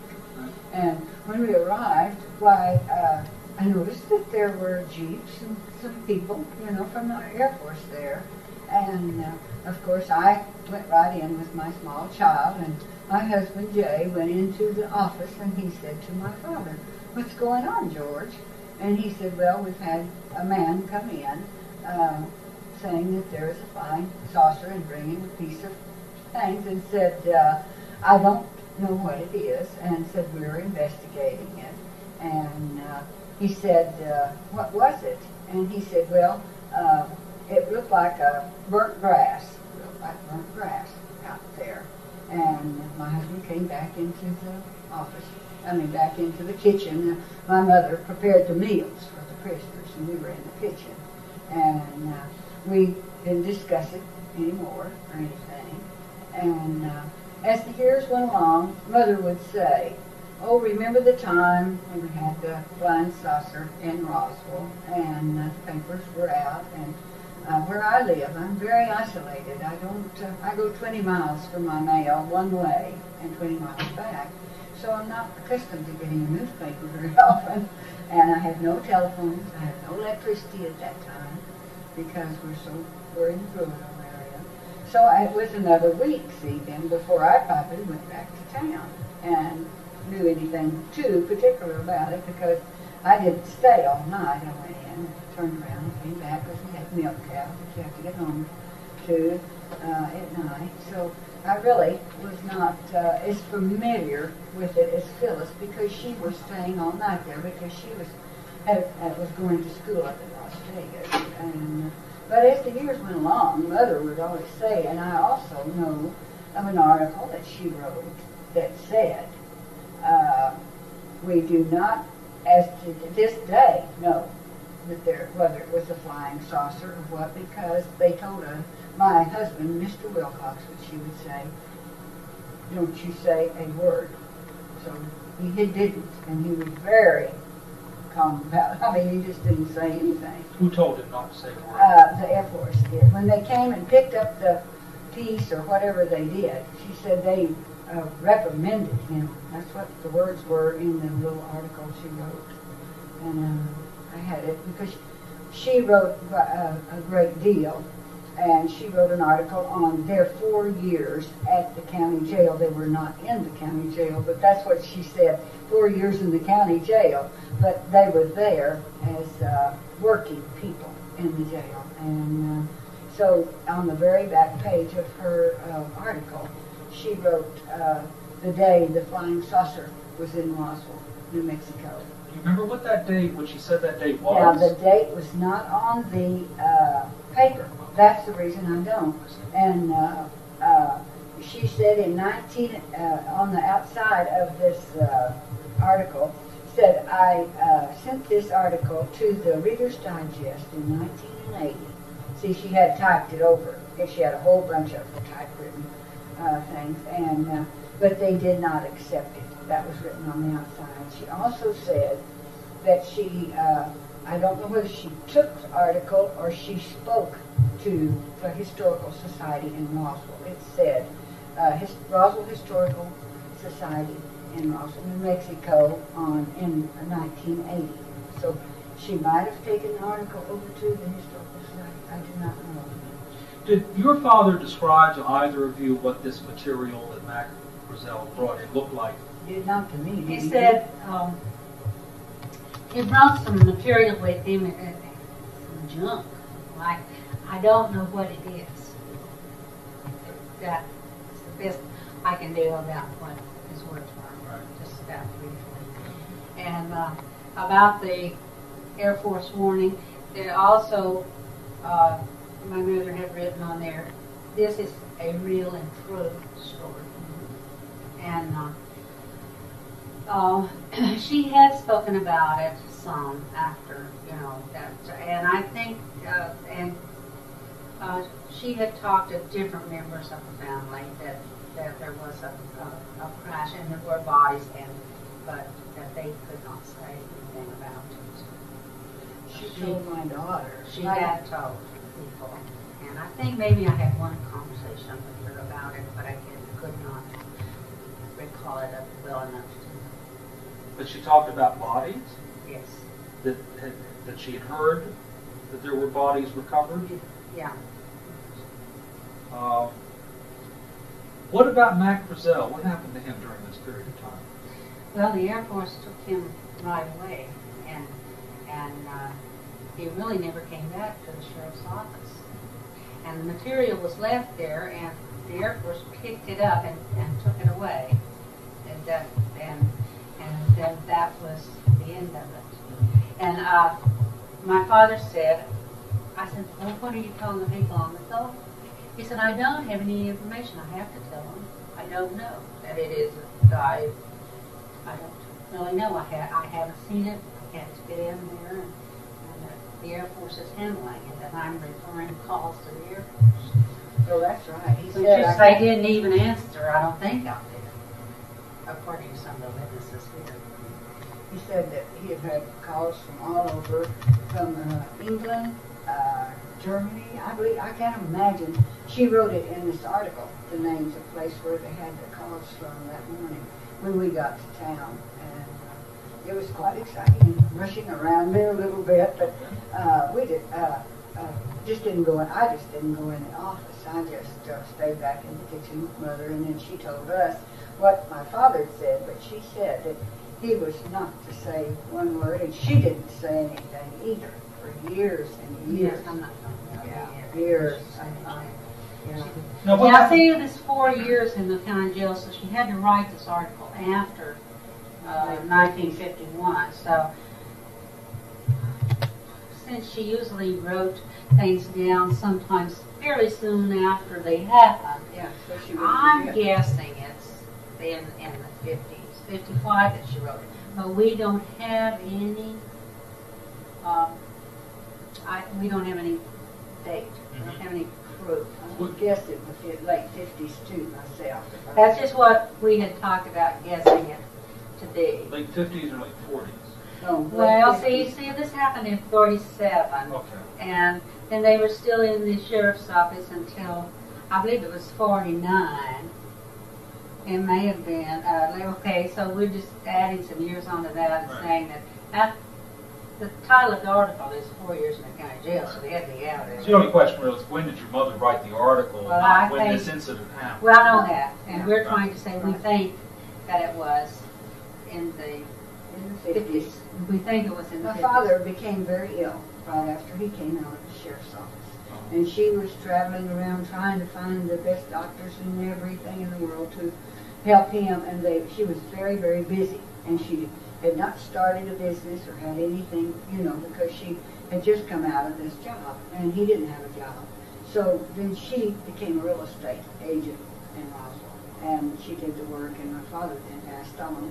And he died in 64 or something like that, or 60. I can't remember what year. Oh, 58. No, it was at 60. We decided. I think the other day was 62. We think. Yeah, we're pretty close to that.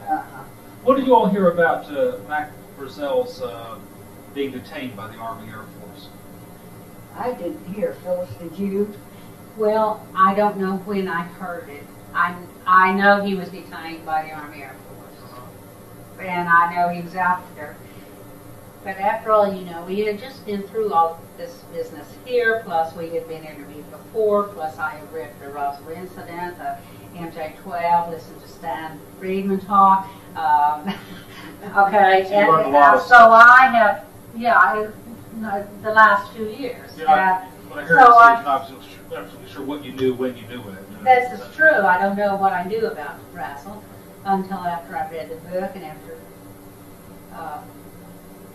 That's why I'm not saying When I anything talked to because my I don't father, know he what said, to I do. don't know why Roswell would have brought that stuff in. And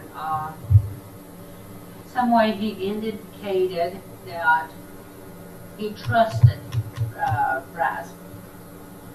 And it's probably because he was New Mexico ranch, came all the way trying to tell somebody, you know, I found something unusual and want someone to help me. And so I think I did get that impression then. I know I did. But what else I know about Brazil's internment, I know nothing. Would your father have known a weather balloon if that's what it was? I mean, recognized it? Oh, I think so. Yes, we I have think them all of all them. on our ranch. They're little square boxes, and you can, the balloon just deflates. It's just, and you pick them up. There's been a number of them. They have a place that you can send them back to the Air Force, and But they your father do said- that now. As far as he was concerned, from what you know, that this was not a weather balloon? Oh, no, I don't think it was. They said it was No, I don't think not a piece of the saucer, you know, a piece of metal or whatever it was. They I have the have no metal idea. in that office, in the small office over there, with the door shut. Nobody went in there. It was locked.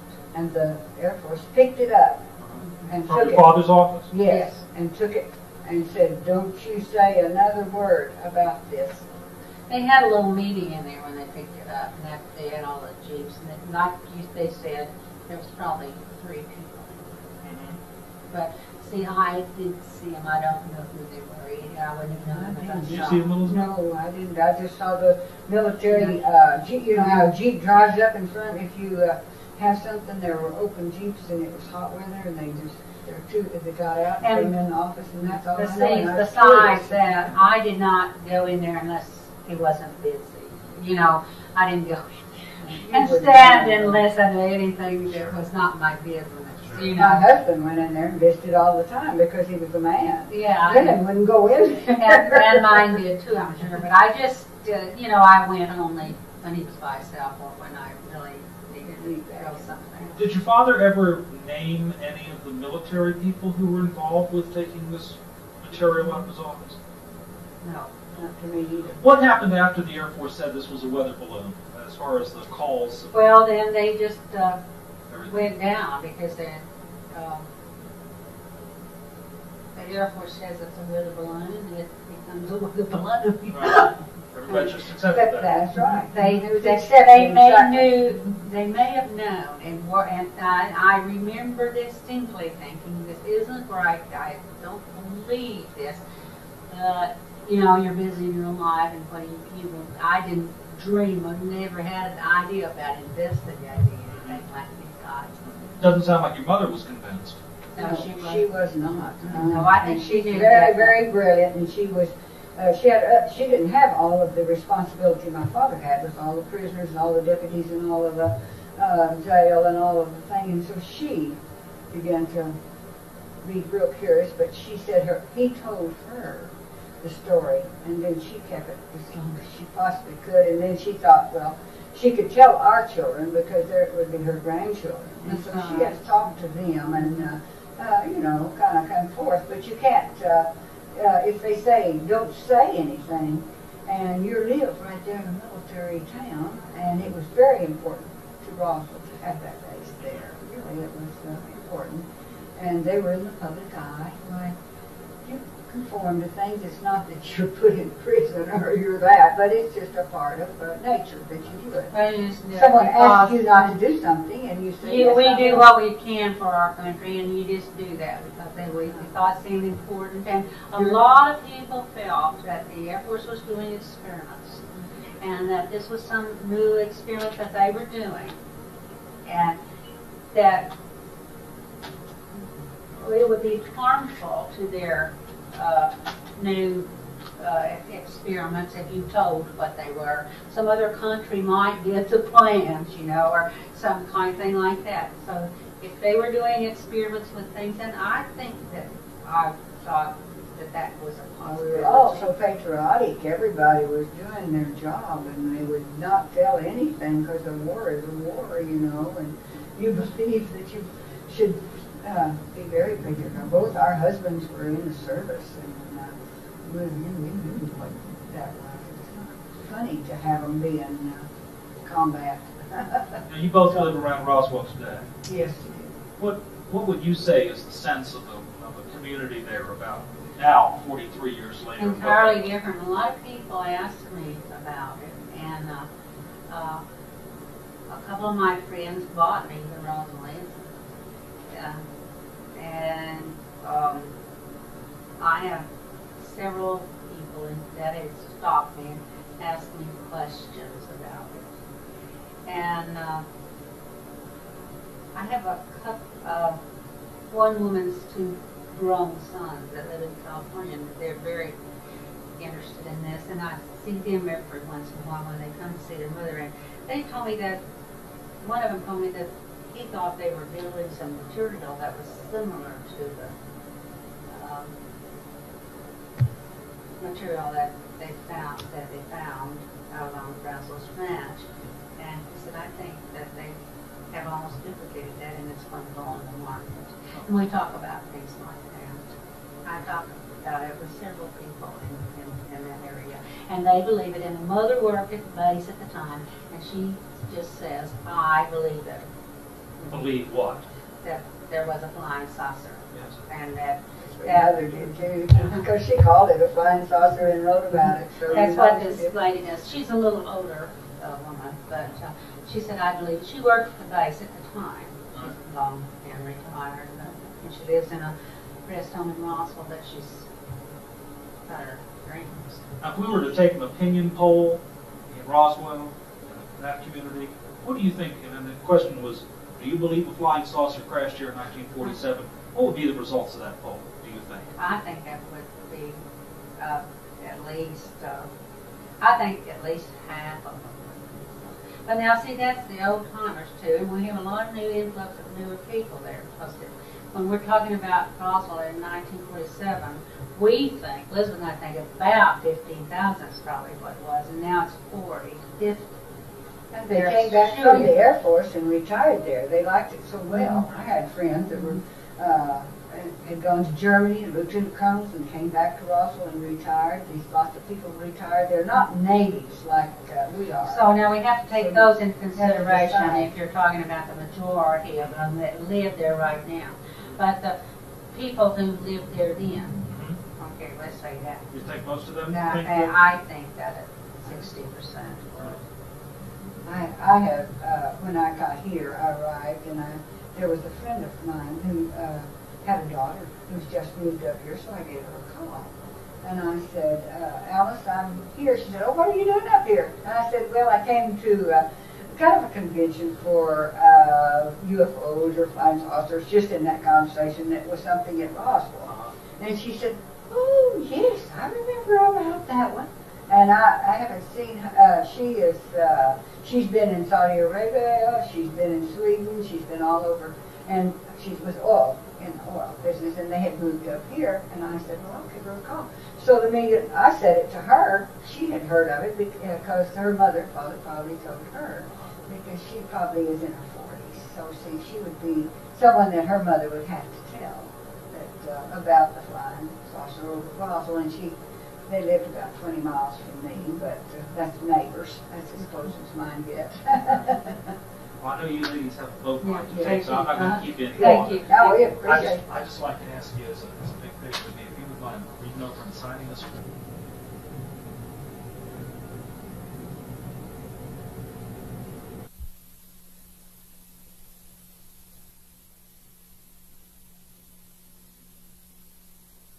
Yeah, I appreciate it. But then you come in with your questions. You bet. Okay, well, I'll just get you started. Just ask you what you were doing in 1947. How's that? Okay. Tom, we're ready to have you. Okay. Do you have any introduction? No, no introduction at all. We're just rolling the tape, and I'd just like to ask you what you were doing in 1947, around July. 1947, I was at the air base in Roswell. I was in the military, and I was first lieutenant at the time. My assignments were 3, interestingly enough. I was assistant flying safety officer, I was assistant base operations officer, and I was assistant group operations officer. Now, the group was the 509th Bomb Group, and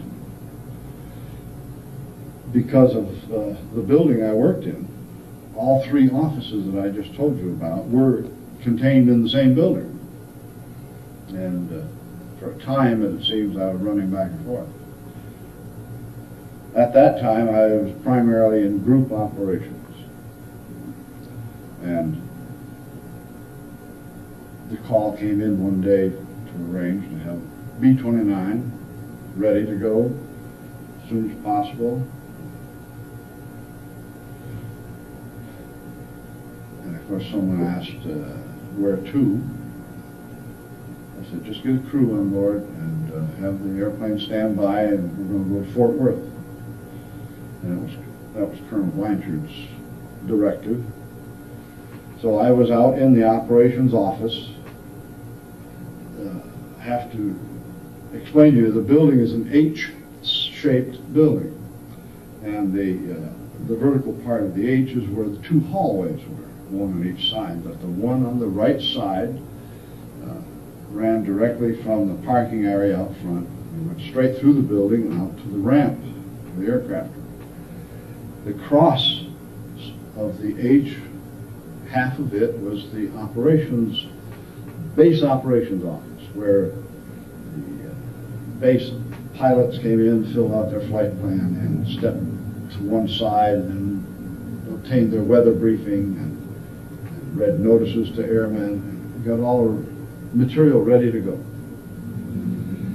And the flight clearance then was taken and submitted to the tower to let them know something was going to happen, and to air traffic control and so forth. As I explained last night, yesterday afternoon, trying to clarify a point, each squadron also have their own operations set up, and they could release their aircraft without going through base operations. They would let us know that a group was taking off and just how many airplanes there were. But they had already handled all their arrangements with air traffic control and with the tower and so forth. At any rate, I was in that operations office, and Colonel Blanchard drove up and came in and asked, is the aircraft ready? And I and one other fellow there, who was now dead, said, yes, it's sitting right out front, ready to go. And with this, he turned, stepped out back into the hallway, and waved to some people outdoors and still sitting in the automobiles. And I suspect, trying to recall now, there were 4 or 5 or 6 people. And I'll say 5. Doesn't really matter, but they came in the front door, straight down the hallway, and right out onto the ramp to climb into the airplane. And these were the people that were carrying parts of the crashed flying saucer at that time, UFO today, that I got to see. And that was the only thing I got to see. And it was very short, very quick. Colonel Blanchard, in order to get out of their way, had backed into the doorway of the ops office. And I stepped up to him and I said, Colonel, turn sideways, I want to see too. Maybe if I hadn't said that to him, made it obvious that I was there, I would not have been shipped out 2 weeks later. What was his immediate response to your request? Well, he just turned, and if you knew Colonel Blanchard, and when he went on to become 3-star general and vice chief of staff, he was a very commanding presence, and he was a good officer, a real leader. And when he said he wanted something, people said yes, sir, and it wasn't just because he was the military. So he just turned and looked at me, and he did turn sideways so that I could half step into the doorway and watch the fellows go through. And thus I saw them carrying certain pieces of these metals, items. And as I've described to other people, when asked, they had one piece that was, I like to say, 18 by 24 inch or coffee tabletop size, brushed stainless steel in color. Maybe if you think of a common aluminum foil roll today, when you pull it out, one side's real reflective, but that's not what it was. It was like the opposite side, which is rather dull. Doesn't have great reflective power. And I've heard it mentioned now for so many times about the I-beam with the markings on it and so forth. And I actually saw that piece of I-beam being carried through and saw the markings. But it was a case of here it was and there it went. And, very quick. That was all I got to see. They went out, got on board the aircraft, went to Fort Worth. And Major Marcel went with them, of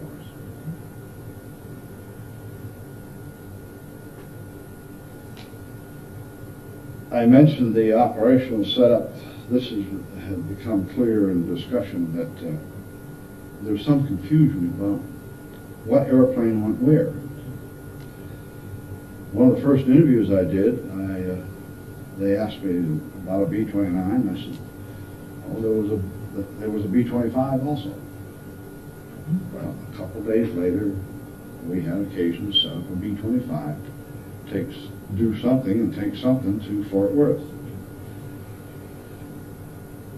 Then there was a third flight, and this was the B-29 that Pappy Henderson was the pilot, and he flew to Wright-Patterson Field in Dayton, Ohio. Directly from Roswell? Yes. No stop off? No.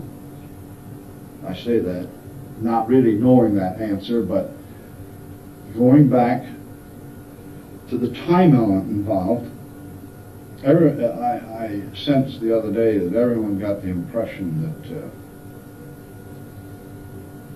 Major Marcel went out to the crash site, picked up this material, brought it on base, showed it to the colonel, and it was flown out. And at the same time, Walter Haught had made this newspaper release, public relations release, and within 12 hours, it was all squashed and killed. And I picked up that everyone was thinking that everything went out on that flight. That they went to Fort Worth and then they went on to Wright-Patterson. I'll have to jump now 40 years. Feel free. Because something that happened in our house. There was a couple we had in for dinner, and I knew he was a mortician, retired. On the 40th anniversary, the local paper in Roswell reprinted the story of the flying saucer and the pictures or the sketches. And they had a couple sketches of what the aliens were supposed to look like. These alien bodies that were claimed to have been found. As we were walking to the front door down our hallway, this fellow turned to me and said, "Did you see yesterday's paper?" And the article on the Roswell incident. I said, "Yes, I did." And shock number one comes when he said, "That's what they looked like." thus we stopped and talked a little bit, and I come to find out, and he has since been interviewed by Stanton Friedman. He was a mortician on duty that received a phone call from the air base asking for child-sized caskets and body bags that night. Or say the night after the first airplane flew out. It develops that this individual was driving an ambulance for the mortuary, which was a service they provided the Air Force, and he had gone to pick up a sick airman in town and took him to the base hospital. Now this is the next night, so 24 hours later. And he said, I'll go over and see my girlfriend. And it happens that the nurse who handled the bodies was his girlfriend. They had even been thinking about getting married. I don't recall her last name. Her first name was Naomi. He walked into her lab area and was immediately stopped by air police and escorted out. Before he was actually taken out, she looked up and said, I will call you later. Because he said, where are you going? Well, I'm going to see my girlfriend, Lieutenant Thompson. Out. They took him out. Later they did meet, as he told me, and she sketched on a prescription pad what the aliens looked like. And he had that sketch and took it back to the mortuary and put it in a file in the drawer of his desk, where he had a series of files on the work that he handled. And that was all the records they were keeping. He delivered so many caskets, or he picked up so many airmen and took them to the hospital, and so forth. Stanton Friedman interviewed this individual, and they arranged to go to the file building that the mortuary still maintains. And they found all of the files, manila folders and so forth, that he had had in his desk during the years he worked there, except that one file with the sketches in it and any remarks. That had been picked up sometime and taken. By whom, they don't know. But here again, the secrecy veil had come down. You said you were shipped out shortly after this happened. Yes. Now, as I explained yesterday to the people, to clarify this point of the different flights,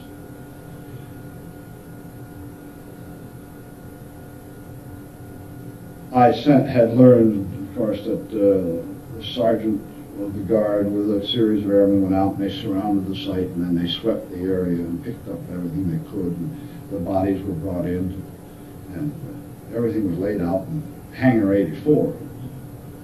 And what happened to them then? Well, as I was relating to the fellows, the Air Force had established a system of, it was a base operations office for all normal activity, and they controlled the weather station, they controlled the crash equipment, the tower operation that oversaw the control of the immediate area. Each squadron had its own contact and own operations, and they could set up their own training flights, establish their own contact with air traffic control, tell the tower that they were going to take off tomorrow at 10 a.m., the whole 12 airplanes or however many, and all they provided to the base was the fact that 12 airplanes leaving tomorrow and be gone on, let's say, a 15-hour mission. That's all we needed to know, speaking in terms of representing the group ops and the base ops. And one of the squadrons this is about 3 days later now, or 4 days, announced a training flight, and their aircraft all took off, let's say this morning, in the order that was prescribed and so forth. One of those aircraft was flown by Pappy Henderson, which had been loaded with all material out of Hangar 84 and went to Wright-Patterson. Including bodies? Yes, they were in the caskets that this friend of mine had supplied from the mortuary. Did you see the caskets or the bodies? No, I didn't. How do you know that they were on that plane? Because that's when they got there. How do I know? I was told that that's what Pappy Henderson said he carried. He was in the hangar and saw this material and saw that his aircraft was loaded. And that's, it was years before he mentioned anything to anybody else. At any rate, in other words, what I'm trying to convey is everything did not go out with that first airplane. And when the next flights went, we can't find out today. There's no way of tying it down. They have an idea of when he arrived there. But that's not important. The point is that once the secrecy veil dropped and Colonel Blanchard was informed, and he informed his staff a day later, the official story is this was a weather balloon and that's it. Nothing further need be said. I ran into, I don't call it a misunderstanding, a lack of understanding on the parts of a couple of investigative reporters who asked me a leading question, and I turned and looked at them like I'm looking at you, and I said, "How old are you?" And they were rather startled, you know. He said, "And when were you born?" Well, he was born around the time of the Korean War, 52, 51, 53, you know, different dates for different people. I said, "All right." I said, "Your knowledge of war has been limited to the Vietnam situation and the confusion that was going on and the lack of support by people for that war, and really the confused way it was run by Washington authorities." I said, never before in the history of military operations has a national capital set back and told the people how many bombs they can drop tomorrow or how many shells they can fire in their gun. You know, this is a ridiculous way to run an operation. But back in, the question had evolved because of Walter Haught and myself, who knew each other at the air base, who a year and a half later, or 2 years later, shared an office for a year in town as civilians. He was running his little thing, and I was running my little operation. And we cut expenses by sharing an office. And he had raised the question with Walter and then with me, "How come you fellows never talk to each other?" And Walter had made the remark, "Well, I guess I know what I know and he knows what he knows, and that was it." Well, how come you didn't talk to each other? That's what I'm leading to, and why I asked him how old he was. I said, World War II. If you didn't experience it, it's very difficult to understand. But I said, someone came up and slapped the collective nose of the country, and we fought back. And it was in the newspapers, it was in magazines, it was on the radio. Statements similar to loose lips sink ships. Don't talk about anything. Don't let on you know anything, because someone's going to take the information and use it to your detriment. I said college campuses got into it, but not by using signs that said minefield, don't walk here. rather than keep off the grass. Newly seeded areas, and they'd have it roped off and say, minefield, don't step here. Consequently, the entire country became, in a sense, brainwashed. Everyone was concerned with World War II. And I asked the question, did you ever know that everyone on the coastline had blackout curtains on their windows and on their doors? When someone rang the doorbell, they turned out the lights before they opened the door? And they said, no. I said, well, this is true all the way down the eastern coast around Florida and the Gulf of Mexico. The theory being we shouldn't allow the enemy to know where our cities were. Of course, now they could sit out there during the day and watch, and people in New Jersey could look out on the ocean and see tankers being blown up by torpedoes. This was taking place right out there. And this is the way we operated. You were told not to talk about anything. And then if you were in the military, it was even more emphasized. Consequently, Walter knew his thing, and I knew my thing, and we never talked about it. We had never talked to one another about the Roswell incident until after we were invited to come here. And suddenly we both... What do you think? I guess we both felt we had to explain to each other what we did know. What do you think happened? What crashed in New Mexico in 1947? I think some type of craft of which we were not at all familiar had a problem and did come apart and crashed in the desert area of New Mexico. I really do. As the properties of the material that was found was unknown to all our scientists. The bodies had never been, no one had ever been seen like that before if these sketches were true, and I feel they were.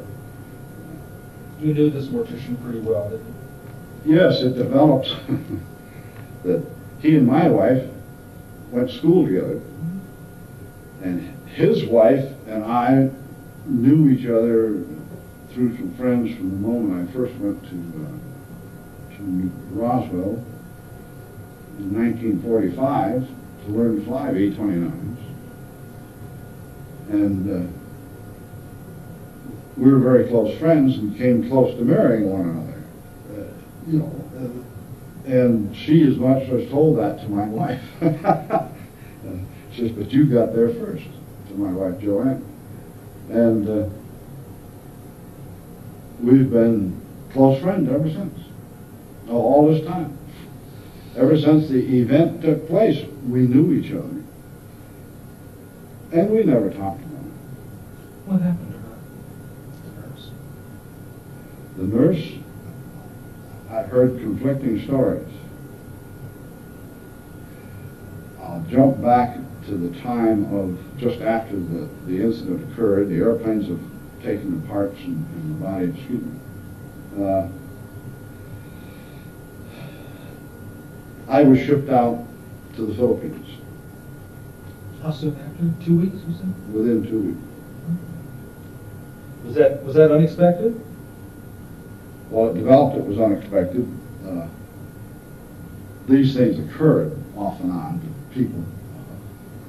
But there was a telegram, TWX called number, it came in from 8th Air Force that said, urgent need for one each flying safety officer, MOS number such and such, to report to Clark Field in the Philippines. And they turned around and looked. Well, I'm not even sure, but what it might have had my name on it, because I was the only weights and balance officer on that base. And so I was shipped out, going to Clark Field in the Philippines because of being weights and balance officer. I understand the nurse was shipped out the same week, the sergeant of the guard and the guards, all of them, who were surrounded the site, swept the area and picked the pieces up. They were all shipped out. And every one of us went to a different base someplace around the world, so that no two of us were together.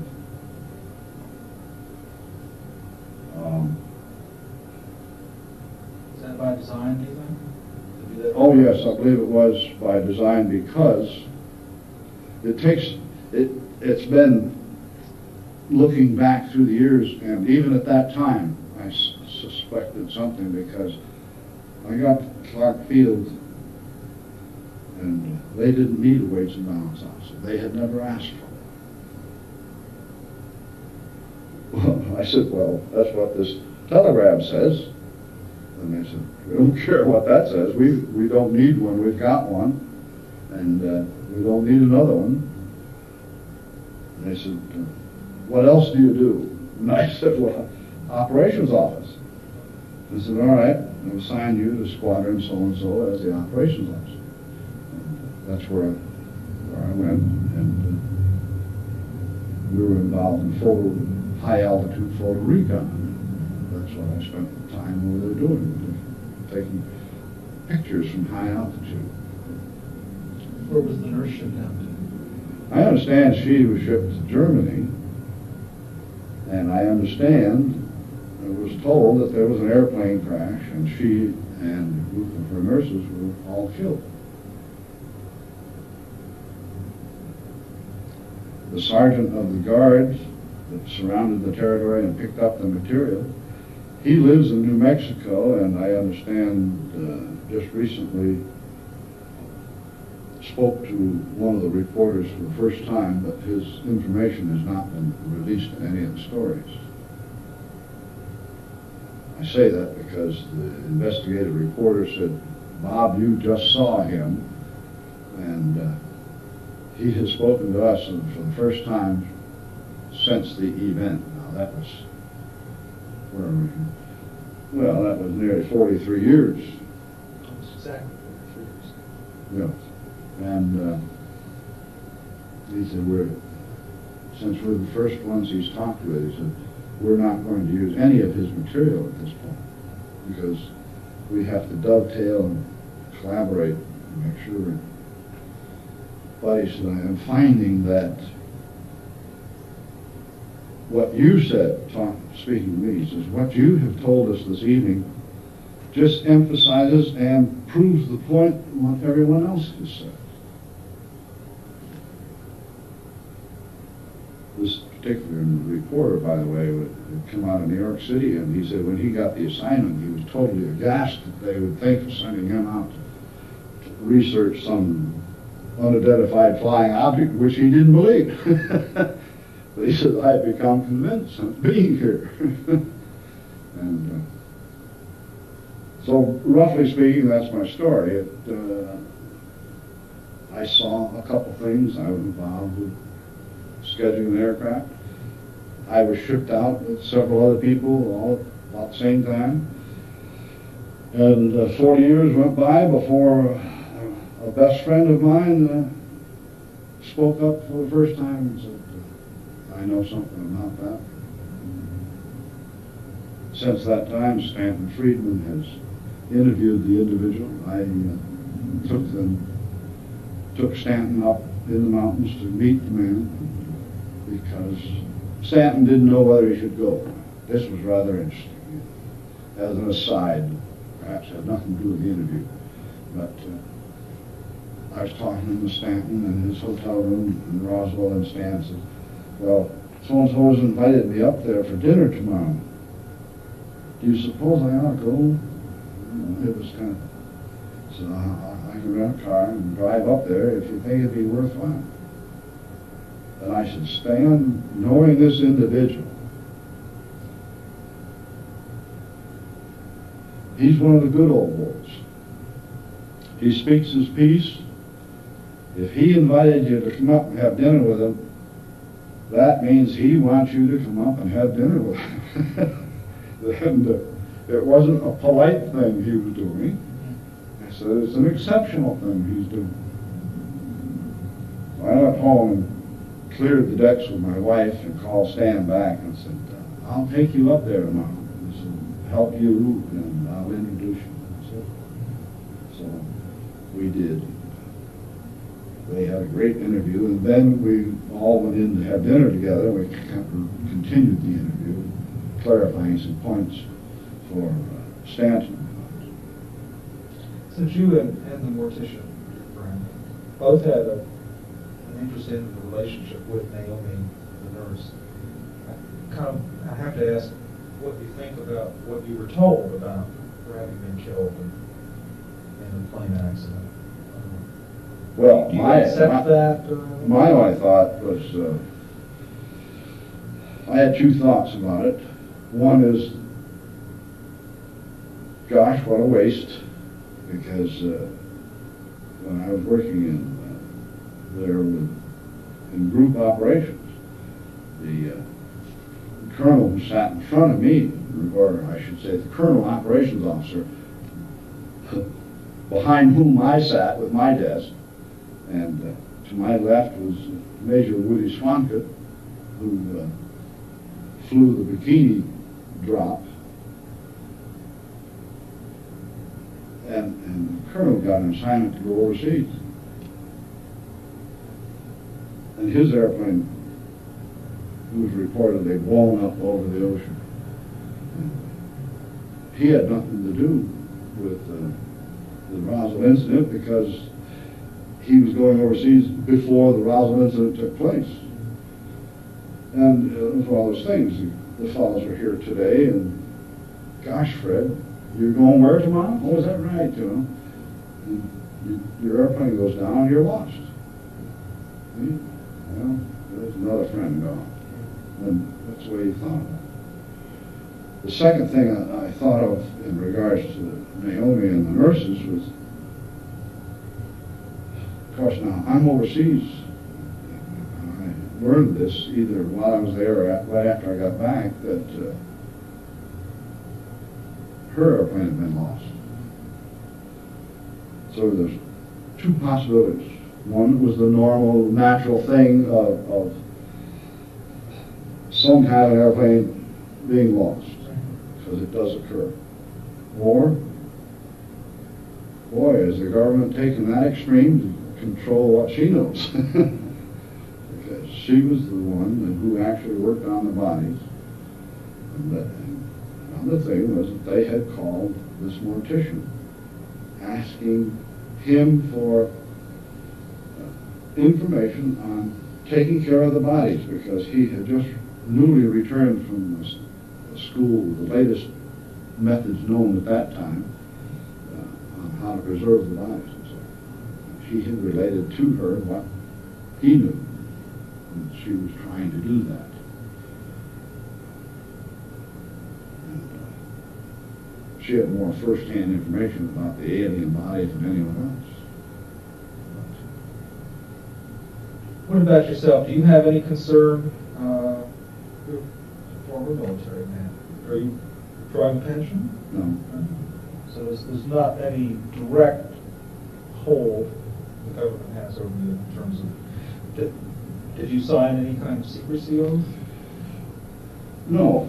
I was not told to keep quiet. Some people were, whom they felt had more information than they knew I did. Right, right. And it's just that, as I learned, everyone was shook down. Right. So that probably pretty much took care of it, I That suppose. was the first initial attempt. Now, this mortician, for example, because of his involvement, he was visited. His mother and father were visited by military people, whether they were in uniform or in civilian dress. Mm-hmm. And they were warned not to say anything to anybody about anything. Mm. Very direct. And once again, if I believe this man without fail. And so some people were directly told, others were just shipped out. I came back from overseas and learned that Walter Klopp had resigned his commission, and thus they left him alone. Walter, of course, as you probably know, never did see any. He personally never saw any of the parts or pieces or whatnot. He just happens to be the guy that wrote the release that stirred everything up. Yeah, and again, it was on. Thank you, Mr. Sherby. I appreciate your time. So that's all I know. Fascinating. Absolutely fascinating. Okay. I still get tongue-tied and forget things. Questions that I've answered 15, 20 times. Same question, but put just a little bit differently. You have to shake your head and back off and regroup. Yeah. Well, but I don't need to give you my standard lecture about I want you to be relaxed. It's just you and me talking. Just sort of ignore Tom, his camera. Just pretend they're not here. I just want you to be as comfortable as possible.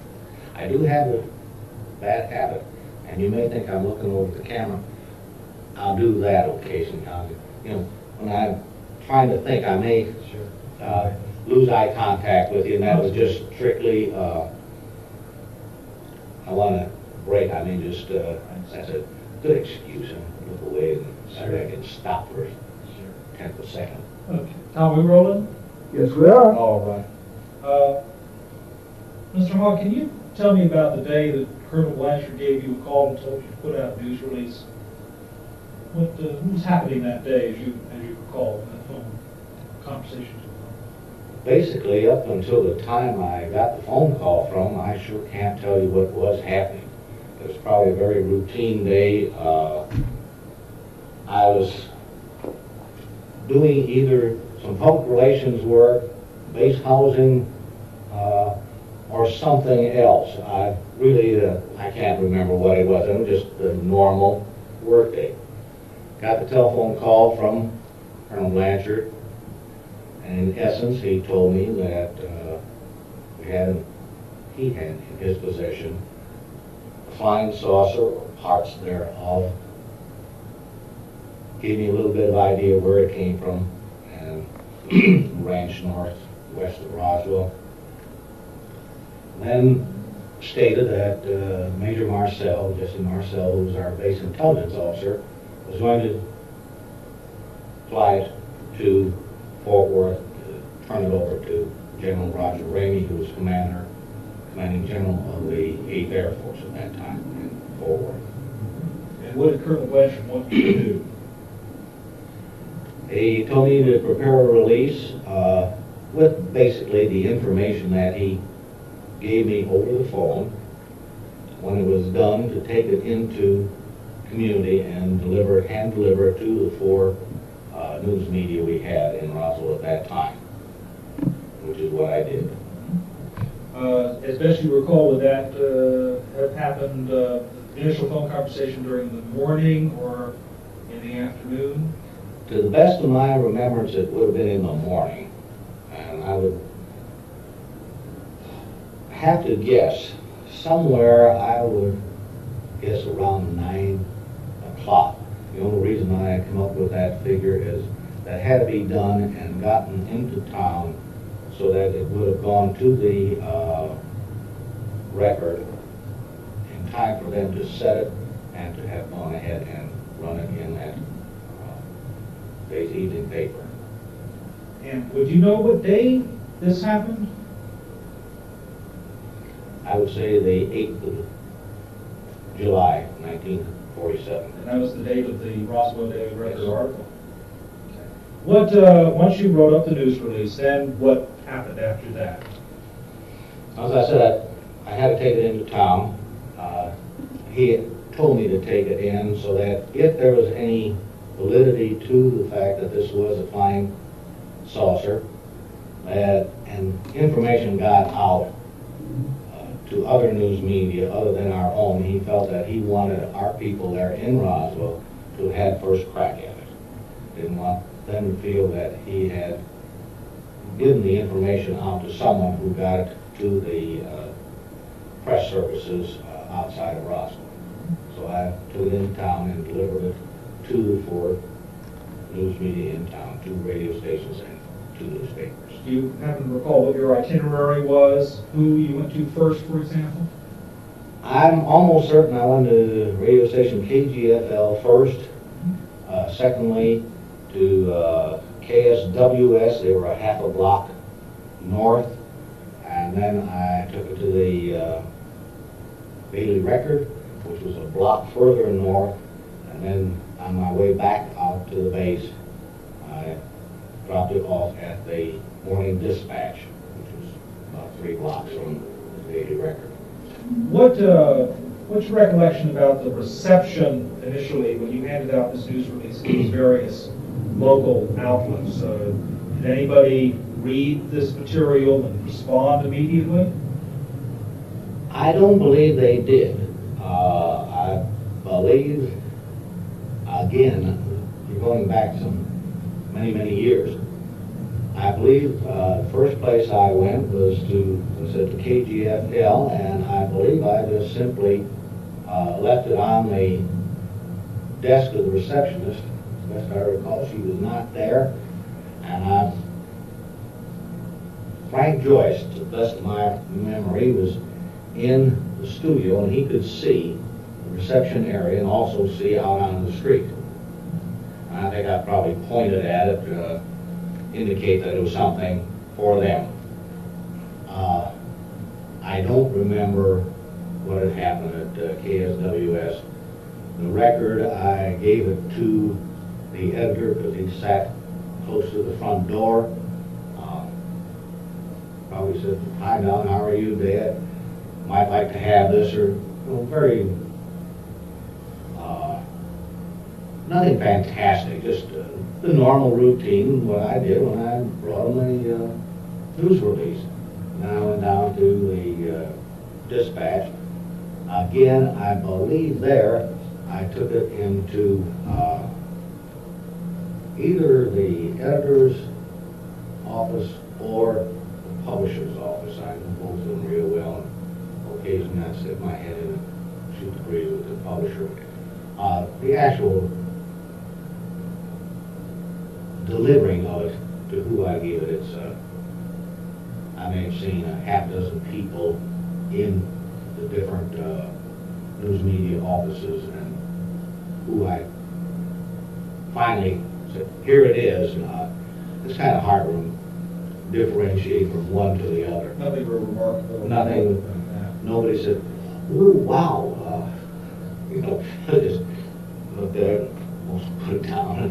Well, most journals treat news releases. That's right, and this was not something that was unusual, because you walk into someone's office and say, "Here's a news release," which I had done many times, and nothing was that hot that they had to grab it and run back and stop presses and that type of thing. So it was just a matter of they took it and probably glanced at it and had a few words, and I went my merry way. And what happened next after you had completed your appointed rounds? I returned to the base, and when I got into my office, the phone was ringing. I picked it up, and the first call was from London, England. I answered the phone. That's how I found out it was from London, England. It was some newsman over there. His question was, how did Major Marcel know how to fly this object? I had, in the release, had stated that Major Marcel had flown the object to Fort Worth, meaning that he had put it on an aeroplane and got in and flew the aeroplane. It was a poor choice of words the way I put it. There were a tremendous number of calls of the same effect. If this was an unidentified flying object, how would we have someone within our Air Force that knew how to just get in there and flip switches and run controls? Some of them, some of them were rather terse. Is this another one of those fly-by-night stories? Can you verify it? And the commanding officer is the one that stated that this is what we had.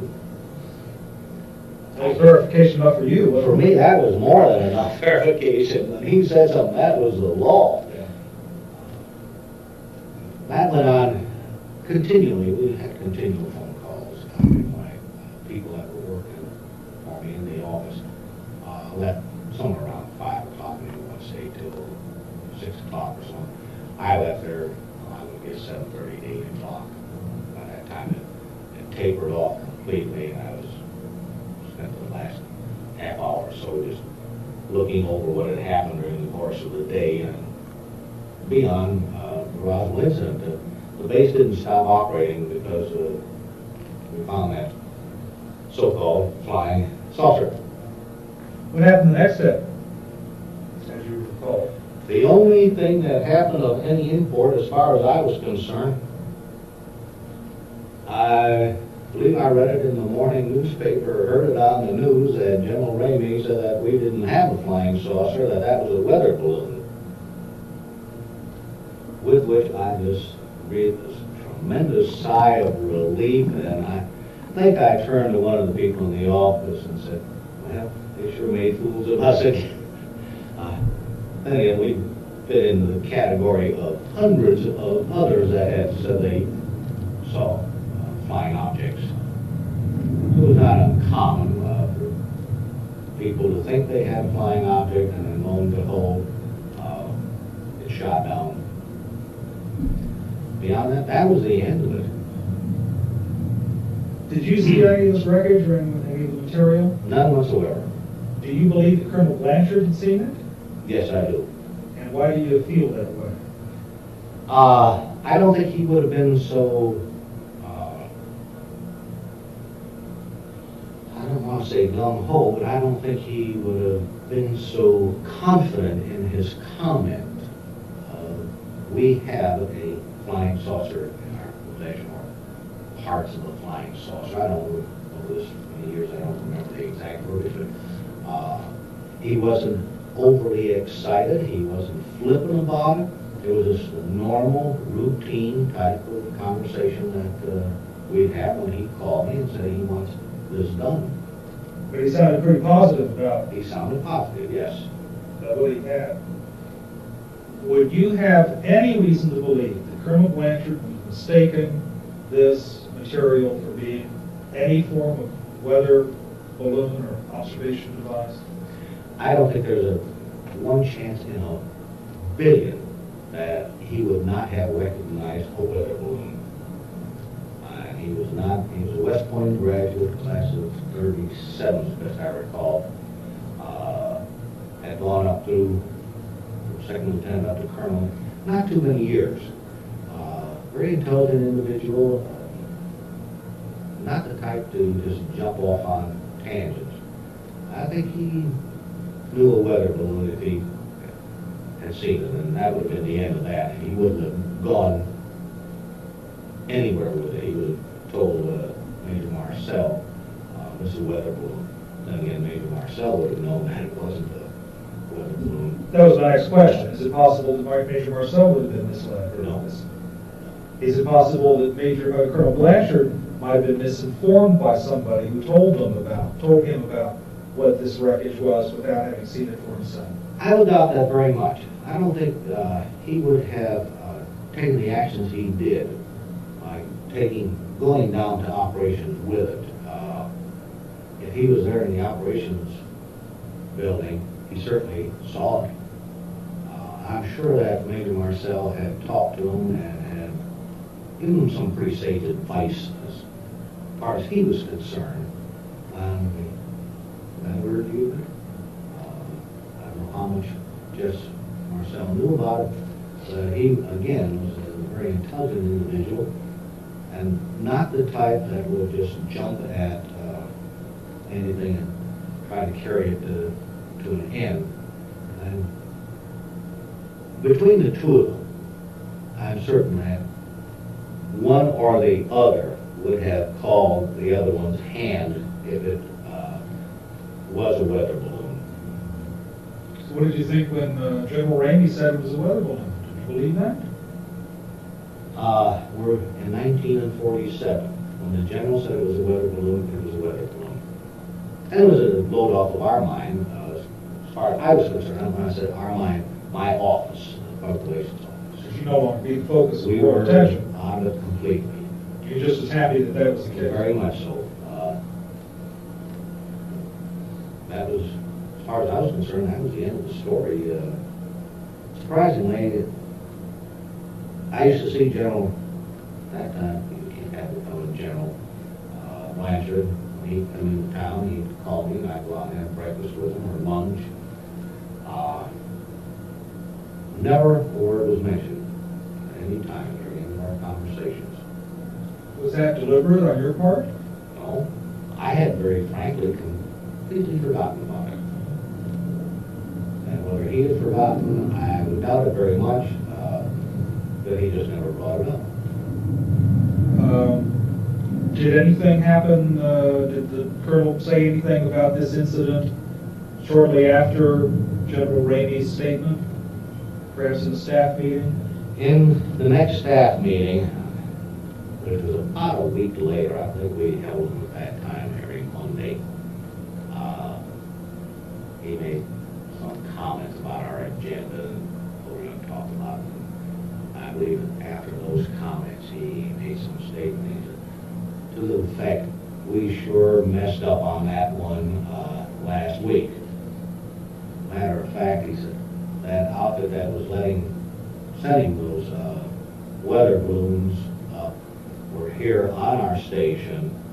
They were from White Sands, and they were checking the upper atmosphere winds from east to west. He sort of helped buttress the weather balloon theory. With that comment, we all, see, we knew it all along. You know, we were all real smart all of a sudden. We knew that it wasn't a flying saucer. Did you ever have a chance to talk with Jesse Marcel? Not until about 1980.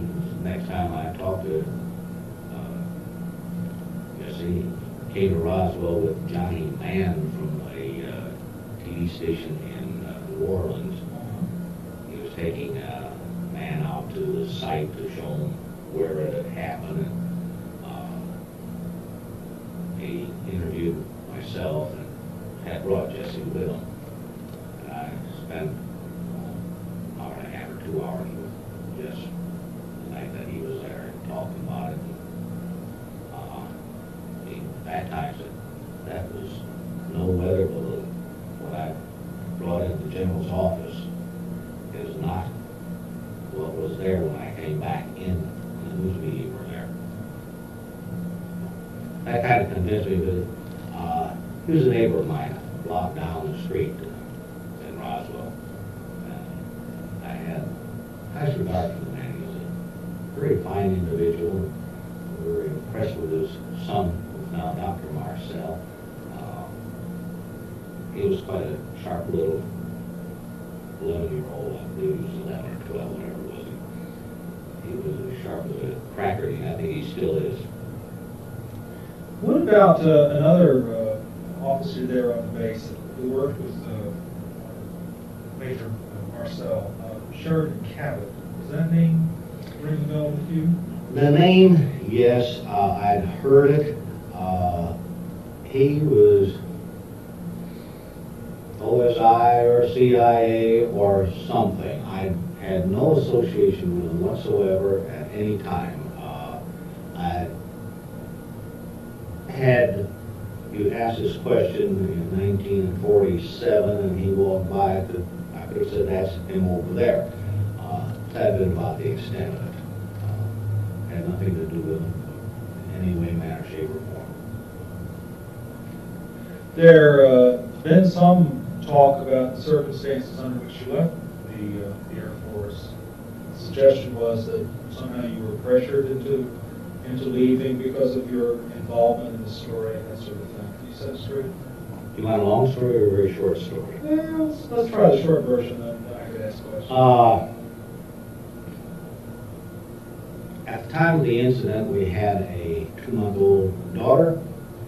We had built a house a couple months before. I was gone a lot of the time. I had about 4 different jobs. We were starting to wonder, well, I think my daughter at her age of 2.5 or 3 months wondered what this was that came in the house every once in a while. My wife and I talked about it and talked about it. Quite a decision for us to have made. Try to decide to stay in the service or get out. We kicked this thing back and forth and back and forth, and finally in February 1948 we decided that we'd stay in Roswell. I felt I knew enough people in business there that I could, nothing else, I could get a job in Roswell.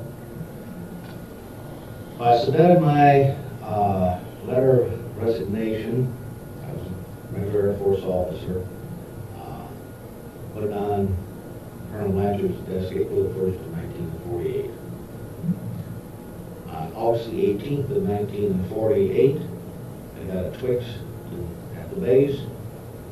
Started out with First Lieutenant Walter G. Hawk, serial number 041123, and goes on and on and on and on and on, and it states that relieved of all duties and assignments and all that, and it ends up Mr. Walter G. Hawk's permanent address is 1405 West 7th Street, Roswell, New Mexico.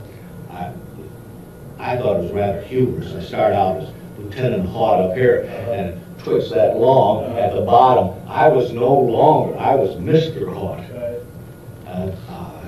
It had nothing to do whatsoever with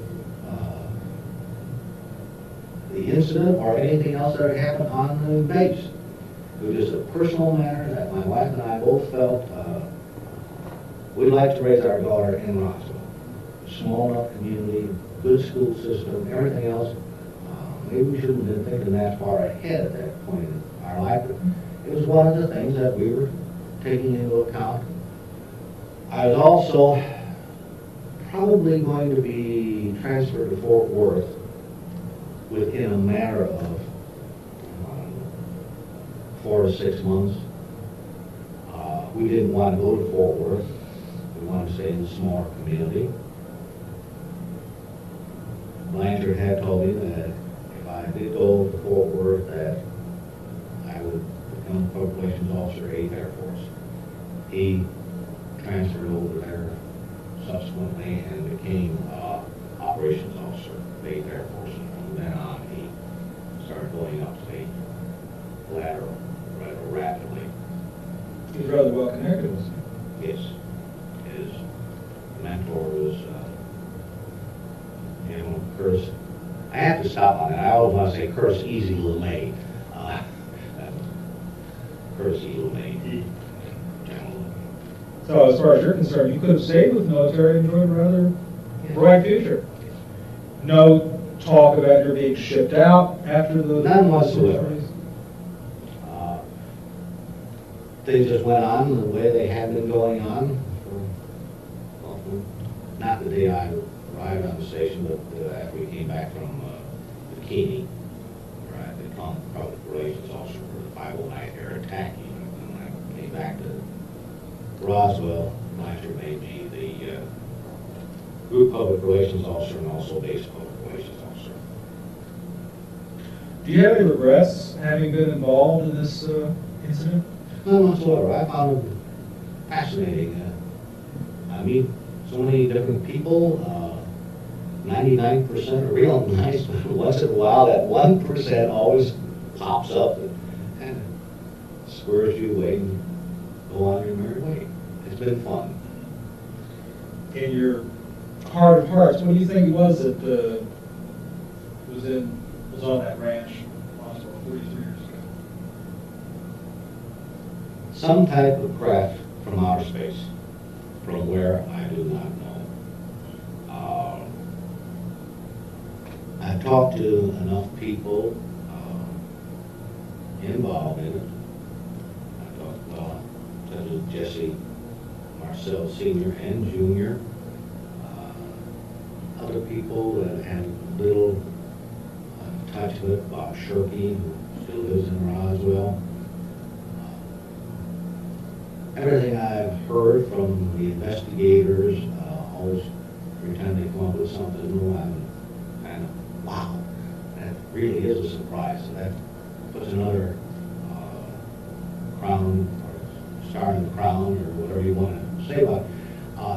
My feeling is that there's been so much that has been brought forward by legitimate people that there had to be something to it, and apparently that is what it was. It was something that crash landed out there in the desert. I'm a firm believer. Can I get you to express your desire about what our government should do about this at this point in history?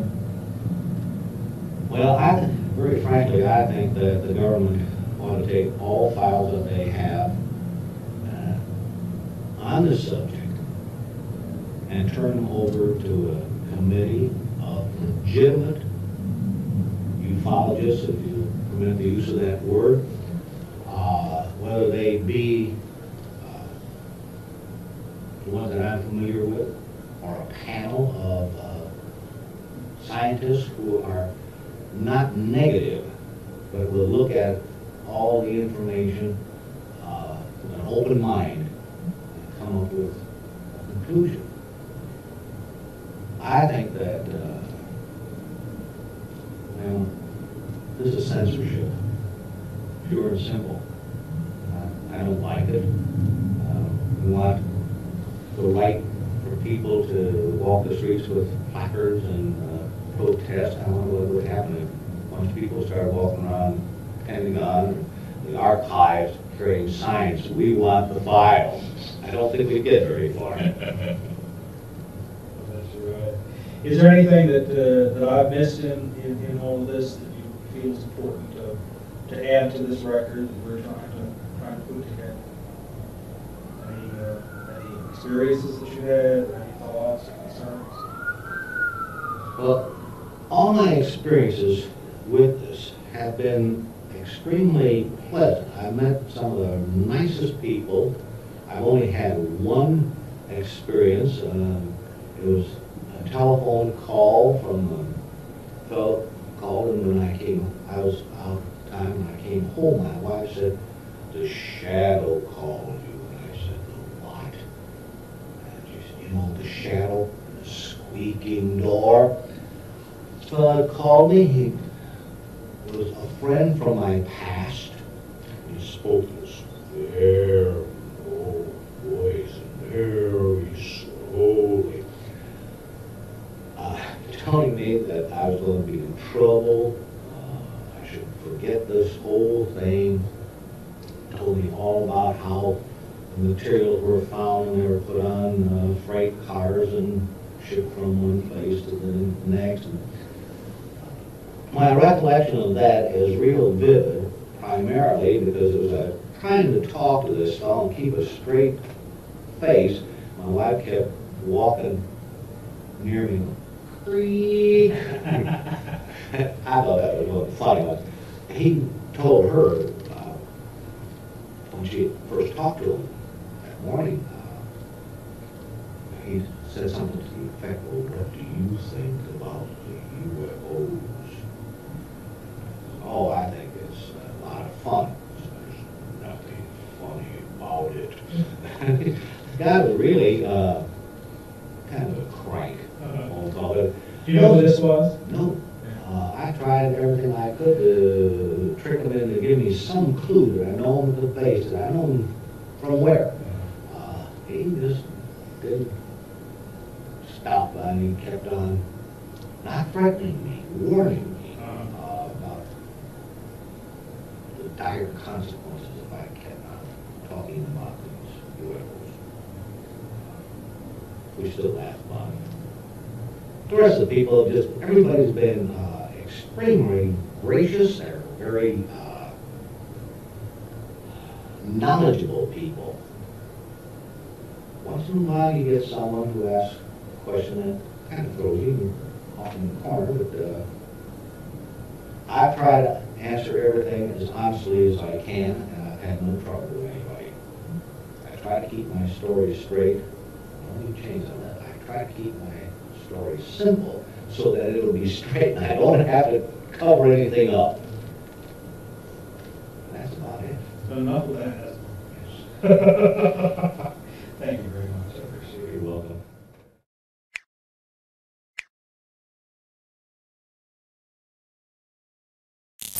You got over 50 years investigating this stuff, and a lot of people, my listeners might not be aware, but if you heard of Roswell, it's largely because of Mr. Friedman. I'm the original civilian investigator, Absolutely. yes. And I think that whole story would have just been swept under the rug, and somewhere in the secret government, there are people cursing at you. Well, probably more than one place.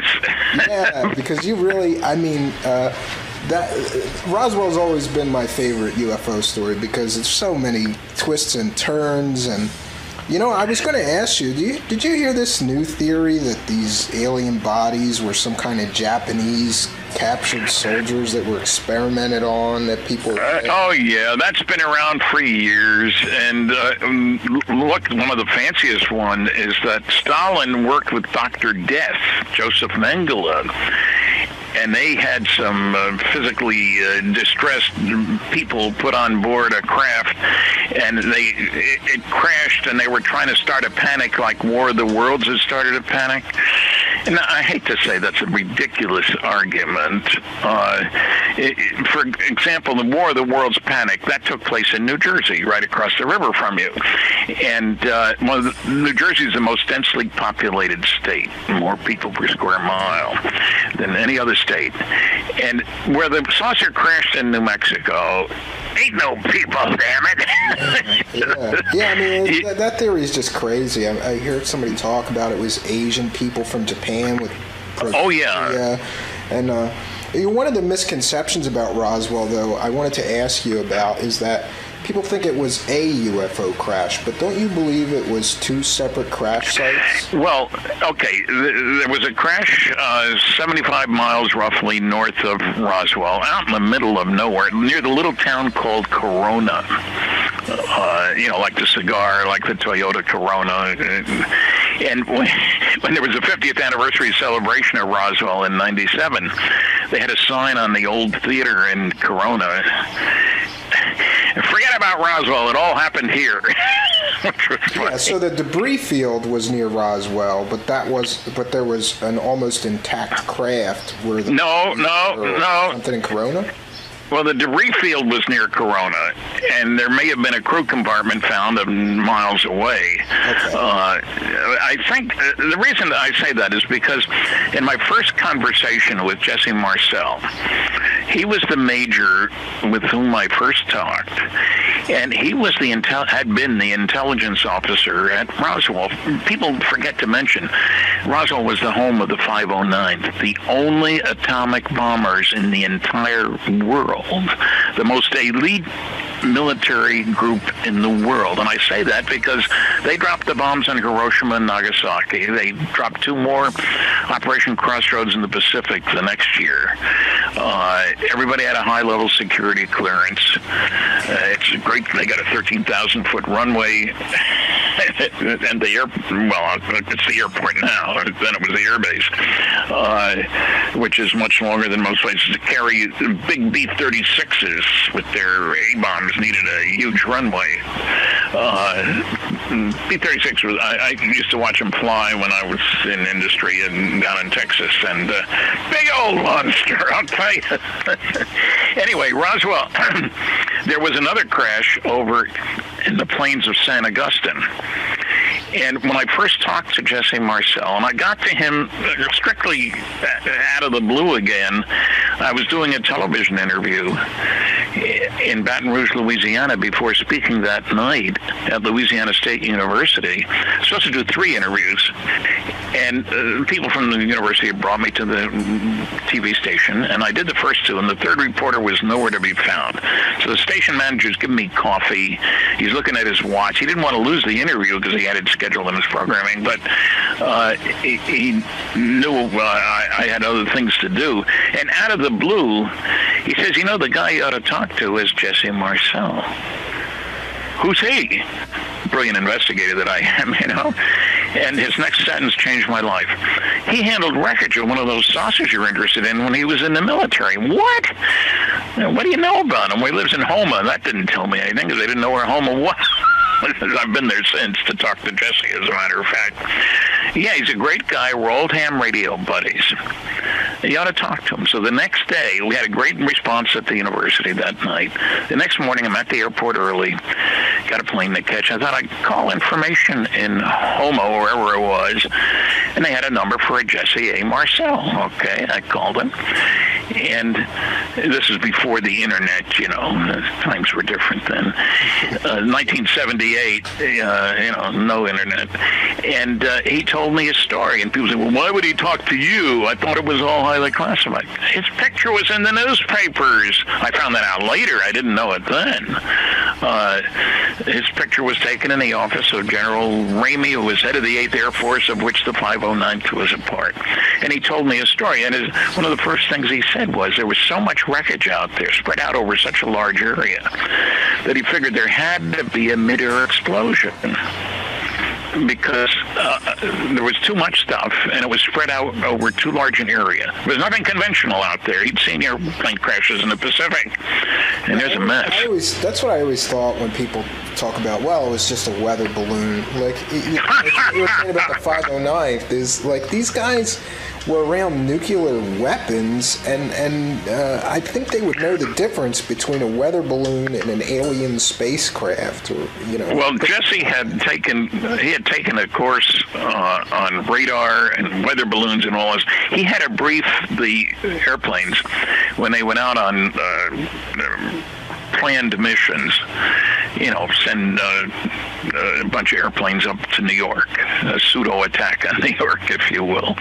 So he was very familiar, and weather balloons were launched every single day at the base, because you want to know which way the wind's blowing, and how strong it is at altitude. You can't tell that from the ground. You got to send up a balloon, and it radios back information. So Jesse was very familiar with weather balloons. Well, remember, there were 4 explanations. The first in the newspapers on July 8th, 1947, Army captures flying saucer on wrench in Roswell region. That was in newspapers, evening papers from Chicago West. The press release went out too late to make the East Coast papers. And the next day, Ramey empties Roswell saucer. So the weather balloon explanation, first it said flying saucer. Then it was weather balloon radar reflector combination. And then we had the mogul balloons.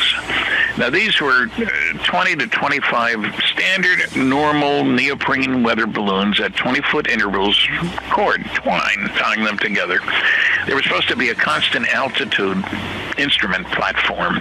They were trying to see if they could hear a Soviet nuclear explosion, because they didn't know when the Soviets would go nuclear. And it wasn't a very good idea. They would stay aloft for thousands of miles. And they had found that underwater, you can hear sounds over a very long distance. There's a layer of the water through which sound travels better, if you will. But the fourth explanation, the mogul balloon explanation sounds good. We were testing mogul balloons in New Mexico. The only trouble was people have looked very carefully at the logs of those who were launching the balloons. They said high security. The purpose was classified, not the technology. They were not accompanied by chase planes or anything like that to recover this exotic technology. It wasn't exotic. The fourth explanation was my favorite, though. The Air Force wrote a big report, the Roswell report, Truth versus Fiction in the New Mexico desert. The Air Force supplied the fiction. The fourth explanation, they said they weren't going to say any more, but they wrote another report. Now they had discovered that we were launching crash test dummies all over New Mexico. So stories about bodies, crash test dummies, and they used the same map of where they dropped all these dummies. I should explain the reason for that was airplanes were flying much higher than they'd ever flown before. And if you were on board an airplane at 40,000 feet and you had to eject, you wanted to make the ejection safe in the first place, because you had to find out how long does it take before you come down where the temperature is reasonable? You could freeze to death. At 40,000 feet, it's very, very cold up there. And you certainly aren't going to use pilots on these ejection seat tests, And the bodies were dummies. I found the Air Force officer, Colonel Madsen, he's dead now, who had been in charge of the program. His picture is in the Air Force report. They didn't talk to him. They went back and looked at the old records. He made sure that I understood a couple of things. One, the dummies were 6 feet tall and 175 pounds. And they were in Air Force flight gear. You say, why would you do that? Because that affects the drag and the heating of the body as it comes down. You want to measure that. And you can't do it, without a dummy that isn't properly dressed, if you will. Now, these were wooden dummies, and often when they hit the ground, the limbs came off. And they didn't look anything at all like a small, big-headed alien. Yeah, I always thought that was funny. Like, okay, you used... It was funny.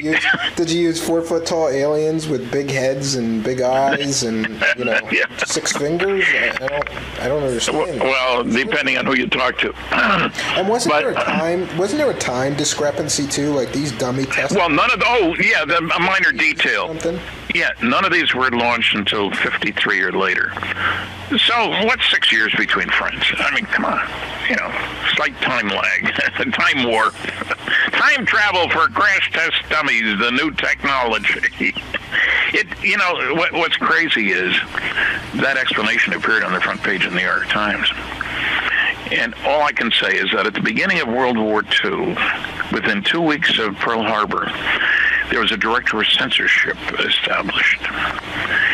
And, for example, the newspapers couldn't use the word uranium anyplace.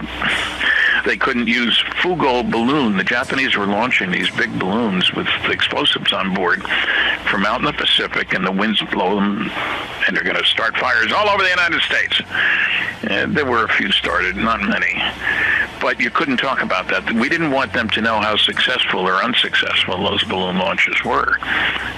One person did die. There was I've read about that. It's amazing that the government's response was to just not talk about it. They didn't want the Japanese to know that they were at all successful. So they would just let them waste their energy.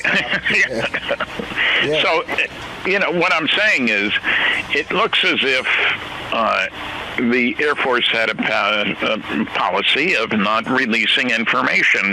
That's no surprise. And that's why I mentioned that Air Force press release about Blue Book Special Report 14. It set the tone when you have your top official in the Air Force flat out lying.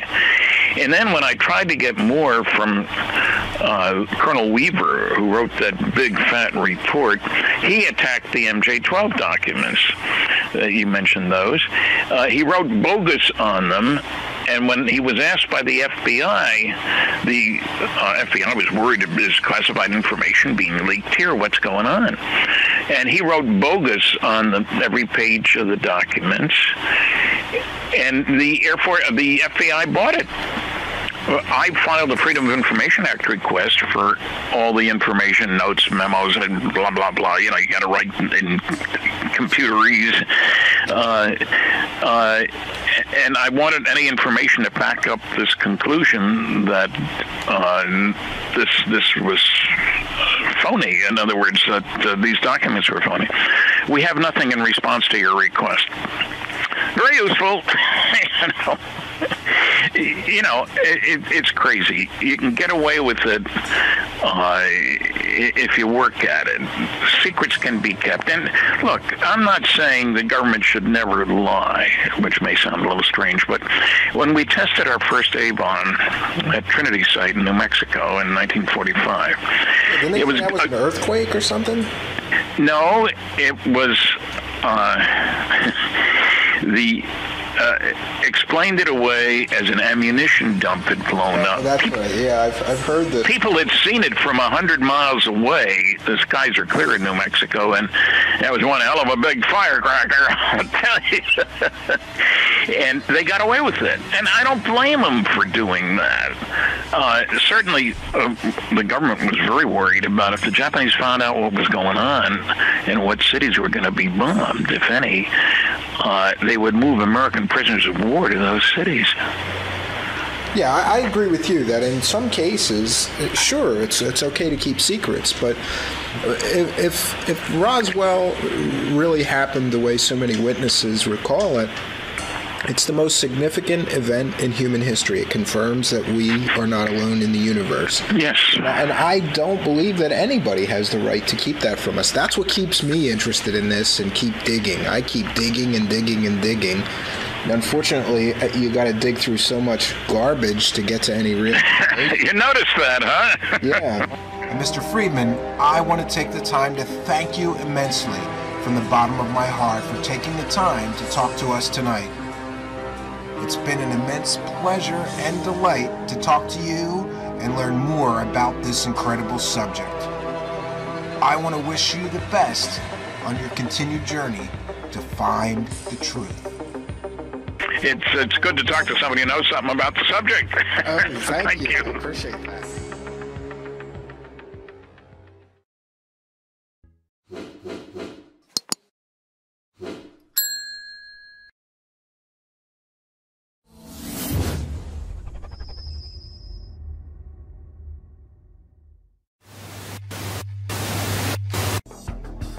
Greetings and salutations, and thank you for being here for the 75th Roswell Anniversary Truthseekers Special Deep Dive. If you're new to the channel, please be sure to subscribe and hit that notification bell so you too will know about future special events you can attend here. I wanted to take a moment to thank all of our kind and generous benefactors, because people all over the world send a few bucks in pledges, either through PayPal or through the super chat down there in the live chat, the money button, super stickers, we have and take Cash App pledges as well. I want to thank everybody who has signed up to be a Patreon member, because for as little as $1 a month, you can get some extra content from us here. Additionally, I'd like to thank the channel members who get a bunch of YouTube benefits as well as all the Patreon benefits for as little as $5 a month. I also wanted to mention that I have something strange for my friends. These are Roswell wreckage replicas, which I have been making here. I also wanted to mention that for today's special event, we have prizes for those of you pledging $30 or more, either through Cash App, PayPal, or Super Chat. And this is a gift that we will be sending everybody who pledges $30 or more. This is a Roswell debris replica, and it's designed to look exactly as Jesse Marcel and his son had described. This is the so-called I-beam wreckage. This is a replica, of course, and I'm happy that I'll be able to offer these to anybody pledging $30 or more to our show today. This is just a special free gift that we're going to be giving you kind and generous people for supporting our show. Well, friends, let's get back into it.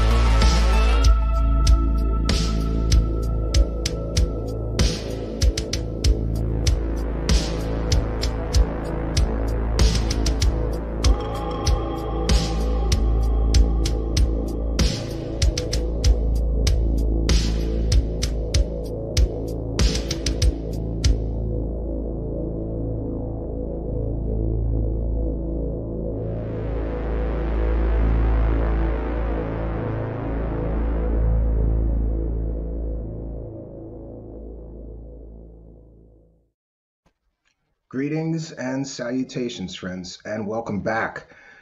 We tonight are going to finish a long-standing research project of mine. For those unaware, some time ago, I began to gather the world's leading experts, authors, and researchers into what I believe is one of the greatest mysteries on planet Earth, and that is the Roswell mystery. We are coming up right now on the 75th anniversary in July of the Roswell event.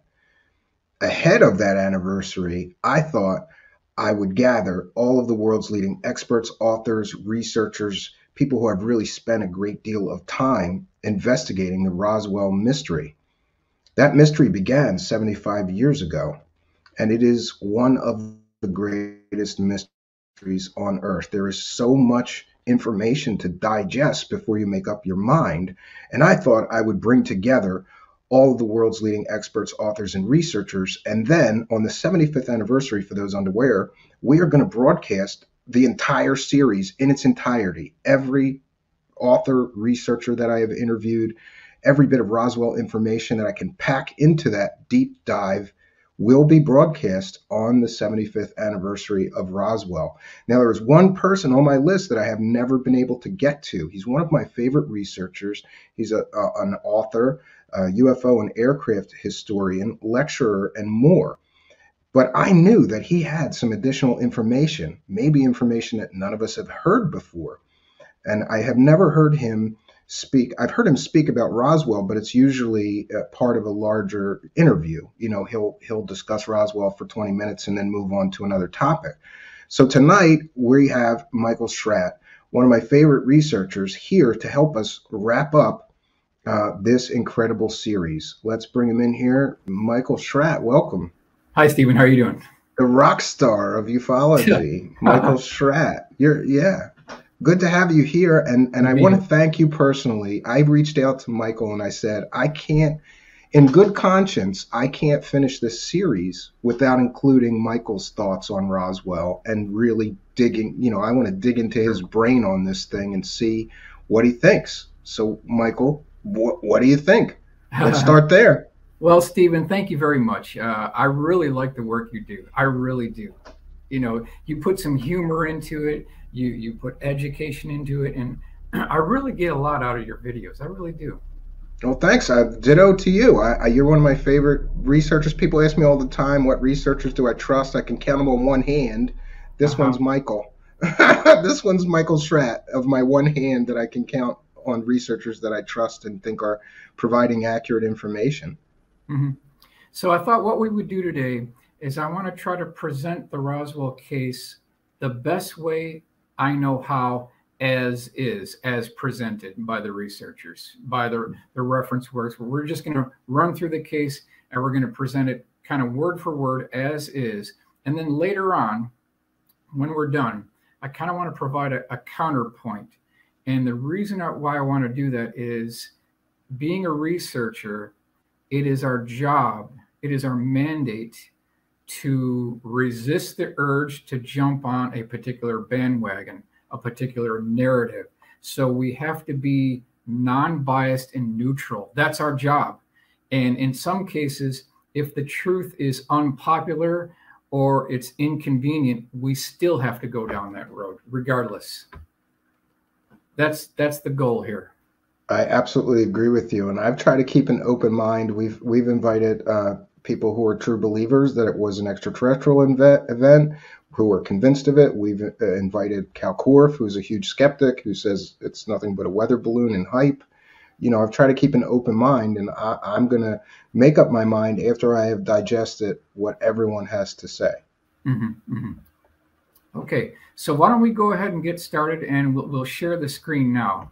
Let's go ahead and share screen now, and let's see if I can figure out how to do this here. It's the center button there says share. Okay, let me see. I don't see that on here. Okay, all right, share screen. Share screen. Okay, all right. And what if I go to this? Can you see this? No, you have to go to the bottom. It'll say share. Okay. The bottom right in the middle, you'll see a bar there. It says mute, stop cam, settings, share, invite, leave studio. Entire screen. Share. How about now? There we go. Now, Does that work? we got it. Yeah, and I can Okay, add good. it here to our stream here. There you see. This is why I invite Michael, because I'm too lazy to do all these slides. And Michael is, he's got them. He's got slides we gotta have visual aids here. Presentation and everything. Yeah. So let's do kind of a Roswell road trip report here, and I want to take you through the town, show you some of the landmarks, and trace the historical legacy of the event, and then take you down Main Street, which you can follow today. You can follow the path of Main Street all the way to Hangar P3 Building 84 if you choose to do so. So that's what we're going to do here. And the first thing that we need to look at is this map here. And if you look at the bottom of the map, you'll see Roswell, and we'll just kind of go through this slowly here. On the upper left hand, you've got Corona, and then you've got something called the debris field. So in point of fact, we're talking about multiple events going on at the same time. It's not just one crash here. We've got multiple things we need to look at. So the first thing is, if you look north of this large circle with the arrow that I have pointed to it, the debris field, 5 miles north, approximately 5 miles north of the debris field, which is 65 miles northwest of Roswell, is something called the touchdown site, which almost no one ever talks about. It's called the touchdown site. And this is the location where Lincoln LaPaz and Louis Rickett found two interesting things. They found fused glass, fused sand, which is indicative of high heat. And they also found, Stephen, a seamless black box that is almost never talked about. We believe it to be about the size of a bread box. It's seamless, and to this day, I don't think anyone knows if we've ever been able to open it. We just don't know. So those are the two things that were found 5 miles north of debris field at a place called the touchdown site. Now, going south, we've got the main debris field, 65 miles north of Roswell, where we have Mac Brazel and 7-year-old Timothy D. Proctor on the morning of July 3rd, 1947. They discovered 3 types of debris, which we're going to look at in the next few slides here. Now, as the craft is traversing from the northwest to the southeast, you can see the track that I've drawn here. That's the flight path. We have the main impact site. Now, there were 5 bodies recovered and 1 was still alive. And we've got the impact site, which was an egg-shaped craft the size of a Volkswagen. Now, west of the impact site, I have a small dot here. Now, that dot should be moved further northwest. I've already corrected it, but I need to put that map into this PowerPoint. So take that smaller dot where I say second body site. That needs to be moved further to the west. And that's also known as the D. Proctor site, where in the mid-1990s, Timothy D. Proctor brought his mom to this site and told her, "This is where I found something else." He did see the body. At least one body he did see. So this is east of the debris field. Now, we go to the crash site. We already talked about it. 5 bodies recovered. 1 was still alive. And this is kind of the technical layout of where we'll be kind of going through here. Now, let's go to this one. This was taken by Don Schmidt. This is the vicinity of the impact site. This is July 2nd, 1947, approximately 11:59 p.m. And if we go forward here, so you can see there's no trees. There's these low rolling hills. It's remote by car, but it's not remote by aircraft at all. You can see whatever would crash here would be visible by someone flying over. So this is now the morning of July 3rd, 1947. We've got Mac Brazel and we've got 7-year-old Timothy D. Proctor. They come across this strange debris, and they mention 3 types of debris. Number 1, they had debris that was basically, you could call it debris that could not be cut, could not be burned, could not be dented with a 16-pound sledgehammer. That was the first type of debris. The second type of debris is known as the Holy Grail or the memory metal. This is the kind of debris where if you were standing by a table and you pick this debris off the table and you crinkle it up in your hand and let go of it, it would spread out like liquid mercury and then slowly drop down to the table. That's number two. Number three is these strange I-beams that had this very interesting hieroglyphic writing written on the inside wall. So those are the three types of debris that were found. This is the morning of July 3rd, 1947. Okay, so let's move on here. And this is interesting because whatever this was laying out in the New Mexican desert area for the night of the 2nd, the 3rd, the 4th, the 5th, the 6th, and the 7th. So we've got we're looking at 5 to 6 days that the debris, the craft, the bodies were already sitting out there before the military got involved. So you can see we've got erosion, we've got weather, we've got critters. A lot can happen in 5 days. Yeah. A lot can happen in 5 days. That's right. That's right. So, and see, now that's consistent because if you have a body that's decomposing over 5, 6 days and you've got animals nibbling on these things, it's going to start reeking really bad. And that's precisely the report that we got from the members who on the retrieval team. They said that the stench of the bodies permeated their uniforms and their fabric on their clothes so bad that their wives had to burn their clothes. Now, someone tell me how a weather balloon is going to do that. How is that going to happen? Just throwing it out there. How is that going to happen? Okay, so this is an illustration that I commissioned my friend Tom Bogan to do for me. He's no longer with us, so I'm preserving his legacy. He gets the credit for this. Now, this was done under the strict guidance of Don Schmidt. Don Schmidt has reviewed these. This is as close as we can possibly get to what it may have looked like. Now, let's go on. We'll go on to the left here. We've got the ambulance truck. We've got the survivor there. Above the ambulance truck, we've got the 18-wheeler tractor trailer lowboy. We've got a Jeep here. Don Schmidt also stated that where this craft came down was within very close proximity of a windmill and a small water tank. So we've got that. We've got the troop transport on the right-hand side. And then in the foreground to the right, we've got this egg-shaped craft the size of a Volkswagen with a hull breach and then a couple of other bodies. So there's one thing in here that we did not add, which almost no one knows about, which Don Schmidt told me. At Roswell Army Airfield, the 509th Bomb Group did not have a crane at the time of this incident. So they brought in from downtown Roswell a civilian crane to pick up the craft and put it on the 18-wheeler tractor trailer. We just didn't have enough real estate in this illustration to put that in, but there should be a crane in this illustration to make it completely complete. So let's move on to the next scene here. Now, this is Roswell Main Street military convoy, July 8th, 1947.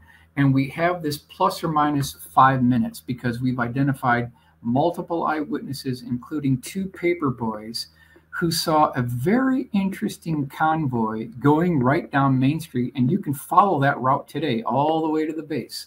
So you've got a couple Jeeps up front. You've got that 18-wheeler tractor trailer that was at the crash site.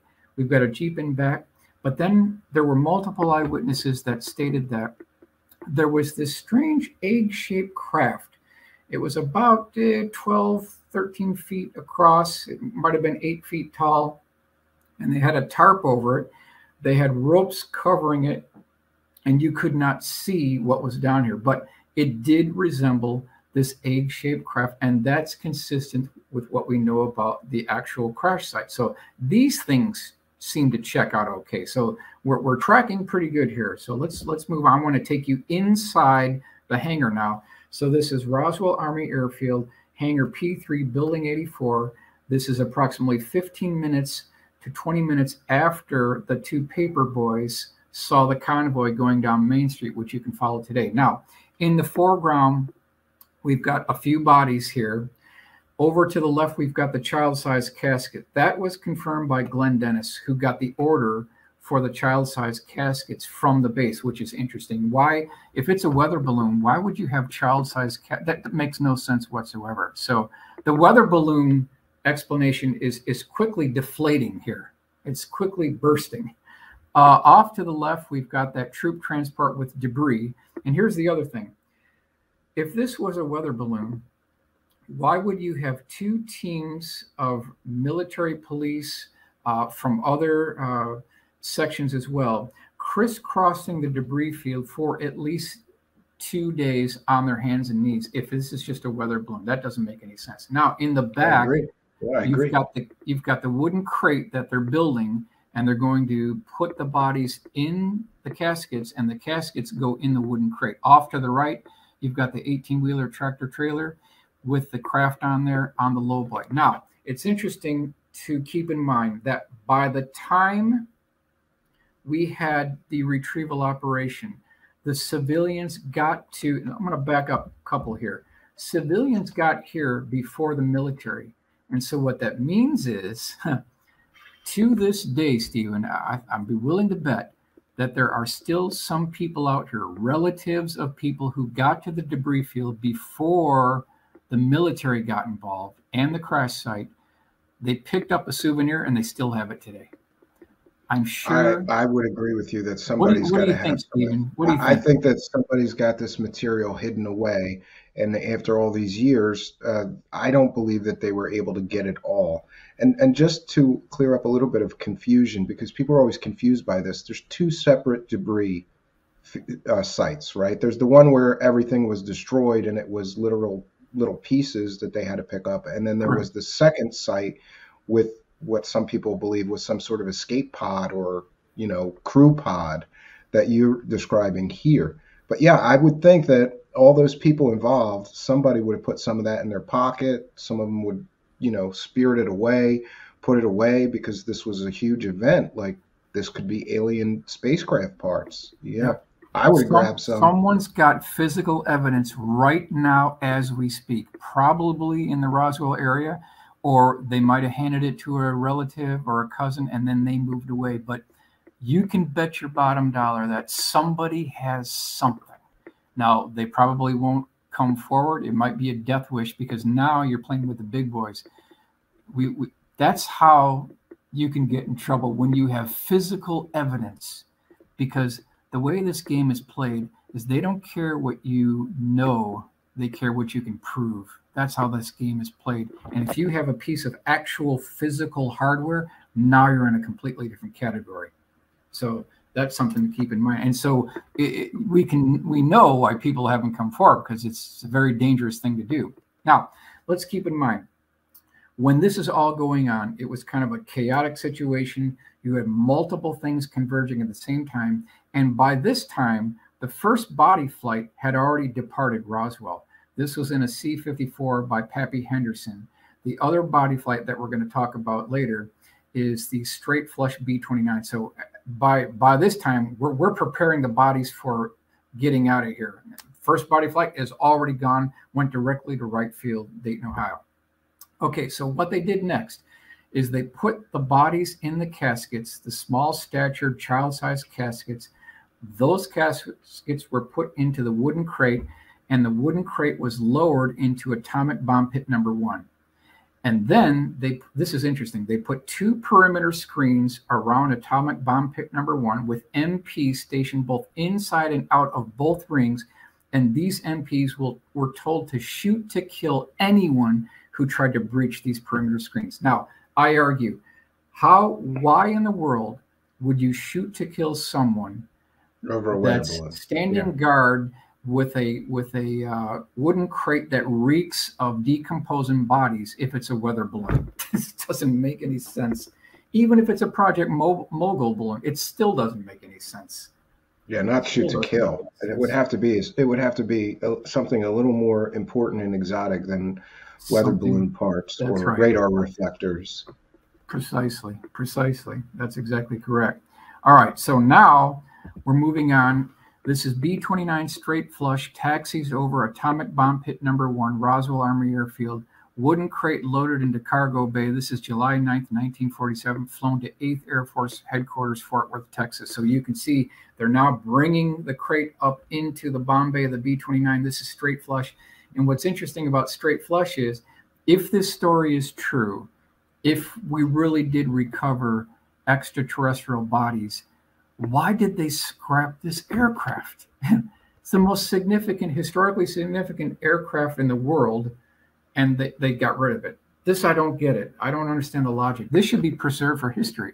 If the story, I would agree. Yeah, absolutely. It would be one of the biggest.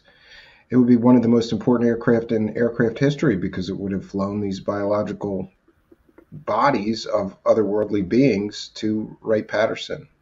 Or I'm sorry, this one was flown to Air Force Headquarters. Fort Worth, Texas, correct. Yep.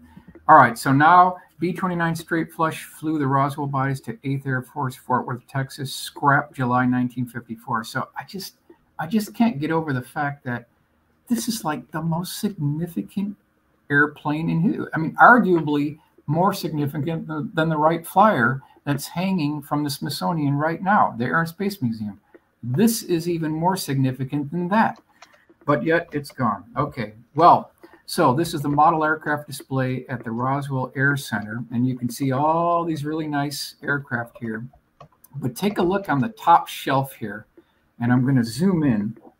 And what can we find? Here we straight flush, yeah, of straight flush Victor 85, and ladies and gentlemen, this is all we got left. All we have left of the most historic aircraft of all time is a scale plastic model. That's it. That's all we got. They absolutely should have preserved this. It should have went to the Air Force Museum in Dayton, Ohio, and they wouldn't need to say what the cargo was. People in the know would know, but at the very least, they could have saved it for us. Yeah, and even forget about Roswell. Even just the history of the nuclear and atomic arsenal of the United States, it was involved in that as well. So it should be preserved. It should be preserved. That's correct. That's correct. Okay, so here's the nose art straight flush.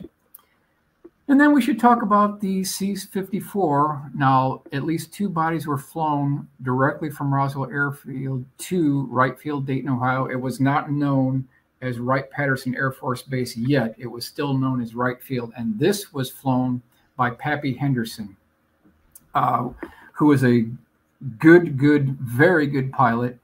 His wife, Sappho, had confirmed that he had told her the story later on. So we got a kind of a second independent confirmation there. And this is a drawing by my friend Rudy Gardea.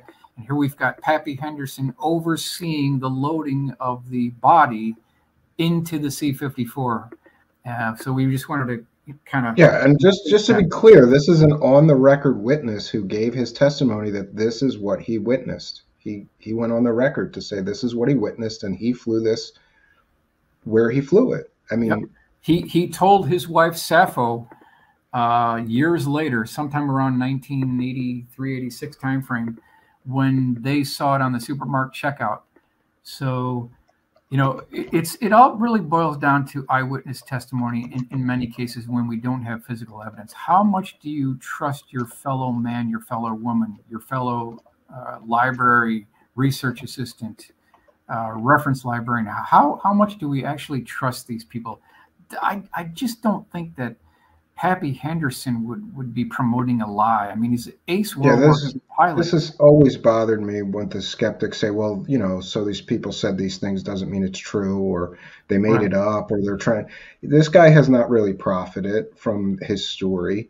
I always follow the money. You know, if somebody's coming out with a fantastical story and then they're all over, you know, at UFO conferences telling their story over and over again for money, that doesn't hold as much weight to me as some of these Roswell witnesses who years later came out with their story. It just, I don't believe that this guy would just make this up. For what reason? Correct. What would be the advantage, really? You know, what would be the advantage? Okay, then of course we've got the autopsy that perhaps took place in the Foreign Technology Division, Wright Field, Dayton, Ohio. This is sometime July 9th, 1947. We do not know the exact date. So that's kind of the site picture here. But what I want to do is I want to present what is the best available witness testimony that we have that we can really drill down and really trust, someone reliable, someone that's documented. Well, we have something in the form of Mr. Marion Black Mac Magruder. And he was a World War II pilot. He was a fantastic pilot. He was deployed to England February 6, 1943, to learn about night fighting. Now, prior to this time, America didn't know a thing about night fighting. So they had sent Marion Magruder over to England to learn about night fighting, come back to the U.S., and then teach U.S. pilots and military personnel exactly how to go about night fighting. Because the Britons are the ones who invented the radar before the Germans and Americans. And so we had to get kind of an intel so that we would know how to do it. And so they and isn't it accurate that because in England there was all those German bombing raids at night, they quickly got to be experts at repelling, invading forces and dogfighting at night and these things. So it makes sense that we would send our pilots to the experts to learn it. Exactly. That's precisely correct. So here he is, Air War College, 1947, 1948. And then if I want to take you to Montgomery Field, this is Alabama. Now, he was at the Air War College in April of 1948, and a very interesting call came in, because this was about 2 groups of 18 World War II pilots. The best of the best went to Montgomery Field. This is April 1948. A strange call came in from Wright Field, Wright-Patterson Air Force Base, and it was urgent. They needed to go to Wright-Patterson Air Force Base immediately. So there was a plane was provided for them. They all got on the plane, and they wanted to get their quote-unquote opinion on something. Very interesting. They wanted to get an urgent opinion on something. And so here's the Air War College, Maxwell Field, Montgomery, Alabama, 1948, just to give a site picture here. And then we've got Wright-Patterson Air Force Base, April 1948, and this is the subject of where we're going to drill down now. So what happened is they were brought to Wright-Patterson Air Force Base. This is according to Mark Magruder, his son. So I did about a 2-hour interview with Mark Magruder, and he provided the notes from his father where they talked about a very interesting encounter. Now, so you can picture there's 2 teams of World War II pilots. They fly them to Wright-Patterson Air Force Base. They're brought into a room, and then 2 men come in with a box, and they start handing out debris, which they said came from the Roswell crash. And a lot of these pilots, they didn't know anything about this.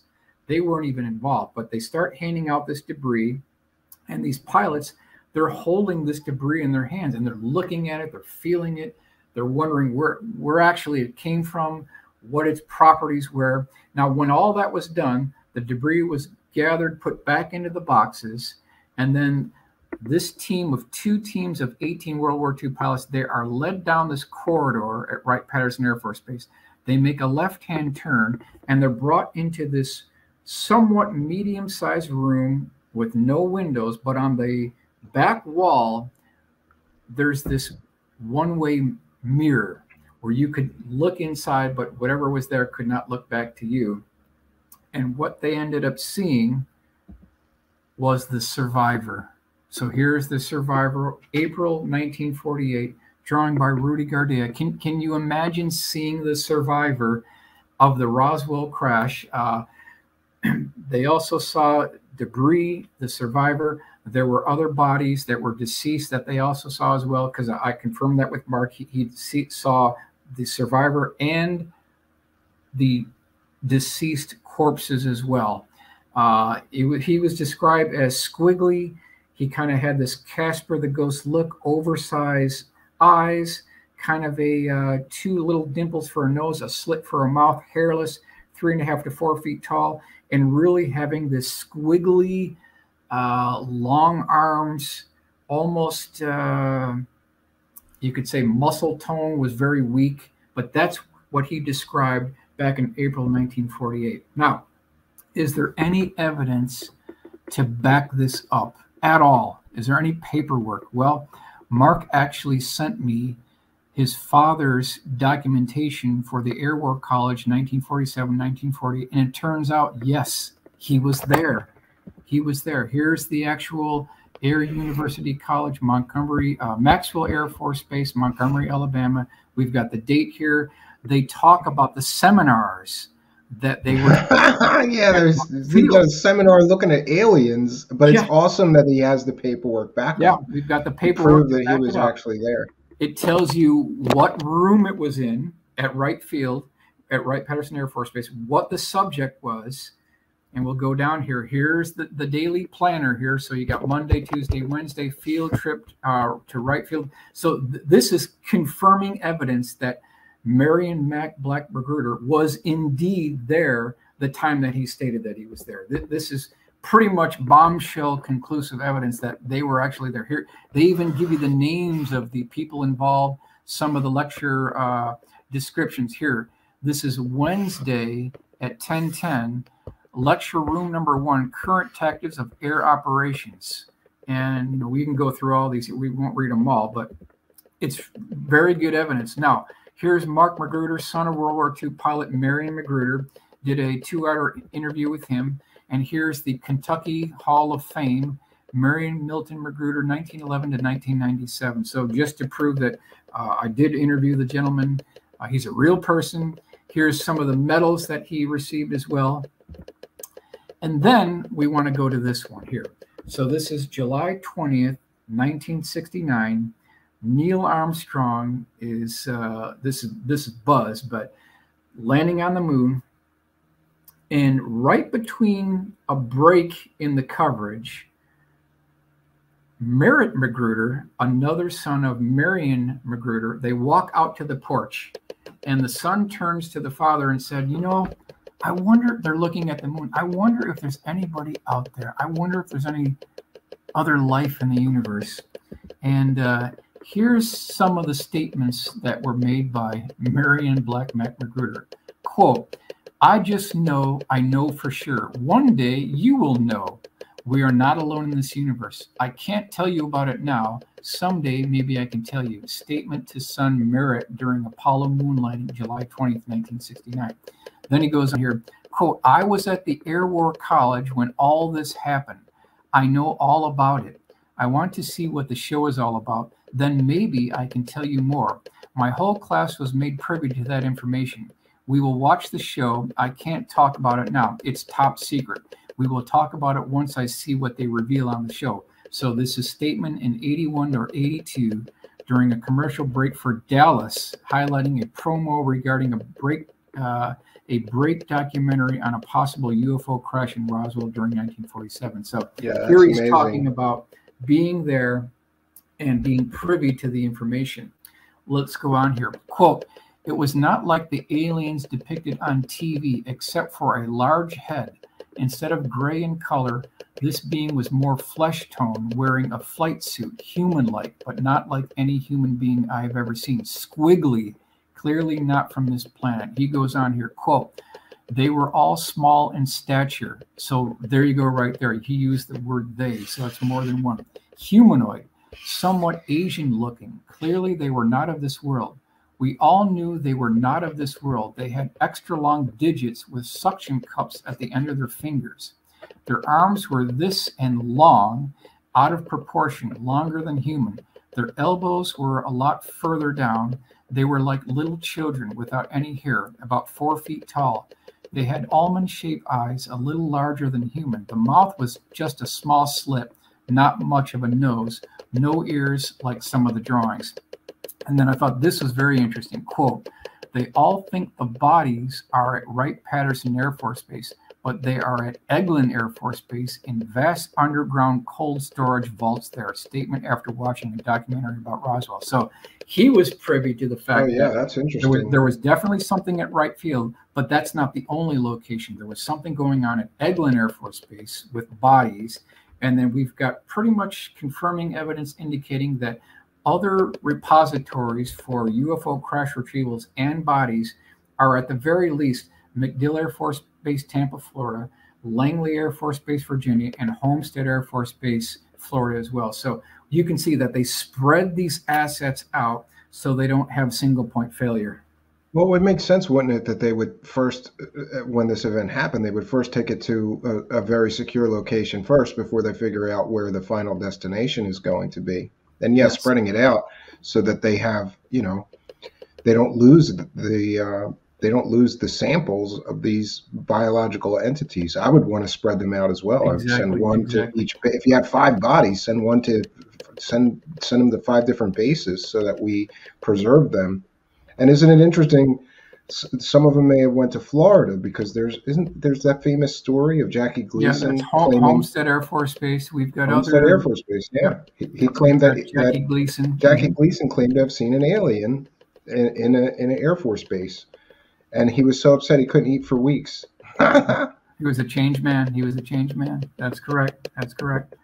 All right. So then let's go to this Southwest Soaring Museum. So if you go to Roswell, there's a couple ways you can get there. You can fly into Albuquerque and drive 200 miles, or you can fly directly into the maintenance center, the air center at Roswell, and then drive 6 miles and get there. So it's a lot easier to go the shorter route. But I took the longer route. And maybe it's good I did, because I got to this soaring museum, and I just hit you with a couple photographs here. We got some kind of tapping going on. Just to be aware of that. Okay. Somebody in the live chat mentioned. No problem. So they've got conventional designs, they've got home-built designs, they've got foreign designs, and I was there for about half an hour before they closed. The guy let me in, and I just wanted to take a couple of pictures here just to document it. But interesting that there's a very interesting antique auto and toy museum literally 1,000 feet away from this sailplane museum. And they were closing in 10 minutes. And I just said, can I look through this really quickly? I'll be very quick. And they let me go through. I'll take you through a couple of the pictures here. Here's some of the toys they had on the wall. Nothing was for sale. They had some old vintage cars on the interior. And then they had dozens and dozens and dozens of these old rusty Hulks, Model Ts, Model As. They had trucks. Some of them probably could be restored. And so, of course, since I was going to Roswell, I asked this gentleman who was kind of the curator here. His name is Archie Lewis. I said, well, are the rumors true? And he said, what rumors? And I said, well, the rumors about Roswell. What was a craft recovered? Were bodies recovered? And I got this guy on videotape. And what he told me is he said in 1947, like on the literal same day that this event occurred, which was the night of July 2nd, 1947, his sister, now deceased, was riding horseback with 2 other friends, and they were in Vaughn, New Mexico, which is about 100 miles north of Roswell, riding horseback, and all of a sudden this strange craft came by them, did one complete orbit around, and then departed. And he said that they were shooken to their core. They were absolutely terrified of whatever this thing was. Now, technically, I can't prove it was the same craft, but it's going in the same direction. It's the same day. They didn't describe it in great detail, but there's a very high likelihood that this was the same craft. So we've got independent confirmation of another UFO, which could be the exact same craft that crashed 100 miles north of Roswell on its way to the crash site. So it's just an interesting data point that I don't think most people have really heard about. And again, if this is a weather balloon, how does a weather balloon make a controlled descent in orbit around 3 girls on horseback? Doesn't make any sense. So just a little piece of the puzzle here. Here is the map of Vaughn, and then you can see it's about 100 miles north of Roswell. So that just gives you a location. It was definitely heading in the right direction. Okay, this is kind of a quick flyer that I put together, and because I was heading to Roswell, and I thought, well, why don't I front load this thing? Why don't I try to put together a flyer, and I'm going to send this out to all the Experimental Aircraft Association chapters in the entire state of New Mexico. So I actually did that. I created this flyer. We'll go over it real quickly here, and it was in PDF format. And I asked them to please circulate this to your EAA chapter members. I wanted Yeah, to so you're trying to find some additional witnesses, right? Exactly. I'm trying to, we got to take the bull by the horns here, because if we don't, another 75 years is going to go by and we'll all be gone and we'll still not know what actually happened here. So I'm going to rip through this really quickly here. Attention, after more than 75 years, the truth can finally be revealed regarding what was commonly been referred to as the Roswell incident. On the night of July 2nd, 1947, an egg-shaped object of unknown origin crashed on the Foster Ranch, approximately 35 miles northwest of Roswell, of New Mexico.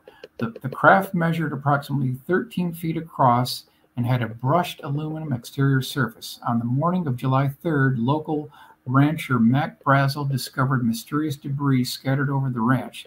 The debris consisted of hundreds of tinfoil-looking shreds of material that spread out like liquid mercury after being folded up by hand and released. Other debris included extremely thin material that could not be cut, could not be burned, or dented with a 16-pound sledgehammer. Finally, multiple small I-beam-shaped debris was recovered, which included strange hieroglyphic writing or symbols on the inside wall. By July 8th, military personnel from the 509th Bomb Group stationed at Roswell Army Airfield arrived on the scene to begin the retrieval operation. They discovered 5 bodies associated with the craft, and 1 was still alive. By 4 p.m. on July 8th, multiple eyewitnesses in Roswell observed a military convoy traveling down Main Street, heading in the direction of the base. This convoy consisted of multiple jeeps and a lowboy tractor-trailer, which was carrying an egg-shaped craft concealed by a large tarp. Minutes later, the convoy arrived at Hangar P3 Building 84, where the construction of a large wooden crate began. The remaining deceased alien corpses were carefully placed into child-sized caskets and loaded into the crate. On the morning of July 9th, the bodies contained within the crate were loaded into the bomb bay of B-29 Straight Flush and subsequently flown to 8th Air Force Headquarters, Fort Worth, Texas. At least 1 body was flown in a C-54 by pilot Oliver Pappy Henderson directly to the Aeromedical Lab at Wright Field, Dayton, Ohio for autopsy. If you or someone you know has had first-hand experience dealing with the Roswell debris, crash UFO, or extraterrestrial bodies, please preserve an important part of our national history by contacting military aerospace historian Michael Schratt below. Okay, so I sent all these out. I waited about a week, and guess what? I got crickets. I got nothing but crickets. That stands to reason, because some of the witnesses would be 95 at this point. They are. However, I got one response. Believe it or not, I got one response, and this is from a gentleman who claimed that he personally knew Timothy D. Proctor. D. Proctor was working for him. He was kind of a building contractor, and he was working. So he actually knew D. Proctor. So one of my flyers got to this guy. And so I called this guy up. I emailed him. I interviewed him on the phone twice. And I'm going to hit you with the takeaway here. Witness who knew D. Proctor. Number 1, stated D told him that he had held the Roswell debris. Number 2, mentioned that he had seen the bodies, the D. Proctor's second body site. And number 3, mentioned that D told him he was not threatened by the military, but his parents were. And that's what I got out of it. It's not much to go on, but this is what he told me. Well, it's still another corroborating witness. Another piece of the evidence, yes. So if Roswell was nothing more than a weather balloon, then explain the bodies, number 1. And number 2, explain the debris. And number 3, explain why the military would threaten his family if it was just a weather balloon. Doesn't make any sense. Yeah. And explain all of the other witnesses who claimed that they were threatened or their families were threatened. That's correct. And the deathbed confessions of people. Yep. Something else, we're not being told here. Okay, so now let's go to Roswell Army Airfield, Hangar P3, Building 84. This is the current Roswell Air Center. Want to give you some shots of the scene of the action here. Here's the reverse image of the hangar itself. And then I want to take you inside the hangar as well. So now we're walking up into the hangar. and I believe I can get you plus or minus 6 inches to where they actually laid the bodies down on the floor. It's a very interesting vibe you get from this place. And if you make the right connections, you can make an appointment with the director of the maintenance center, and he'll take you inside the hangar and drive you around the entire base. So now we'll go inside. This is the location here. And this building, he told me, was only supposed to be there for 10 years. These are the original rafters, the original structure. They did add a notch cutout. But this building is still in good shape after all these years. After all these years, the building still stands. And here's the reverse side of it here. This would be the area where the 18-wheeler tractor trailer came in. And then now we're going to where we believe the crate was built, where the caskets were. And now I want to take you, this is the location here where we believe probably plus or minus 6 feet, maybe a foot at the most, where probably 4 bodies were laid out on the floor. The survivor was kept somewhere else, but this is the location right here. And it's a strange vibe. It kind of gives you a sense of history, but if all things are created and we believe that this is the location, this is the actual position of where the bodies were laid down on the floor. Now, take you through kind of the center here. We could not find the atomic bomb pits where they lowered the crate in. That was paved over, so we couldn't find that location. And well, it would stand to reason that they would pave over it. They don't need those pits anymore. They don't need those pits load anymore. bombs. Nope. No. So we could not find those. But they've got various 747s. They've got L-1011. They've got DC-10s in various stages of being scrapped and saving some of the components. Here you can see United Airlines. Now, that takes us to Elvis Presley. What in the world does Elvis Presley have to do with Roswell? I mean, is this a joke here? What in the world does he have to do with anything? Well, turns out that Elvis's jet is still there since I saw this. I saw several articles on this. It's sad because what a beautiful airplane, right? It's still there today. I went up and touched it. It was cold, but the paint is faded. It's kind of got opaque windshields. So the tires are flat. It's got weeds growing up through the cracks. It's kind of got this ghostly appeal. It does, yeah. With 20, 30 years of sun, drenched damage and raining on it will probably do that to any airplane. It's sad that they didn't preserve this better. Yep. Now, I don't know if it could be salvaged to fly again. It would take millions, but maybe it's possible, depending on the structure integrity of the spars. But it's possible. And so I asked the guy, what do you think? Did Elvis know anything about it? And he told me that with Elvis's international connections and his very good friendship with Richard Nixon, it's possible that Elvis knew something about Roswell, but he never admitted to it. So I guess this question's still out there. He could know something about it. There might have been something there that he knew, but he certainly never told anybody that we know of anyway. Interesting. So there's a little bit of an Elvis connection here. Now, if you go to the Roswell UFO Museum and Library, this is kind of a view inside the library. And then these are about 200 bank boxes of material. And they also have, these are kind of the shots there. They did a really good job at organizing. This is a first class operation here. And these carousels have some really nice 3-ring binders. And I only got through the top of the one on the left. There's still a lot more research to go here.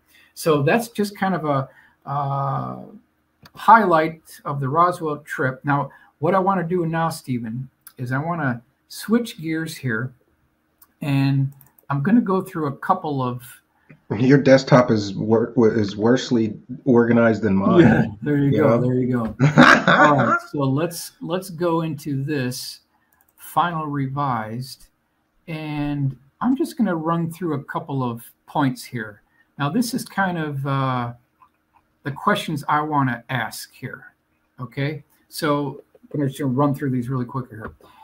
The Roswell why questions. This is what I've titled this here. Why were official government documents relating to Roswell Army Airfield in 1947 destroyed? That's interesting. You're Why would they right. destroy all these documents? Yeah, and I would think just the fact that they were the only military base with with atomic weapons at the time, Right. Everything should be preserved from that for the sake of Everything. history. I For the totally sake of agree. history, even if forget the alien stuff, forget the Roswell crash, just the fact that that bomb wing was the only game in town for atomic weapons, right? They dropped Precisely. the bombs on Japan and all of that stuff. I would think every single paper should have been preserved for history's sake. Couldn't have said it better myself. So that includes the teletype messages, radiographs, letters, phone records, and invoice. It's all gone. Where are those documents? Where are all those written letters? Okay, next one. Why were all 3 letters written by Stephen Schiff to Les Aspin requesting access to all 1947 Roswell files unanswered? He never got a reply. He did not even get a response. So that raises a red flag. Next one. Why would so many deathbed confessions by both military and civilian witnesses describe non-human bodies recovered rather than a weather balloon? Not one of them said that it was a weather balloon. So I think that's interesting. If the Roswell craft was only a weather balloon, why did former CIC operative Joe Worth confide in Rickett years after the crash, quote, honest to God, they still haven't figured out what that stuff is, end quote. If the Roswell craft was only a weather balloon, why would former Provost Marshal Edwin Easley make reference to the creatures just before he passed away at Parkland Hospital in Dallas, Texas? That's interesting. How do we go from weather balloon to creatures? We're talking about something else here. We can't just be talking about a weather balloon. Why would former CIA operative Claire Miller, who dispatched the funding for the cleanup operation, refuse to talk to CIC member Louis Rickett years after the event? That's interesting. If the crash was only a weather balloon, why would Sergeant Fowlett Jr., with only days to live, confide in his daughter that he was, quote, at Roswell when they recovered the spaceship?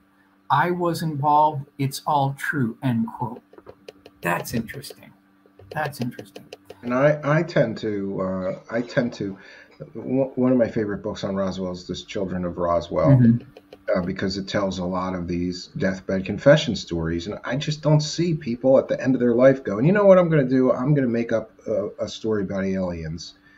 And these people verifiably were stationed there at the time. You can check, you know? Right. It makes no sense that they would just start making up stories about aliens on their deathbed and tell their family. And in some cases, the conversation goes like, I just want you to know this is what happened and this is the truth, and we're not alone in the universe. There's other intelligent life out there, and I know because I've witnessed this event that was covered up. Why would you tell your children that on your deathbed? Exactly. It makes no sense to me. I agree. Next one here, Myers Wani. No, this is where we want to go here. Captain Darwin E. Rasmussen, 718th Bomb Group Operations Officer, on his deathbed, told family members that the Roswell incident was true and that 4 bodies were recovered. Myers Wani, B-24 Liberator pilot in World War II, was ordered to Roswell Army Airfield to oversee the transport of a top-secret item from Roswell to Fort Worth by way of a B-29. In the final years of his life, Wani told his daughter that the Roswell incident was real and that he had flown the bodies from Roswell to Fort Worth. He also mentioned that there were 3 sites and told his family, quote, whatever you do, don't believe the government. It really happened. So now we've got B-29 people talking. B-24 Liberator pilots. See, that's the caliber of witnesses that we want here. Next one. Why would CIC Captain Sheridan Cabot refuse to talk about the Roswell events to family members with only days to live if what was recovered was only a weather balloon? If the crash at Roswell was only a weather balloon, why would Sheridan Cabot's CIC Air Force OSI boss Doyle Reeves write him a letter stating the following: when you call the press conference to tell the world, let me know because I want to be there. That's interesting. If it was only a weather balloon or top secret American or German experimental aircraft, why could Werner von Braun, top German rocket scientist, not identify the material when he arrived at the crash site? If the crash at Roswell was only a weather balloon, why would 390th ASS MP Leroy Wallace, who helped load the bodies at the crash site, need to constantly bathe his hand to rid himself of the terrible stench? That's what we talked about. He later burned his clothes and burned the ashes due to the foul smell. Oof. That's some pretty good evidence. That's some pretty good. Yeah, I've heard that before, and I found that to be pretty convincing evidence. Like, what? Yeah. If there wasn't this intense, crazy, stench, and who knows what aliens smell like? Maybe it's worse because they got some kind of different enzymes than us, or different, and they're laying out there in the desert for 5 days. That's going to reek. Absolutely. Why would the U.S. military conduct a test flight of a top secret experimental aircraft at night during a thunderstorm/lightning storm? Classified aircraft are tested at Muroc Dry Lake Edwards Air Force Base, not near Roswell Army Airfield. Why did special unscheduled flights arrive from Washington, D.C., White Sands, Fort Bliss, and Kirtland Air Force Base immediately after the debris was recovered? That's another good one. Don Schmidt knows about that very well. You've got immediately after this happened, you've got flights coming in from Washington, White Sands, Fort Bliss, Kirtland Air Force Base. Over a weather balloon? Why did Senator Dennis Chavez phone Whitmore Sr. and advise him to do what he was instructed by the FCC to not broadcast a wire-recorded interview with Mac Brazel? That's an interesting point that we've heard of before. Why was Barry Goldwater denied access to the quote-unquote blue room at Wright-Patterson Air Force Base by General Curtis LeMay? That's never technically been answered. Let's continue here. Why did Mac Brazel later claim that he found the material on June 14th and that it consisted of rubber, tinfoil tape, and wooden sticks? Why was Mac Brazel's son Paul turned away by MPs 10 miles from the debris field when he attempted to water the horses on the ranch? If the crash was only a weather balloon, why would Louis Rickett ask Cabot if the material was hot, radioactive, when he traveled to the debris field? What do you think about that, Stephen? Would that be a weather balloon? I don't understand why a weather balloon would have radioactive materials included with it, or even if it was a spy balloon or whatever, that makes no sense to me. So it had to be something more exotic than a weather balloon to me. Right. Why would Cabot invite Master Sergeant Louis Rickett to view the debris for an independent assessment opinion regarding the strange wreckage if it was only a weather balloon? Why would the military return to Mac's house looking for any remaining debris a full 2 years after the event? Oof, that's a good one. Why would Mac Brazel's storm out of the restaurant in 1959 after being asked about the 1947 events in Roswell by a former real estate salesman, Howard Scogan? If the Roswell craft was only a weather balloon, why was Sergeant Frederick Benthal ordered to review the background files on both Robert Oppenheimer and General Curtis LeMay during his flight to Roswell in a B-25 for the purpose of photographing the bodies? Why would a mortician meet the crew of Straight Flush on the tarmac once it landed in Fort Worth? That's it. Yeah, and speaking of photographing bodies or debris, isn't it true that they brought in outside photographers? And wouldn't they have their own? Why would they bring in outside photographers from outside of the base? That doesn't make any sense. If it was just a weather balloon, you got people on the base, they're familiar with weather balloons, send them to take the pictures. But that's not what happened. They brought in photographers from other bases for some reason. That sort of checks out with a lot of the Leonard Stringfield cases as well, where we have pilots that saw a strange movie that was circulated around to multiple bases where 2 alien corpses were seen on a slab, and then the movie just cut off. So you're talking about motion picture, film reel, photographs. Absolutely. It appears that these things were taken. Okay, now, if the crash was only a weather balloon, Why was Corporal William Quincy ordered to guard overnight a tarp-covered atomic bomb pit complete with 4 by 5 by 12 wooden crate, B-29, and double row of protective screens? See, that's it. That just does not add up to being a weather balloon. And we'll just kind of wrap it up here. If the Roswell crash was nothing more than a weather balloon, why would Marcel make reference to seeing white rubbery figures at the crash site? Why did T.J. Slowey, Executive Secretary of the FCC, warn George Roberts, minority owner of KGFL, that if they air any portion of Brazil's previously recorded interview, they would lose their broadcasting license? Why would William Blanchard, Roswell Army Air Force Base Commander, leave his base responsibilities to examine a weather balloon? There is a good point.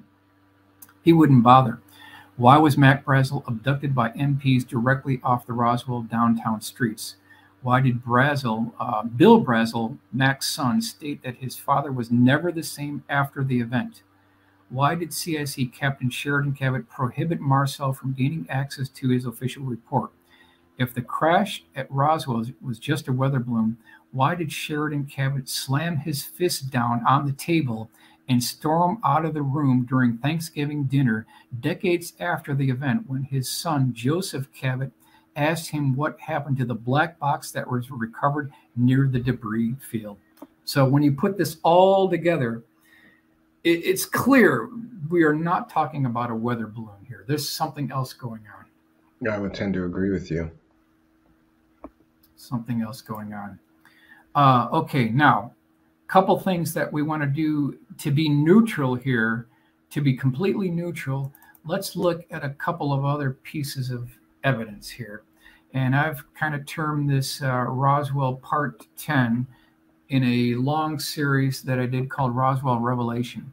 So in this installment of Roswell Revelation, we will closely examine the quote-unquote trickle-down technology list. The following breakthrough technologies were allegedly a direct result of the Roswell crash of 1947. So here's the list. Number 1, image intensifiers. Number 2, fiber optics. Number 3, super tenacity fibers. Number 4, lasers. Number 5, molecular alignment and metallic alloys. Number 6, integrated circuits. Number 7, HARP. Number 8, Project Horizon. Number 9, portable atomic generators. Number 10, irradiated food.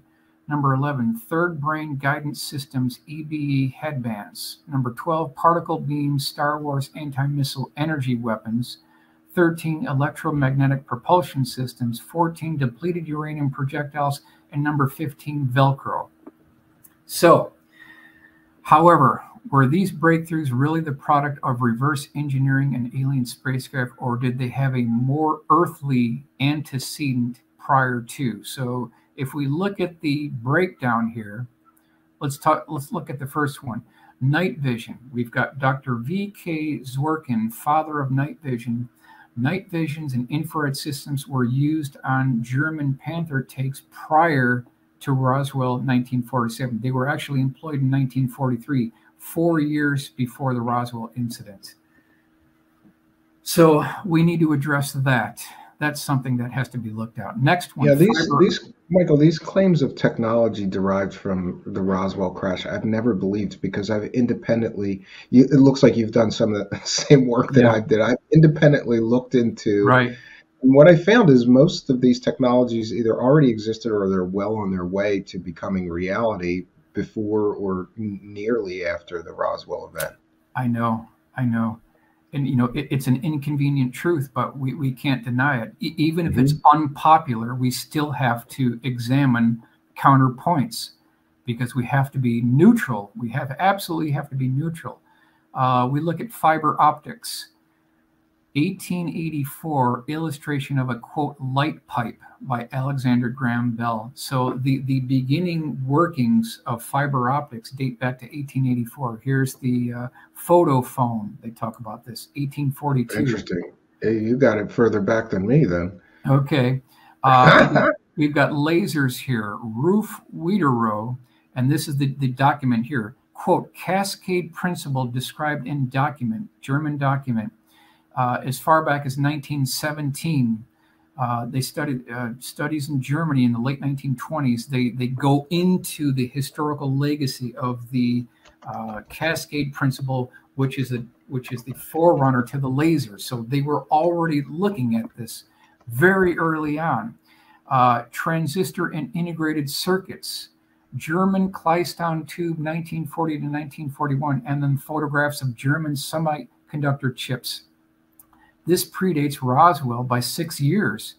They already had these tubes and beginning the workings of the semiconductor chips prior to Roswell. So to be fair, we have to look at this other evidence as well. And then one other quick point I want to look at as well is I have a source who I will not name, but I will give you his word for word description. Now, he believes he knows exactly what the Roswell incident was. It was a quote unquote stovepipe operation to ferret out German spies. That's his impression of it. Now, these are direct statements. I won't name him, but this is what he said. Roswell disinfo was so successful at smoking out spies and moles that 8 months after hearing that U.S. intelligence found their spies, the Soviets created their own alien crash the following year to do the same because they feared U.S. spies. Then I asked him, I go, well, how many? He said, 12 were made, 3 were used as wreckage. 8 to 9 were used in hangars as props to test military intel and scientists. All were props incapable of flying. They sat in hangars and were moved around so that personnel and satellites in subsequent years thought they were moving since positions daily. The text is a little choppy here. Tested different incoming shifts. We built those. Stovepipe is a counterintelligence technique. It's a term. The craft were not called that. The detachment would use the fake models to test incoming guys to where intel flushed out at. Back then it was CIA, or back before then it was CIA. They used the OSS, which was the Office of Strategic Services, would have used a group called Detachment 101. This is the group that allegedly built these mock-ups and quote-unquote crashed them. When the War Department was in charge of everything, they started a foreign intelligence group called Detachment 101. So when the OSS started, they already these guys already experienced in foreign affairs and special activities. No laws and definitions back then. Was the wild, wild west of intelligence. So that's according to this source. He believes it was a stovepiping operation to smoke out German spies. And that's kind of the counterpoints I wanted to bring up. Interesting. I've never heard of this. I've heard the Annie Jacobsen explanation, which I don't find credible at all, because her so-called witness told her one thing happened at Roswell with this, fake, they apparently, according to Annie Jacobsen's witness, they, did some kind of surgery on already deformed children or something like that, and then crashed it on purpose to scare us or whatever. And he told George Knapp an entirely different explanation of what happened at Roswell. Let's see if I can get back to where we're at here. Let's see here. Can I get back to you here? Do you want me to stop the screen share? Yeah, share? You can stop sharing at this point. Yeah. See, now looking at his information, it doesn't technically jive with what we know about the bodies, the B-29 flights, the crates. See, how do we factor all that in? The stench of the bodies, the B-29 flights. So it's still kind of a mystery because even his counterpoints don't technically jive with what we know about Marion Black Magruder. So again, we're back to this thing about these bodies again. How do we actually describe and account for the bodies? If they were making a mock-up, this is something that I'm sure would be bent by a 16-pound sledgehammer, but yet the witnesses said that the debris could not be dented with a 16-pound sledgehammer. So even the counterpoints seem to kind of fall apart, and we're back to this going back to the original witnesses again. Yeah, and the most popular narrative, which is the narrative that it was an alien spacecraft and bodies were recovered and that the debris was otherworldly, therefore couldn't be cut, smashed, whatever. And interesting, I did have a question from the live chat that I thought was interesting. And since you're an aircraft historian, I thought you're the perfect person to answer this. And I suppose they know that. That's why they're asking. So, one second. Patrick Sheehan asks, please ask Michael about the possibility that the Roswell incident involved U.S. Navy top secret X-5U program. It was supposedly canceled in 1947, called the Flying Flapjack. Early scale prototype was flown by Lindbergh. Yes. Yeah, that's we're talking about some of the things that were done by Zimmerman, the Flying Flapjack. The other one, which had the Wright engines in them, that was never flown. So the Chance fought XF5U-1, that aircraft was never flown. They scrapped it because the gearbox mechanism was too sophisticated, and so they never flew it. But Jack Pickett is of the belief that there were jet-powered U.S. Air Force jet flying wing aircraft, but since this is 47, that would have been very early on, very early. Yeah, I'm just going to show a picture for people. Very interesting airplane, and I like weird, airplanes like this. It's a nice aircraft, but that plane was never flown. It was not cool design, though. Yep, sure, definitely a cool design. So you don't think this had anything to do with Roswell? Nope, it was not. It was not this one. And one of my other questions for you would be, what do you think of some people believe that the the German flying wing aircraft that was recovered may have had something to do with Roswell? Like maybe they reproduced it, they were doing tests, and that's what crashed. Yeah, I know that Don Schmidt had gone down that road, and he's absolutely convinced it has nothing to do with a Horton 229. Because now you've got jet engines, you've got rivets, you've got sort of a composite aircraft construction. There were no rivets, whatever they describe. And, we can even go back to the black box. That black box was completely seamless.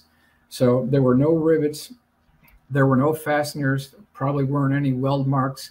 And that has to be explained. If this was a mock-up, if this was a fake crash built by OSS, to ferret out German spies, then how do you account for this black box that was recovered?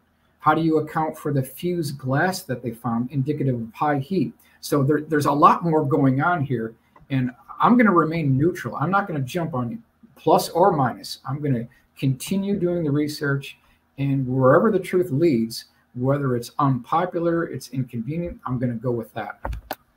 Well, I appreciate that you are open to all the possibilities too, and you don't just, I've seen some people just reject evidence because it doesn't fit what they believe, and I don't think that's the right way to go about it. I think we should accept all of this, accept all of the information. And I want to thank Lord Ludicrous, who said of Michael Schratt, he said the very best person to close the amazing series out. The Roswell series is one of my favorite things you have done, Stephen. And Michael, I love your work and passion. So thank you, Lord Ludicrous, for your kind. Do you got a little bit of time we can take if somebody has any questions for you in the live chat? Yeah. See, whatever the truth ultimately comes out about Roswell, it has to answer all the questions. It can't answer some. It has to answer all. It has to answer the debris. It has to answer the bodies. It has to answer for all the unknown. Yeah, the only explanation the government provided for the bodies was some kind of, tests, high altitude tests where they were dropping mannequins, and that doesn't work because that didn't happen until years later, first of all, and second of all, those were 6 foot tall mannequins. That doesn't explain the bodies at all. But according to some skeptics, well, it was just mannequins. They were testing things. They dropped a bunch of mannequins out of planes. High altitude testing or parachute testing or whatever. That explanation to me is about as credible as the swamp gas explanation for some UFOs. It just doesn't add up to me. A 5'10" to 6'2" wooden crash test dummy would not fit in a child-sized casket. Ain't gonna work. Yeah, that's another one as well. So now that the 75th anniversary is coming up, do you know they're doing some special events for that as well for the 75th anniversary? To me, it's just this is the 75th anniversary of a great mystery. Do you think that we'll ever get a definitive answer, or that this mystery will be ever solved? Very good question. Without the physical evidence, we are just going to be spinning our wheels. That's it. Without that physical evidence, it's just going to be another one of these legends. And that's why I think that the Leonard Stringfield crash retrieval witnesses are so important, because it does provide corroborating evidence for the Roswell incident, because he's got about 119 retrieval cases within his 7 status reports. That's about 2 inches thick. Now, can we rule some of them out? Absolutely. Some of them are overlapping, no problem. Some of them are hoaxes, no problem. So let's take 20 off the bat right there. Let's go from 119. Let's just go down to 100 conservatively. So it's like the odds are 100 to 1. All we need is 1 to be correct. That's all we need. So if you took those odds to Vegas and you went to the roulette wheel and there were like 100 spots there, and you bet on 99 of them, you're going to win. You're going to win every single time. Yeah, that's so good. That's the good. odds are in our favor. All we need is 1 to be correct. Yeah, we have an excellent question from number 6. Is Michael coming out with a printed art book? Well, I think my Dark Files book is my printed art book.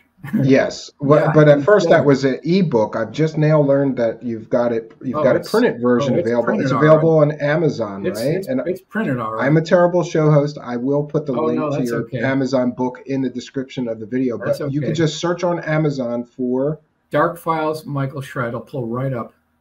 Dark Files. Book, and I got to tell you that I'm so glad that you did a printed art book, because I like ebooks, but I really like to have the physical book. I like a book I can hold, you know. Yeah, absolutely. And Pix is here, surprisingly not arguing with me tonight. And he says, Michael, are there any aspects of the story you would venture to assert as true? I think I would take the word of the World War II pilots, like Marion Black Magmer. I would bank on that. When he talks about things being pulled over to Langley Air Force Base, other locations other than Wright-Patterson, that checks out with some of the things that Leonard Stringfield had talked about. So when coming from a World War II pilot that has no dog in this race, you know, he's just talking about what he experienced. Plus, we've got his records proving he was there. So I take a bank on his statements. Yep. Yeah, and I'm not aware that you were working on a Lazar project, but somebody's asking when the Lazar report is coming out. That Lazar report came out. It's been out years ago, right? It came out 10 years ago. Yeah, and I don't know if you're aware, Michael, but we have had on the record sources from Los Alamos. We talked about this off air, but just to inform that you know, his bosses at Los Alamos have now been found, and they gave on the record statements saying that Bob Lazar was never a scientist at Los Alamos. He was a low-level electronics technician. And we've also got on the record interview with an Area 51 security guard who claims that Bob Lazar never stepped foot on the base. You did such a good job on that. I know. Well, it wasn't my work, but I was able to find people who did that work and allow me to, and they came here and helped me to share it, because we have a little bigger bullhorn, you know? The question I have is, if that story is true, why have we not heard of even one test pilot who flew out of that facility stating that they saw a remote working facility at Papoose Lake S4? Not one test pilot has ever come forward that was stationed there and flew there prior to and afterward. We don't have the testimony of even one test pilot stating that there is an active facility built into the side of the mountain. Not one has ever come forward. Yeah, and that Area 51 security guard also said that he'd been all over the base, including Papoose Lake, and there's nothing there that Bob Lazar described. No roads, no guard shack, no hangars in the mountain, and he was right next, you know, he drove right next to that. Yeah. And we have member Frapsap who says, with a great question, I'd like to ask Mr. Schratt about the black and white film showing supposed flight panel with identifications shaped like hands with 6 fingers and the 3 fingers description of the EBE. I think you're referring to the alien autopsy film that came out decades ago. That was just a tiny portion, but people have cut that out and re-uploaded it. So I don't believe that is credible, Frapsap. I would agree with you, Stephen. I would agree. Thank you for being a member, FrapSap, and thank you for your excellent question. And I want to remind our viewers that we're a viewer-supported show. You can now become a member, or you can join our Patreon. And either of those two things, you get all of the extra goodies. So I've now finally figured it out. And if you're a YouTube channel member, you get all the Patreon benefits as well. So thanks to our kind and generous benefactors, Michael. People all over the world are sending me money to keep doing this. And that's good. It's a great thing. It's good. Yeah. And Mark Tarana with a great question who says, if this debris was indestructible, how large must the explosion have been to create it? I know. Don Schmidt had questioned that too. And his answer to that is, we don't know exactly how or why it crashed, but the lightning that may have struck it during the electrical storm exceeded the tensile strength of the material.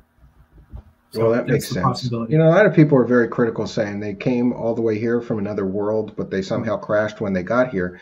But I would argue that all machines fail, and the more complicated a machine, the more likelihood of failure. So, you know, I get that argument, though, right, Michael? Like they came from, 20 light years away, and then they crashed. But atmospheric flying and flying in space is two different things. You know, I can't really explain why it crashed. Most people have said that this huge lightning storm may have interfered with their propulsion system or their guidance system or whatever. Or an experimental radar system, an experimental high-power radar could have been involved, which is what allegedly took down the Kingman thing, because that was a soft landing, that was not a crash retrieval. And it really boils down to the crash retrievals. That's why I think that Leonard Stringfield got closer than any of us had ever gotten, because he interviewed the first-hand witnesses that were on the retrieval teams recovering the craft, the debris, the bodies. So we've got air traffic controllers, astronauts, cosmonauts, high-level military brass who were on these retrieval teams. Could they all be lying? Could they all really be lying? Yeah, that's a very good point. Unknown Sender has a good point. Strange no one got sick from handling biological aliens. Well, I'm sure maybe they had gloves and masks or something, right? They wouldn't have just picked right? I don't think they would just pick them up with their bare hands, and because there'd be this, at the very least, it was a fear nauseous of smell. It was a nauseous smell being next to those bodies. That's what the witnesses are reporting. Yeah. And anybody with any questions for Michael, please put them in all caps. That makes it much easier for me to know. So, but I think we're going to wrap things up here, Michael. I'm going to throw you out, but we are going to take a musical break, and then I'm going to return for some other show business that I can cut out of this later. But I certainly want to thank you for coming here and shedding some more light. And you have brought us new and interesting witnesses that no one else had, and new insight into this great mystery. Thank you, Stephen. I appreciate it. Yeah, you are welcome here anytime, my friend. So don't be a stranger.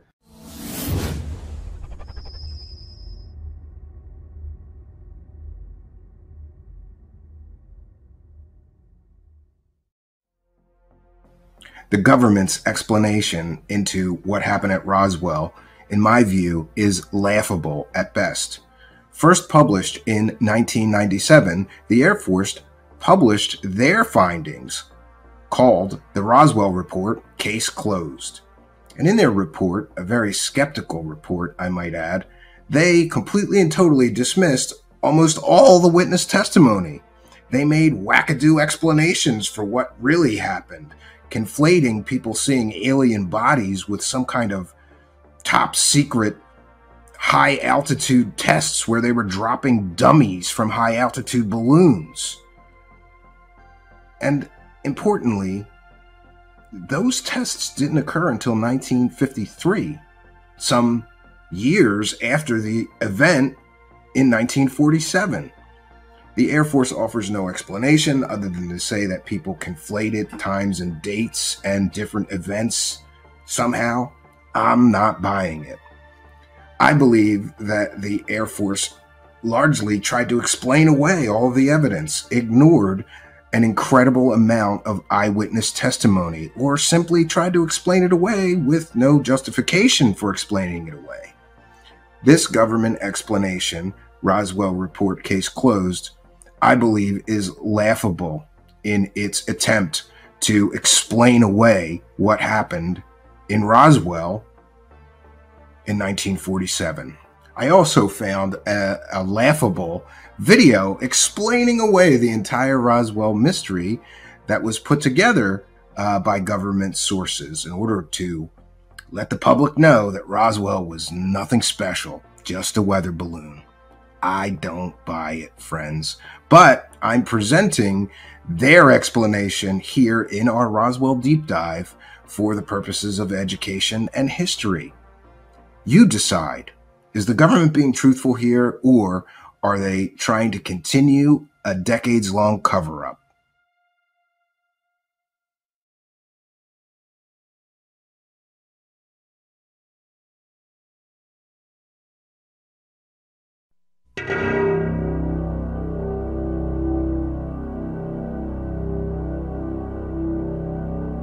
An event, popularly known as the Roswell incident, has recently been the subject of intense interest by both the media and a curious general public.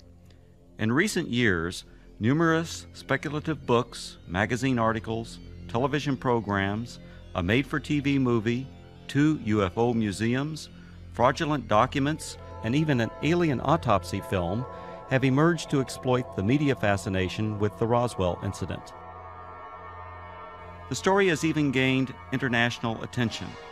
Despite the vested interest and questionable credibility of all sources involved in generating the media hype, the U.S. Air Force is routinely accused of concealing a deep, dark secret from the American people.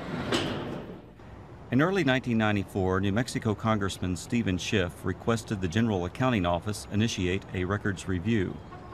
The purpose of this review was to determine if the U.S. Air Force or any other U.S. government agency possessed information on an alleged crash near Roswell, New Mexico in July 1947 of an extraterrestrial vehicle and its alien crew. In response to the GAO probe, the Secretary of the Air Force directed a comprehensive search for records. The objective of this search was to tell the Congress and the American people what the Air Force knew about the 1947 Roswell claims. If the information was still classified, it was to be declassified. If active or former Air Force officials had signed non-disclosure agreements, they were to be released from these agreements.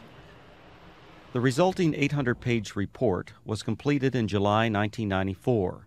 The report concluded that the predecessor to the U.S. Air Force, the U.S. Army Air Forces, did recover material near Roswell in July 1947.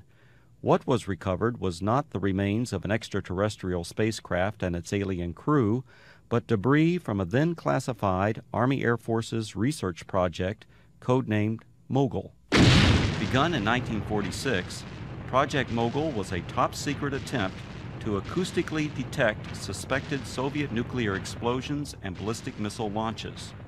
The project was accorded the highest priority because it addressed the most important post-war national defense concern, development of an early warning system to prevent a devastating surprise attack.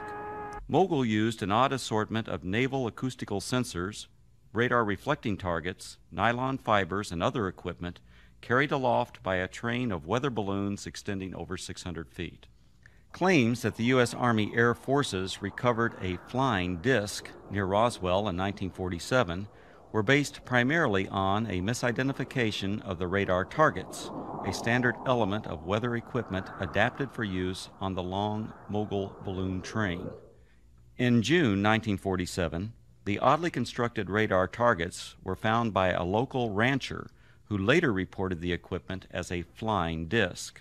Following some initial confusion at Roswell Army Airfield, the flying disc debris, aluminum foil, rubber, paper, and sticks, was identified by Army Air Force officials as remnants of radar targets and weather balloons.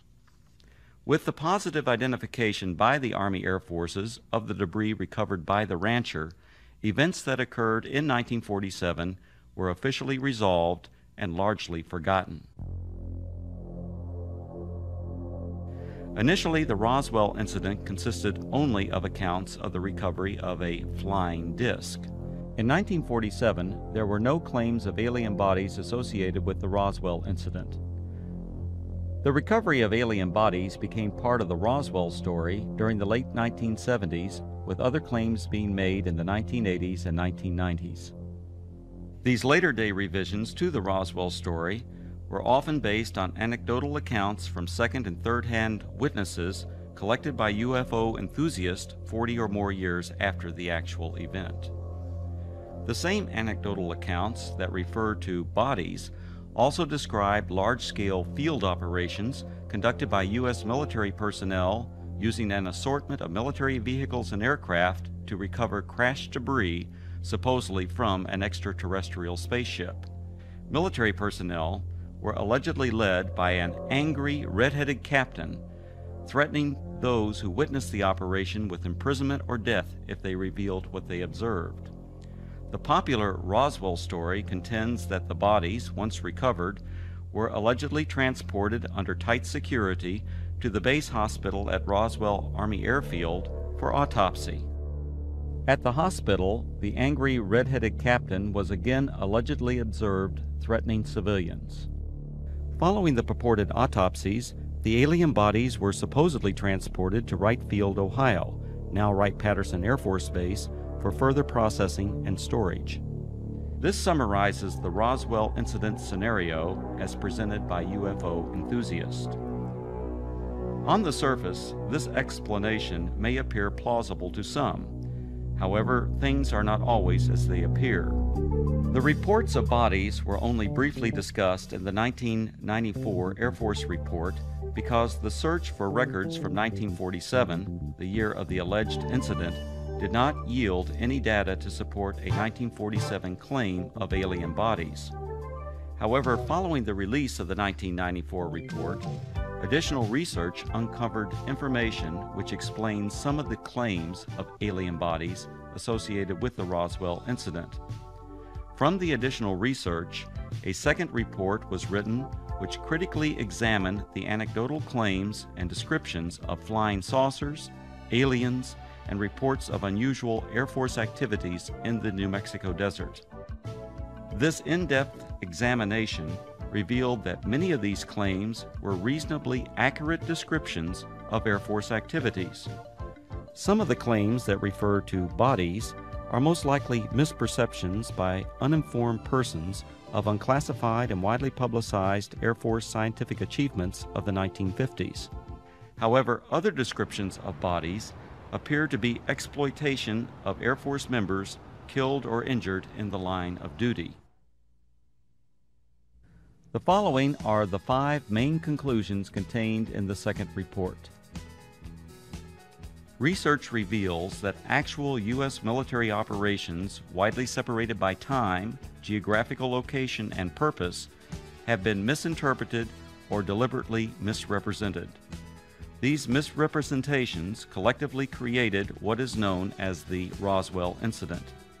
UFO proponents failed to establish accurate dates of reported eyewitness accounts, in some instances by more than a decade. In addition, they erroneously linked all these accounts to the actual 1947 recovery of Project Mogul equipment. Eventually, these misrepresentations transformed a series of verifiable Air Force activities into what some have described as the extraterrestrial event of the millennium. Reports of aliens in the New Mexico desert were actually anthropomorphic test dummies that were carried aloft by Air Force high-altitude research balloons. Critical examination of alleged alien sightings consistently matched the physical characteristics of these dummies, as well as where and how they were used. Vince, that new dummy cam is great. Yeah, it'll sure give people a whole new outlook on what it's like when you don't wear a safety belt.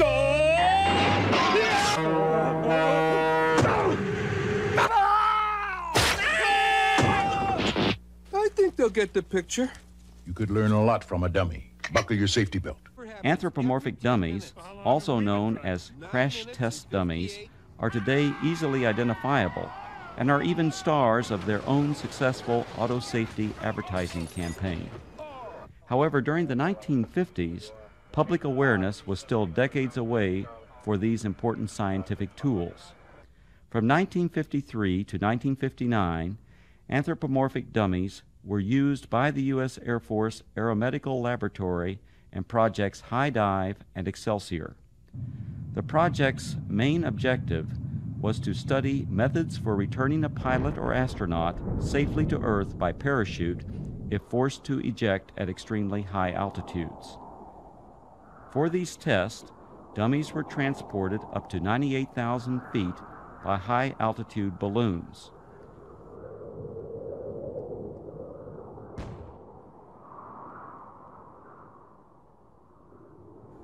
The dummies were released for a free-fall period, during which body movements and escape equipment performance were recorded by a variety of instruments.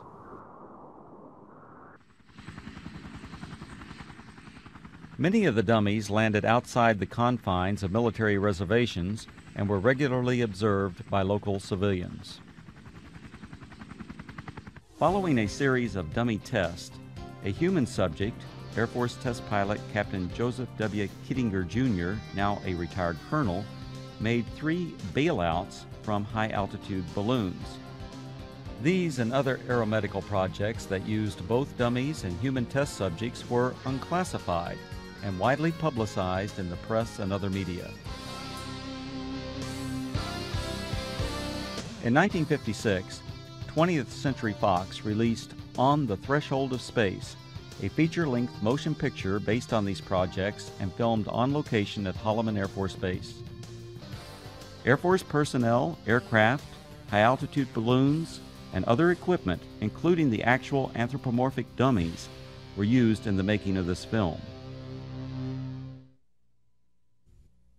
The eyewitness reports of military units that always seemed to arrive shortly after the alleged crash of a flying saucer were actually accurate descriptions of Air Force personnel engaged in high-altitude balloon and anthropomorphic dummy recovery operations. Since 1947, Air Force atmospheric research organizations at Holloman Air Force Base, New Mexico, have launched and recovered approximately 2,500 high-altitude balloons, many in the same areas of New Mexico where the Roswell incident allegedly occurred. Additionally, the equipment, vehicles, and procedures used by the Holloman Air Force Base Balloon Branch, the unit that conducted most of the launches, are the same as that described by the reputed witnesses who claimed they saw the recovery of the flying saucer and alien crew. These huge Air Force high-altitude balloons, launched by the Holloman Balloon Branch, carried aloft a wide range of sophisticated and, from most perspectives, odd-looking devices. Much of this equipment was experimental and represented for that era the latest in space-age technologies. Payloads ranged from simple radio transmitters to sophisticated satellite components and NASA space probes. In fact, qualification trials for the NASA Voyager Mars and Viking space probes were flown by Air Force high-altitude balloons during the late 1960s and early 1970s. Ironically, these balloons were launched from the former Roswell Army Airfield, site of the originally alleged 1947 incident, and recovered on the White Sands Missile Range over 100 miles to the west. Recovering the balloon payloads was essential for accomplishing the scientific objectives of the high-altitude balloon program. The primary high-altitude balloon recovery areas were and still are located at predetermined sites throughout Arizona, West Texas, and New Mexico, including the area surrounding Roswell. To retrieve the equipment many miles from Holloman Air Force Base, recovery personnel operated a variety of aircraft and vehicles, the exact vehicles described by the witnesses as having been present at the crashed flying saucer sites. To expedite these operations, the recovery crews tracked the balloons optically, electronically, and from aircraft which directed ground vehicles to the impact areas.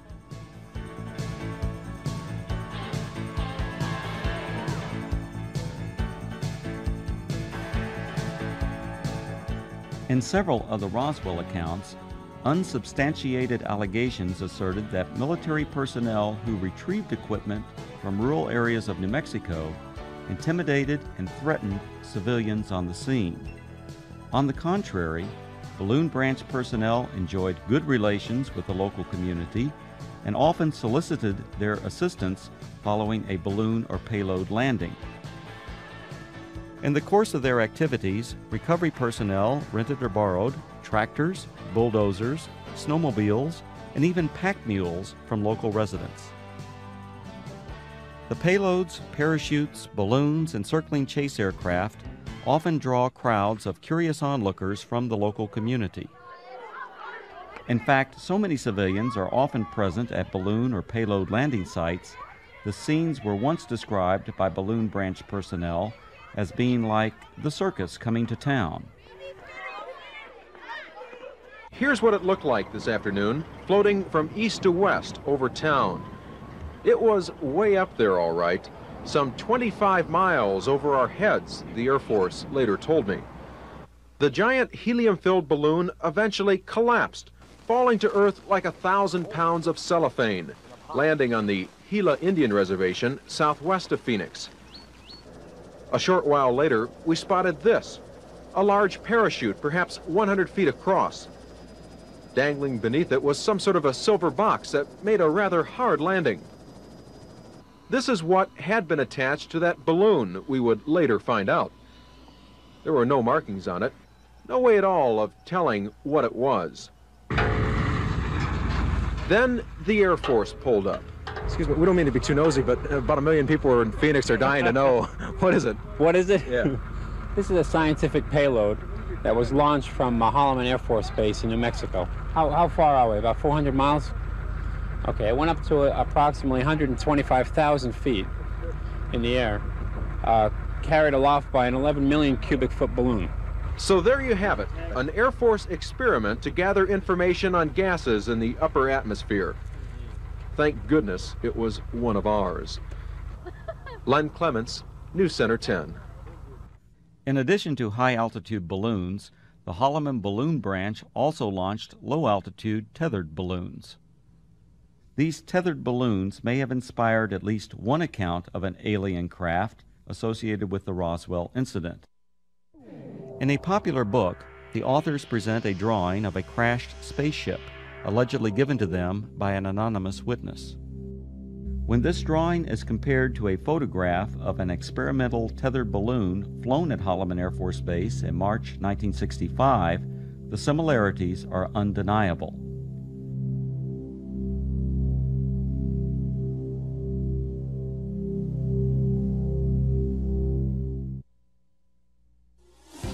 The red-headed captain was probably Captain Joseph W. Kittinger, Jr.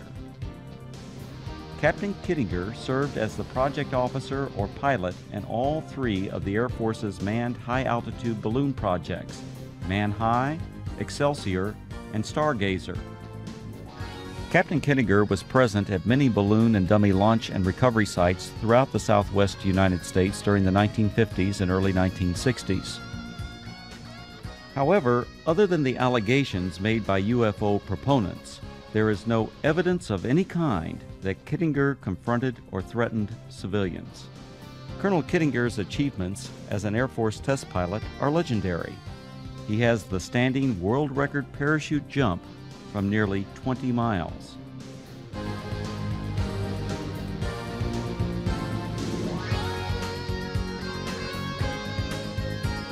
Later, he went on to serve 3 combat tours in Southeast Asia and is credited with an aerial victory while engaged in combat over North Vietnam.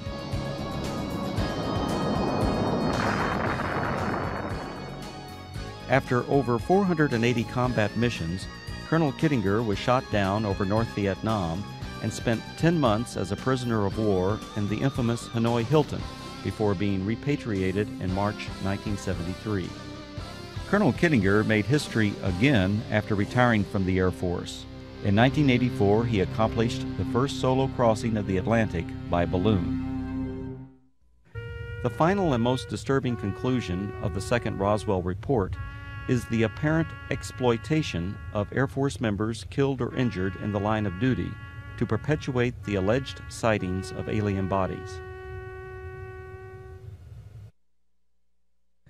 Claims of bodies at the Roswell Army Airfield Hospital were likely a combination of several aircraft accidents and an unusual manned balloon mishap. One aircraft accident occurred on June 26, 1956. 11 Air Force members died when their fully loaded KC-97 tanker aircraft experienced a propeller failure 4.5 minutes after takeoff. The crash site was approximately 9 miles south of the former Roswell Army Airfield, renamed Walker Air Force Base in 1948. The badly burned bodies of the 11 crewmen were identified and processed at the Walker Air Force Base Hospital. The alleged claims of bodies at the base hospital can be traced to a single witness whose descriptions closely matched the condition and the circumstances under which these victims were identified. Furthermore, claims of bodies attributed to specific Air Force personnel are unsubstantiated. Some of these individuals were not even present at Roswell Army Airfield in July 1947. The balloon mishap occurred during a low-level training mission for backup pilots in the Project Excelsior high-altitude manned balloon program. This unusual accident occurred approximately 10 miles northwest of Walker Air Force Base on May 21, 1959. One of the 3 crewmen, Captain Dan D. Fulgham, now a retired colonel, was injured during landing. Following the mishap, Captain Fulgham and the other balloon crew members were transported to the Walker Air Force Base Hospital via a chase helicopter that followed the training mission for emergency purposes.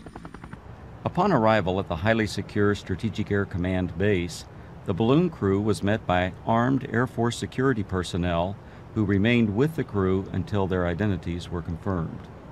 As the Excelsior project officer and instructor pilot for this mission, the red-headed Captain Kittinger accompanied the balloon crew to the hospital. At the Walker Air Force Base Hospital, Kittinger and Fulgham were apparently observed by individuals who later related this unusual incident. Elements of this actual event now appear to be part of the Roswell story. Captain Fulgham was treated for an injury that caused his head to swell beyond its normal size. The injury, described as a traumatic hematoma, was not serious. On a specially arranged flight several days after the accident, Fulgham returned to Wright-Patterson Air Force Base, Ohio, where he made a complete recovery. Fulgham went on to distinguish himself as a test parachutist and physiologist for the space program. He later flew F-4s in Southeast Asia, adding to his combat record as a fighter pilot during the Korean War. When critically examined, the Roswell incident is exposed as a conglomeration of many events, including aircraft accidents, that occurred over several decades. Misidentification of anthropomorphic dummies and experimental balloon-launched devices, combined with Air Force balloon operations portrayed as mysterious flying saucer and alien recovery teams, transformed verifiable events into what is now known as the Roswell incident. The U.S. Air Force and its predecessors have been the unsurpassed innovators in aerospace technology. Legendary Air Force leaders throughout this century have used technological advances to establish the U.S. Air Force as a premier military service.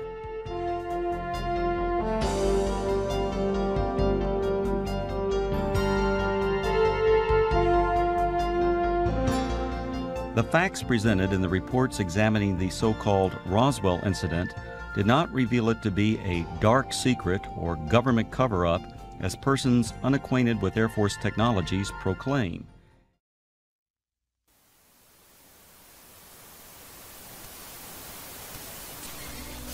Greetings, friends. Well, for today at least, we have made it down to the bottom of this Roswell rabbit hole. This is a mystery, an incredible mystery that I have been interested in all my life. I thought if I could gather all of the world's leading experts and interview them, that I would know for sure, for certain, what it is that happened on July 7th, 1947 in Roswell, New Mexico.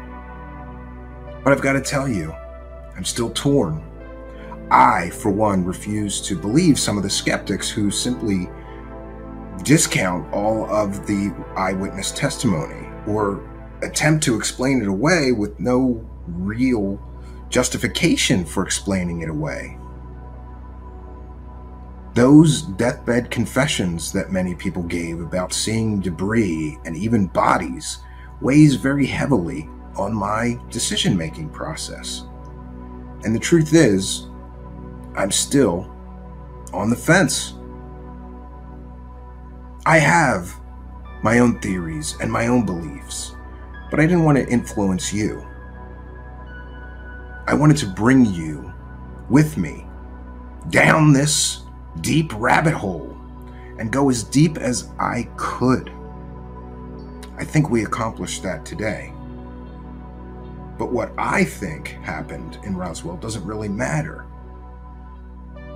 I think it's more important what you think happened in Roswell on July 7th, 1947.